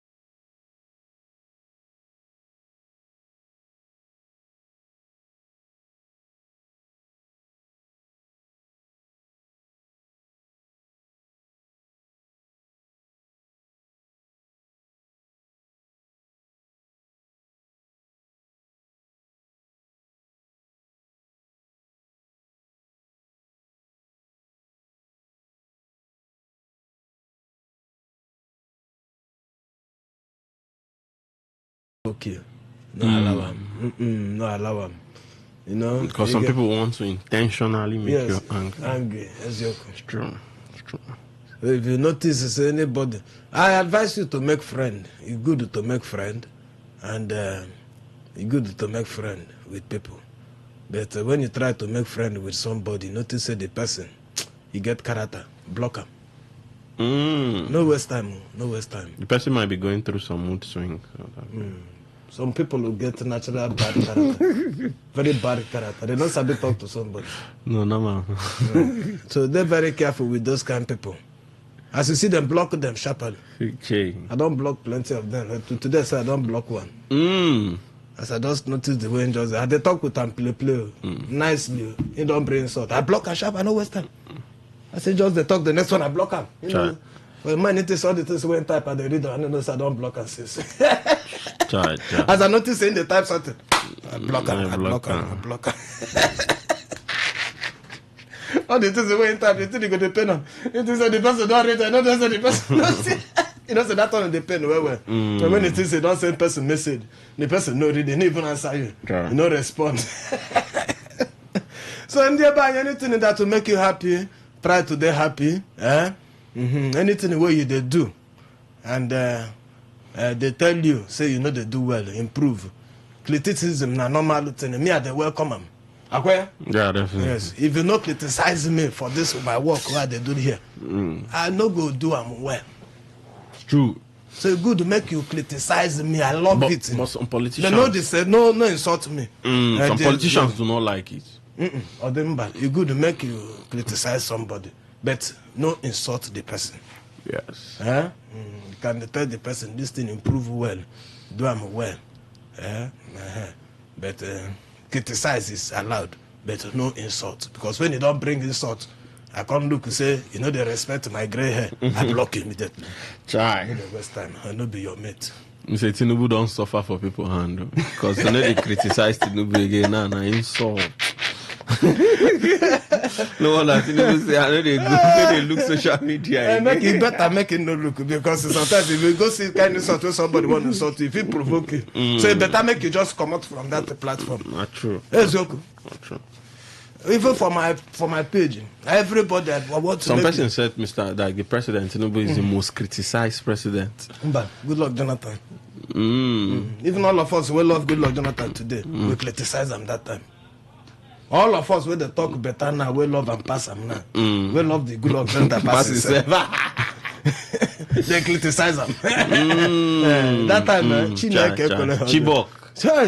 Plenty things. But the ones that they carry coffee, they do demonstration for road. Nothing the man no see. That is a man of peace. You see, I'm just gentle. Every calm himself will come out. So in the band, try and make yourself happy. Anyhow we be, make yourself happy. Not allow anybody to make you feel bad. Shake it off. All right, in Nigerians and country people, thank you very much as you join us for Today95.1 FM live. Go there for YouTube. We did there for YouTube live for at Today951 FM and Facebook. We there for those two places there at Today951 FM. We did live there. And then for Instagram, we go Instagram and X. Make you go just join us there, follow us for those two places there. You look inside, you go see our topic for all these social media handle them what we don't mention. You look inside at Today FM 951 for Instagram and X. We did there at Today FM 951. And online, we there for Android. Carry your Android phone. Make you click at there www.todayfmlive.com and look inside there. Click them. Listen live. Bakam, you go to hear us live and direct. And then for Facebook, my friends, the people who won't be my friend, me, I like to make a friend. Join me there for Facebook. Mazi Ike God, Ike Wachuku. Bakam, make we move, make we enjoy ourselves with the go. Oh no, one our people. Yes, if you just join us this program now, waiting to happen. Now that will get out, they bring a bunga training, will go shock you, go wonder see that person to do like that. Now so they bring a call, give you a CD hot. Person I am for see our official introduction. My name now Mazi Ike God, Ike Wachuku, Ike Wachineke. Mwachikutera Manushi 1, do Obuodum 1 of Amudara. Make you not try am anywhere. So in fact, anybody where you hear that title for a mouth, tell her to shut up. Now maybe the only original one will get that title from Amudara. No try am. One great country people country people have for honor day now waiting they happen. Now my name na MC Kuro. They call me the king of weddings. Anywhere we wedding that happen for the city outside the city, if you look very well, you go see say na MC Kuro. We did there we stock this thing. Say Pekin we then carry for back. He need no say the journey far. We don't come radio, not to go to me. Ngwano sharply make we move, make we look the things and this is the what don't happen inside the Nigeria. The one English they call it trending headlines them. We don't make headline. In fact, the bongo information the way you need to hear. And the things and this is the way you need to know. And the one who go break your backbone, you go say, Chineke, you go straight and back again. Cause stand like a real person. All the told them will carry me here. Ngwano sharply make we samaram give you, make you hear them. You don't hear the video where we don't play there. That one, not the one of, not the voice of the INEC. Sorry, okay, not the INEC own. Not the okay, not the voice of what is this man the name? APC National Chairman Yelowada. Nantenwe Yelowada. Professor. Don't forget to put that professor. Nigerians will that title well. Professor Yewada. And then talk that one. Here in voice there. If you be student for Nigeria, if you be student, remember when this thing come out? Well, all of us will criticize them. Me, I criticize them quite because I know say with the sabi copy things will be tomorrow. You go hook us for neck. All this money where would they bring out to give students? They bring out, they give them. When time reach to collect them back, make agbada no hang for barbed wire. I don't understand the way I talk. Because even if you go for a blood itself, people who don't collect their trust fund, they go school, they don't fit even pay them back. Not all of them fit pay them back. And the government know they do them anything. Those one are people who be say they get work. Come be you when no get work. They carry money they give you, say take a go school. When you finish, you come back, you come pay me. I want take pay. Plenty people don't come out for school 10 years after now. They never see better work. Some don't go do bricklayer work. Some they do keke. I know some of my friends where they do taxi work. No be saying a bad thing, but you know the current time now you don't go school to finish. You expect to say suppose they earn big, but they come back they earn like person when no go that university. You know the sweet for body. And I want to So well, this one will come from the chairman of INEC. The chairman of APC. The national chairman of APC. In that talk, he said, if you be student of Nigeria, of any university, and you get wahala with your school fees, just waka, go meet the registrar for your school, for the university there. Put your name for the list there. Make them know say you get school fees wahala, and you go fit access the student loan sharp. That one they know the waste time. This one are the professor Yewada. Yelowada. Now I'm talking this one will be the APC national chairman. Well, they talk about the NEL Fund initiative, and I bring this one. And talks that the NEL Fund initiative of President Bola Tinubu. Now him bring this one to come. Well, I think he said this one is good for one side. You decide when me at the look say this thing good, just so that they postpone the doomsday because the doomsday they come. You know, so the one where me I take say good now. That side the way be say children when they go school sometimes you go here say they not allow me to write exams because of my school fees. That time we don't do plot test now to say allow make children write exam. After all, they go still collect the result. Before they collect the result, if you collect all your money, but you go stop children and say, if you not go get pay school fees, you not go write exam. That one they well, American whether this kind of thing supposed to stop that side of that character of say, if you not pay school fees, you not go write exam. So what do you think about this one where the APC national chairman don't come out? Competent Nigerian students say make them enter their school. If you get school fees, wahala, go meet your registrar, put your name there. You go fit access the school loan where President Bola Tinubu they do for the Nelo Fund initiative. Well, what do you think? You think this one? What just make I hear your own own thing. What thing you think? So basically, this particular thing when you talk, most what times be the impact of this? Most times, you know, say Nigerians we sabi win online than offline. Now this one now we don't talk. When you go meet your VC, your registrar, they go tell you say they know they aware. They go tell you say the thing never reach their hand. Well, you go tell us if your children don't tell you this something like this in case you never pay your son or your picking school fees. Most times this winning they come online. You don't hear from any students. You were there around. You don't hear them. Not yet. Nobody don't say they don't fit access this loan. I know in our federal schools, but even for the federal schools, I will get state schools not follow. I think you said they get any program or plan for state schools. I hear something like about we know in the federal schools where at least the thing don't kick off. But the one where they close to us, Uniport, you never hear anybody. Really, of anybody. You don't mean it? Okay, well, Uniport students even at the hear them. Make una call us, tell us if you know anybody where don't collect this student loan for Uniport side. Follow what in this man will talk. So they watch now. Okay. What they watch because like I always talk say most times they win online, offline.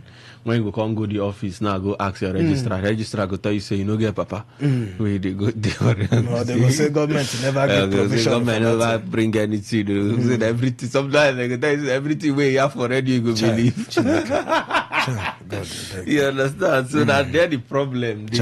How are we to get maybe the register of Uniport? Maybe if I don't call them, ask them, say, register how far, how many students we don't come meet you based on the student loan, or how many students I don't pay off the federal government don't give money to pay off the loan. But anyways, it is what it is. Okay, before we go enter the INEC make we look this one. We survey from INEC, from NAFDAC survey. When NAFDAC do, don't show say over 54% of minors will be small children. Minors, we know the people they call minors, no be minors. Yeah, minors. They call them minors. Because they sound like a plus and minus. Minors. Not be minus of plus and minus. M-I-N-O-R-S. Spell it. Or you can spell it. M-I-N-O-R-S. Minors. So understand what you talk about. Minus means minus and children, people where they very small, they will not reach 18 years and above. Anything will be 18 years done, now then be minus. You know what? So they don't minus them. Sorry. Now then be minus, not be said they minus them. This English yourself.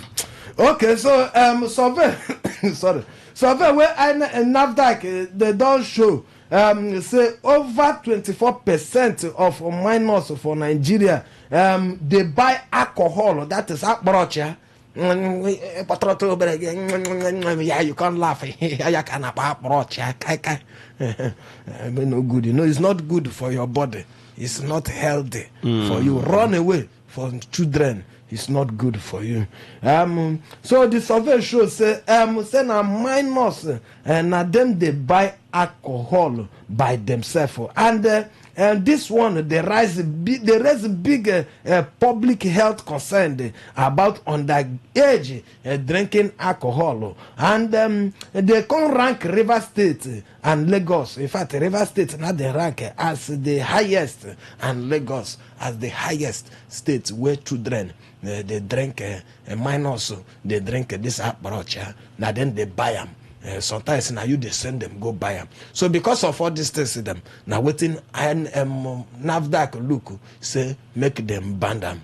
What do you think about this one? It is this survey where NAFDAC do. You correct it, they observe them for your area, because I don't hear children, even for my children in school, I don't hear where they report today. I say Pekin, they drink this thing. They don't spell that Pekin. So children, what do you think about this one when NAFDAC don't push? Say now because of this, they don't push to ban. They don't. In fact, they don't. The serious word they don't to ban that sachet.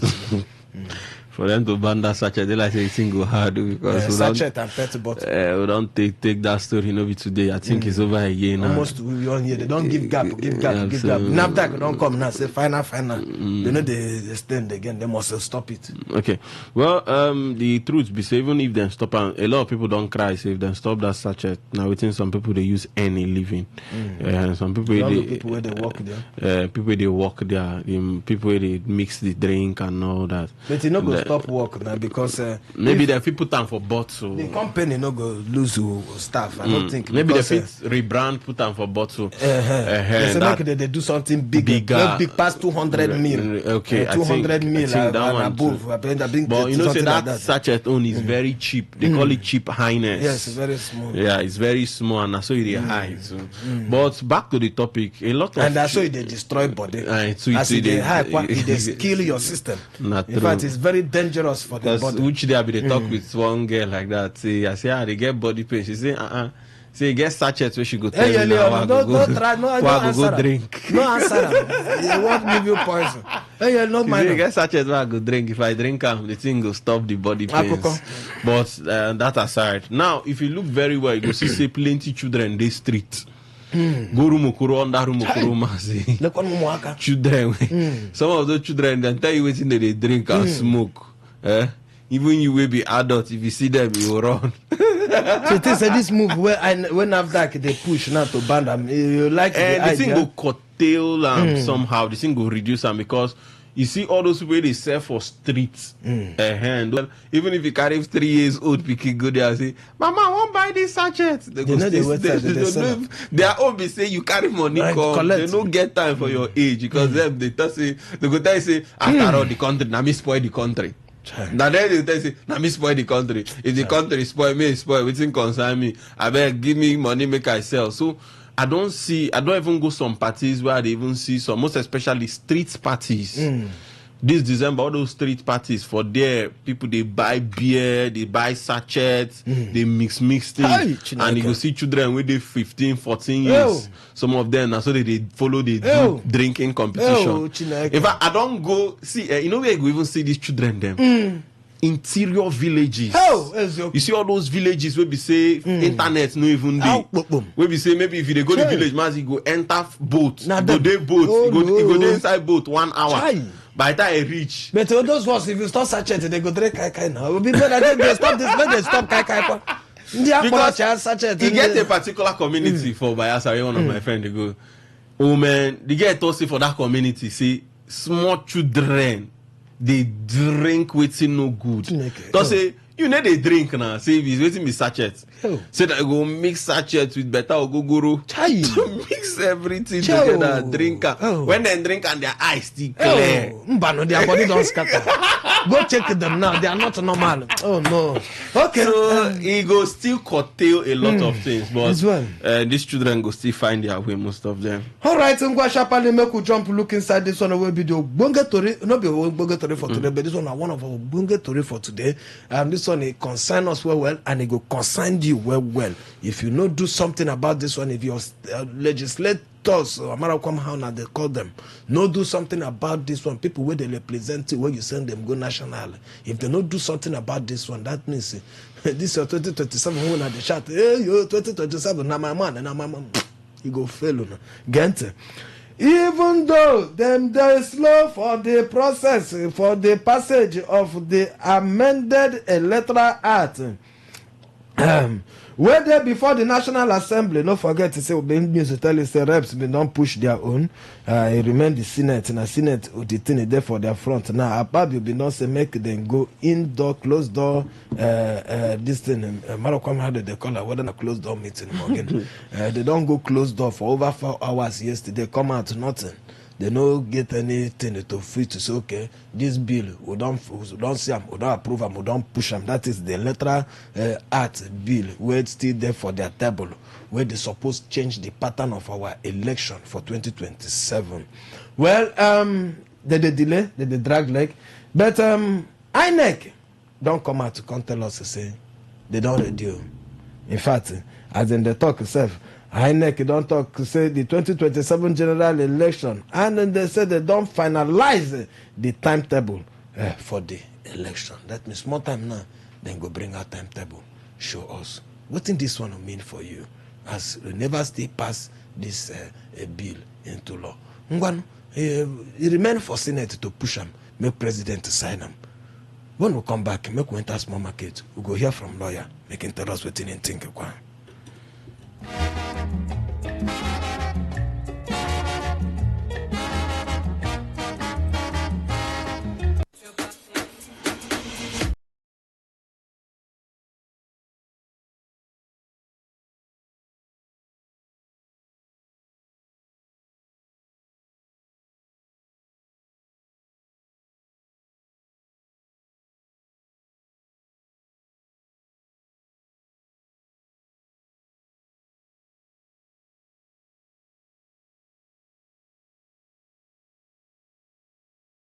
Doctor.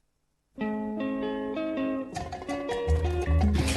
right, Nigerians and country people, thank you very much as you sit down there. Listen to us for Today 95.1 FM, Voice of the People. The person the voice here, my name is Namazi Ikegori. Come on, here with MC Kuro. Don't bring plenty to the can give you the now still there for the one who win.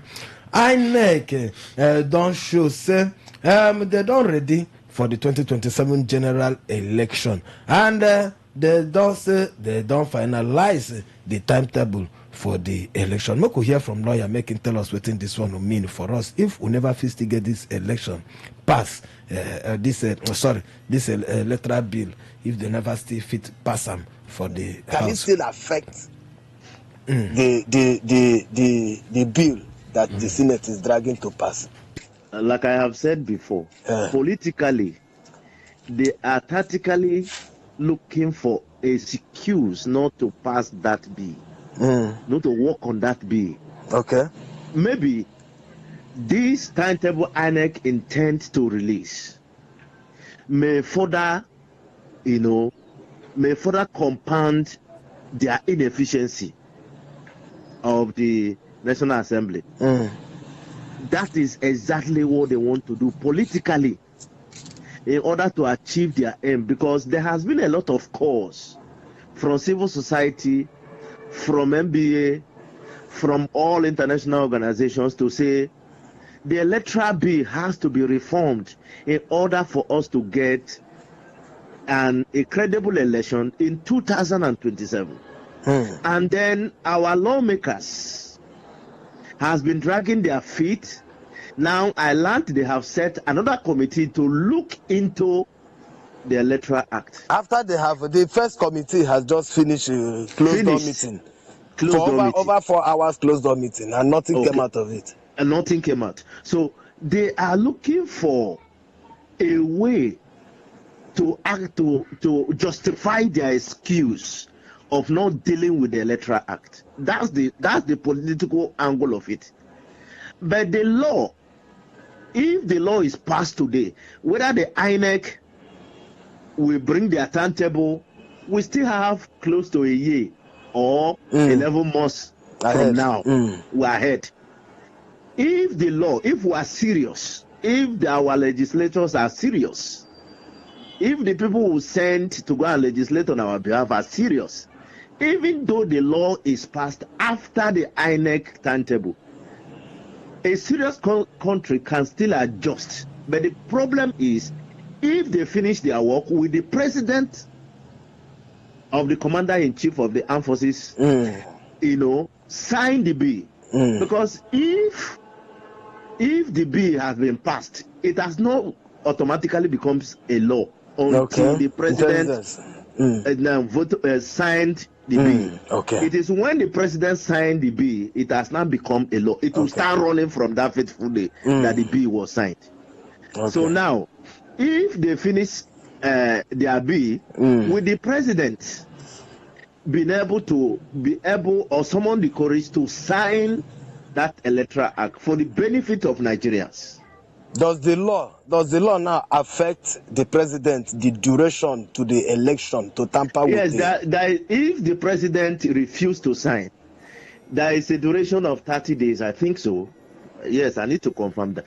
By the duration of a particular period, that if the president refused to sign a bill, then the House of the National Assembly will vote, will veto, override the president. Okay, on this ground now, what I'm asking, another question I'm looking at now is this. Is once INEC has released timetable, does the law bar that they cannot tamper with the Electoral Act again since the electoral timetable has been released? No. The law, no. Okay.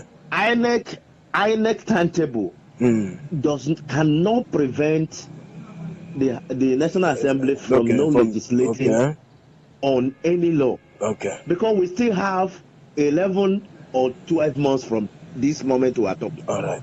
Because the election is around February next year. Is that not? Yes, it should be. So we still have 11 months.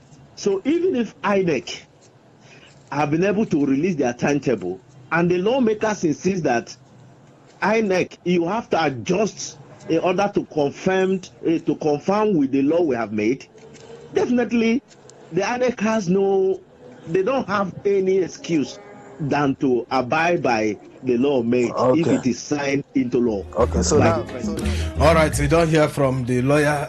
You get anything to put sharply for this one where the lawyer don't add about that our electoral bill? We see the drag leg and the INEC ready to give us the timetable.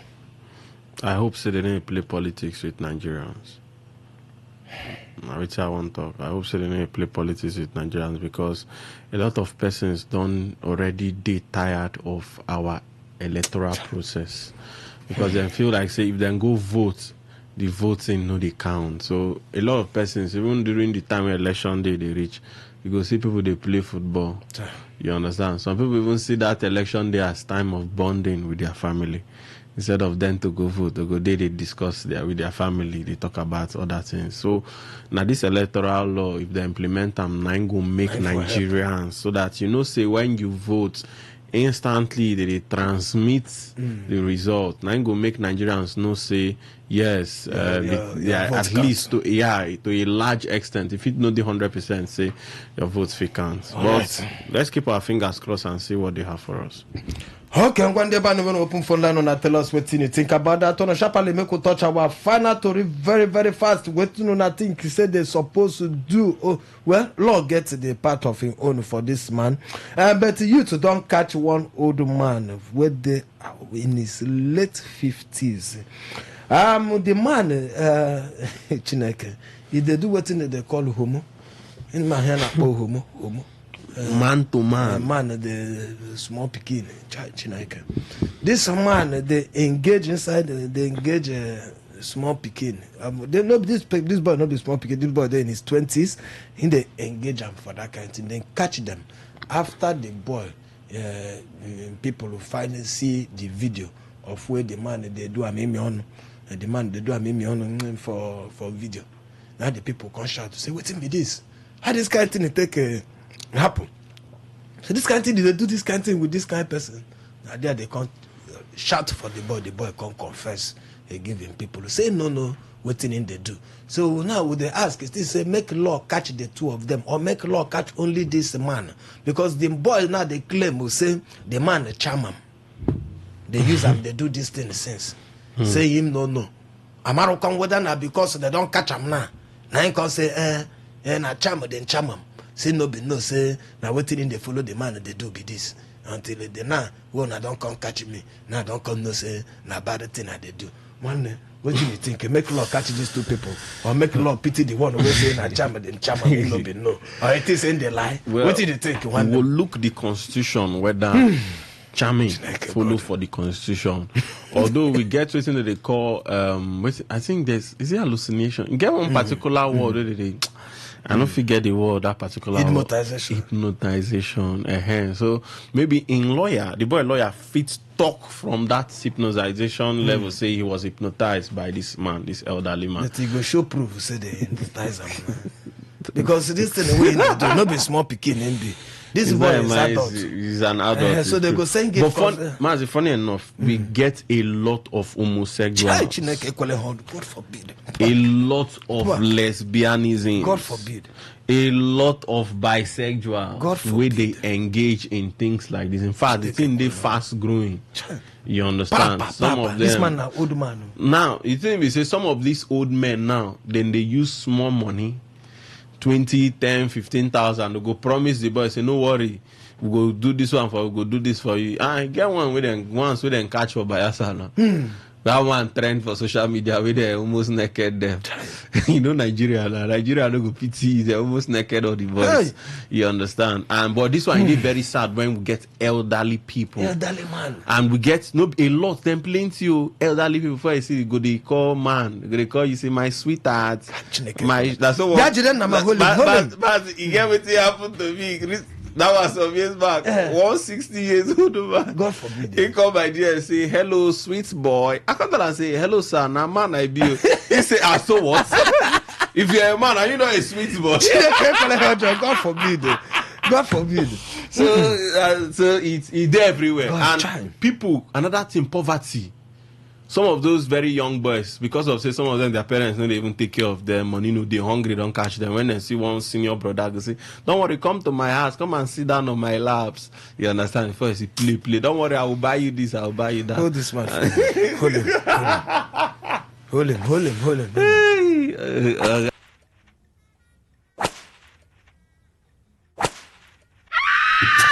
Come on, make sure you give her papa. Look at a monkey like you. Look at the cat in the way you did. Yeah. They flog this money, they shout. Like this, or close your eye. Nonsense, human being. Okay, you don't hear that monkey. What do you think about this one? How government, if you remove this kind of bad spirit from people like this for our society, and it be like say, Lord, no, they catch you with them again. Will you agree? Make say this boy accept, or you accept waiting this boy talk, say then charm and say no waiting in the do since. And I did they ask the man for the video. They are sorry if you know here Ibu. And I waited they ask the man. They are not true. Say you charm him. So the man say no do him anything like that. The boy say I waiting in do him. The boy they try to defend himself because they don't catch them. Okay, we'll put your voice inside that one. I don't hear the one who don't talk about the NAFDAC own and one where they don't put River State as the number one place and Lagos where children they like buy alcohol. If you get students where they for school and they get a school fees problem, make a go meeting register. Now the your WADA will be APC chairman and talk that one. And even though they don't slow to pass our amendment electoral act, INEC don't say they don't ready for the 2027 election. It is this one go affect the trust where you get for the INEC process. It is INEC go fit do this one to switch you if they never sign this act into law. Ngwan, make we hear from you. 08109510951 on the phone number be that 08109510951. WhatsApp and SMS. Okay, last woman where they will call us the win our recharge. First lady. The OM, we are aware. 0701-9339-962. Now our WhatsApp and SMS number be that. Ngwan, send us SMS. Call us. Make we hear from you. Hello, your name and where they call us from? Shapalo. Mazu, good evening. Good evening, sir. Wish to reach you there. As for alcohol, again, I remain animals. You be animal. My Gino brother. Yes, I hear one animal. Remain anonymous. Okay, sir, be anonymous. Okay. 10,000. In 3 companies. Shit there. Sent. Said, collected that money. After collecting that money, he fed there. In the evening, the conqueror. It takes almost 5 trips. So alcohol is not good at all. Okay, so it is NAFDAC Banam. Made the band the sachet. Oh, no, the house again. Network don't come out too. Hello, Mazike God. Good evening, sir. My name is Frank. I come from Port Harcourt. What carry on, Frank? The one I want to talk now. The one we Senate the delay to pass the electoral law. I know say now the way where they are. Now the way they are now the strategies where they go. But I they blame Nigerian politicians, opposition them, article them, all those people with the opposition. I they blame them for them to they do their to make them pass them. Not what they go do. Let them write to United Nations. If na protest, make them come out so that electoral law, that apart or waiting, then no that their plan no go work for this country. Oh, thank you. I beg, no call our Senate President or waiting. The name na Senate President Ababi. Hello. Hello, Mazi. Good evening, sir. Good evening.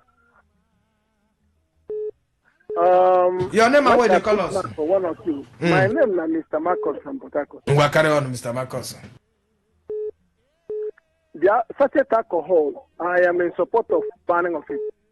Okay. But not banning of alcohol. No be alcohol. There is no life without alcohol. Okay. Again, there is in the side of that boy where they claim say the man chairman. Abona Kruku. I take to look at collect money, ain't gonna enjoy that thing for a long time. Hell, Chineke. I expect you actually flog the man too. If you flog the man 10, give him 2 at least. Because the younger dog. The boy don't say that charm. So if you flog, I can't be like so. Never do justice. The INEC matter, my brother. Not gonna leave him. It must go the way Tinubu want it to be. The rigging is very perfect. So you no go trust INEC if they no pass this bill. Lie.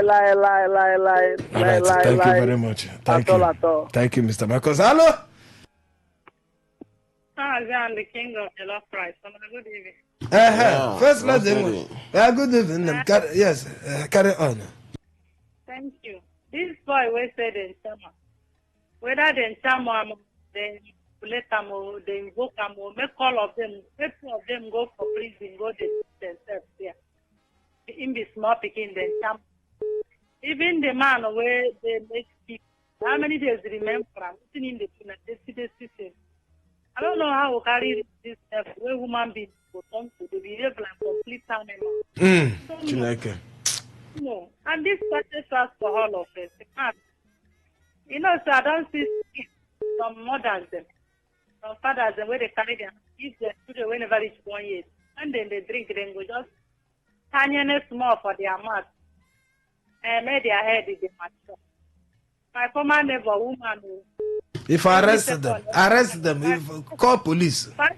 5 o'clock, you don't sit in Piki where they 6 years, 5 years. I say, by now, I say, Mommy, give me so too small for a mask. I go alarm. And to leave my bag, leave the head is strong. You go call police, may they arrest them. I'm not waiting not that they wait. Every time then they announce since over how many months. Nothing where they don't do. They want to make them do. No one to when they leave. So parents already get their hand, get their children into touch. Thank and you. Thank you. Hello. Yes, good evening, my brother. Good evening, sir. Your name and where they call us? They Mazi, Collins P, they call on from Port Harcourt. We'll carry on, Collins P. Well, banning of sachet, I did 100 support of them to ban the sachet. But, Mazi, now when we say they won't ban sachet, the reason why are they in support to ban that, because they for Bible, say the thing, even God said will condemn that. Anything alcohol says, they may not take too much. That means that bad thing will be. So if they want ban them, they ban them. But now where they want ban them, I beg, what of these women, the way they do prostitution everywhere, stand for Johnson, carry am back. 12 midnight, woman, no fear. Stand for Johnson. I hope they go ban them at once. Now that's one of your problem. Hello. Mazi. Good evening, sir. Mazi, say they want ban waiting. Approach. Your name? Your name? Navdak. Tell us your name. This Navdak, they no get work. May they no try am. May they never try am for this country. May they no try am. They don't ban them. They don't ban them already. They don't ban them already. May they no try. They don't ban them already. They don't ban them. Don't ban them. They are forced. They want to enforce them now. They don't ban them since. You know it work. Man, you said they say me coach India say you know they work. You know the work. May they no even try am. May they no try am. You know they no say na wetin man they use to suspend. Even as hungry, the role you said, you take one step. You don't go come the ensign where they believe. Na lie you talk. That one on a lie. You know the end anything, you go scatter your belly. Hello. Hello. Good evening. Your name and where they call us? My name is Everest. I'm calling from Cuba. Everest, carry on. I beg. Make them not ever make attempt to try and touch sachet. Make them not ever try. Make them not ever try. On this condition, where man day, we dey take this in just to forget our sorrow. May your sorrow go come back now. You cannot forget your sorrow. There, sir. You cannot forget your sorrow. Where my money is rich, I think I'm just want to forget my sorrow. Your sorrow will come back. Your sorrow no go. If they want man, make they ban the whole alcohol. Make they not remain even one. But if they want to ban, they can't leave big one. God said our own size. Now they want ban them. Make they never try them. Make they not ever try them. Let's try to check one month. I'll go take it. I don't hear you, sir. Make I tell them. Okay. I don't make I tell them. Make I tell them. Message to them right make I call madam now. Make I call the madam. Make I tell her now. Hello, madam. Hello. Hello, Mazi. Okay, there, doggy one. Good afternoon, sir. Good afternoon, evening. Carry on. Anyone, all time and our time. Okay, sir. Hello, Mazi. This INEC people. I don't trust their promise again, though. I said the promise was last 2023. So everything go wrong. That one. Nothing come much. Sir, this time around, I'm not going to put another law where parts do away the promission last time. Not just time again. Okay, so you know that trust. I want to remove people. That's another campaign for Nigeria now. I tell you the truth. You believe that they charm that boy? You believe that they charm the boy? The other man mentioned though. I tell you the truth because that's why she become the talk that way they talk. All right, thank you very much. Come for this area, you will see them, they plenty here. God forbid, arrest them, call police, make police arrest them, sharp. Hello? I don't finish. Time don't finish. Now we don't finish. Make we take a SMS. Thank you. Let's do them when they collect money. I'm the commissioner of education, Minister of Education. Which connection where you get to fund the some that and then they find who then go trap down. And that is the idea while I go to. All right, thank you very much. Thank you very much. Make we enter SMS. Okay, SMS time. You don't reach you, my people. This one saying, good evening, Mazi and MC Kuro. The APC politician who said students who don't have school fees should meet their registers for loan. How many of his children do so before paying school fees? God is angry with Nigerian politicians every day for subjecting Nigerians into abject poverty. Let the APC politician hide his face in shame. Nigerian government has failed most Nigerian children who turned drunkards. Madam Cynthia from Rukboku. Madam Cynthia, thank you. Mazi and Msikura, hello. River State has the highest number of underage alcoholics. I'm just believing, say, second list they come. After they don't go Bayasa, see what in Nimbe Pekin they do with them. Supposed do na to regulate them. I think they're supposed to na to regulate them instead of banning the thing. Okay. Kuro, if them ban such a children go run bottles. Where they won't get the money, Kwan. They play bets now. Okay, now, no, say from that betting that they use, they go drink alcohol. But they no feel ban betting. No. Whatever they say, how would I be youth empowerment? Anybody we think say these people go pass that bill, they like themselves. If they are do any, how would they rig their election? From Rukboku. Good evening to you all. I'm a berry up Jesus from Port Harcourt. Let the truth be told. The high rate of children taking alcohol in this nation is very bad. Go our communities, you will see that children that want to be high more than the community highness. God, okay, everybody just talk about this children highness. His Royal Highness. Madam INEC is a bad news to Nigeria. We know them well. A loper cannot change his skin. Mr. Lucky, that's INEC. Alcohol will be taken and abused because there is no strong law to deter people from taking it. See the one against smoking. Yet people are smoking. There should be severe punishment for both the producer and the consumers to stop the consumption of alcohol and smoking. You want to take that for my entire WhatsApp? Make we look while I still look at this one network. No allow us. NAFDAC the lie. Chinedu Nwoko say NAFDAC the lie. They are looking for reason where there is no reason to ban the sachet alcohol drink. And so you think, okay, make we take the other side. Okay, this one say, them ban alcohol in sachets where poor man fear afford, so that the rich man can have enough. Some of the politicians they drink 60 years. 1960 years old whiskey. They no say go buy your own. Emako saying that the poor man they suffer around. Okay, Emako, go buy your own 70 years. Nothing saying that true. Saying that the poor man. So rich man own, they no ban rich man drink. Rich men I drink alcohol past poor men. Okay, now. Okay, this I say.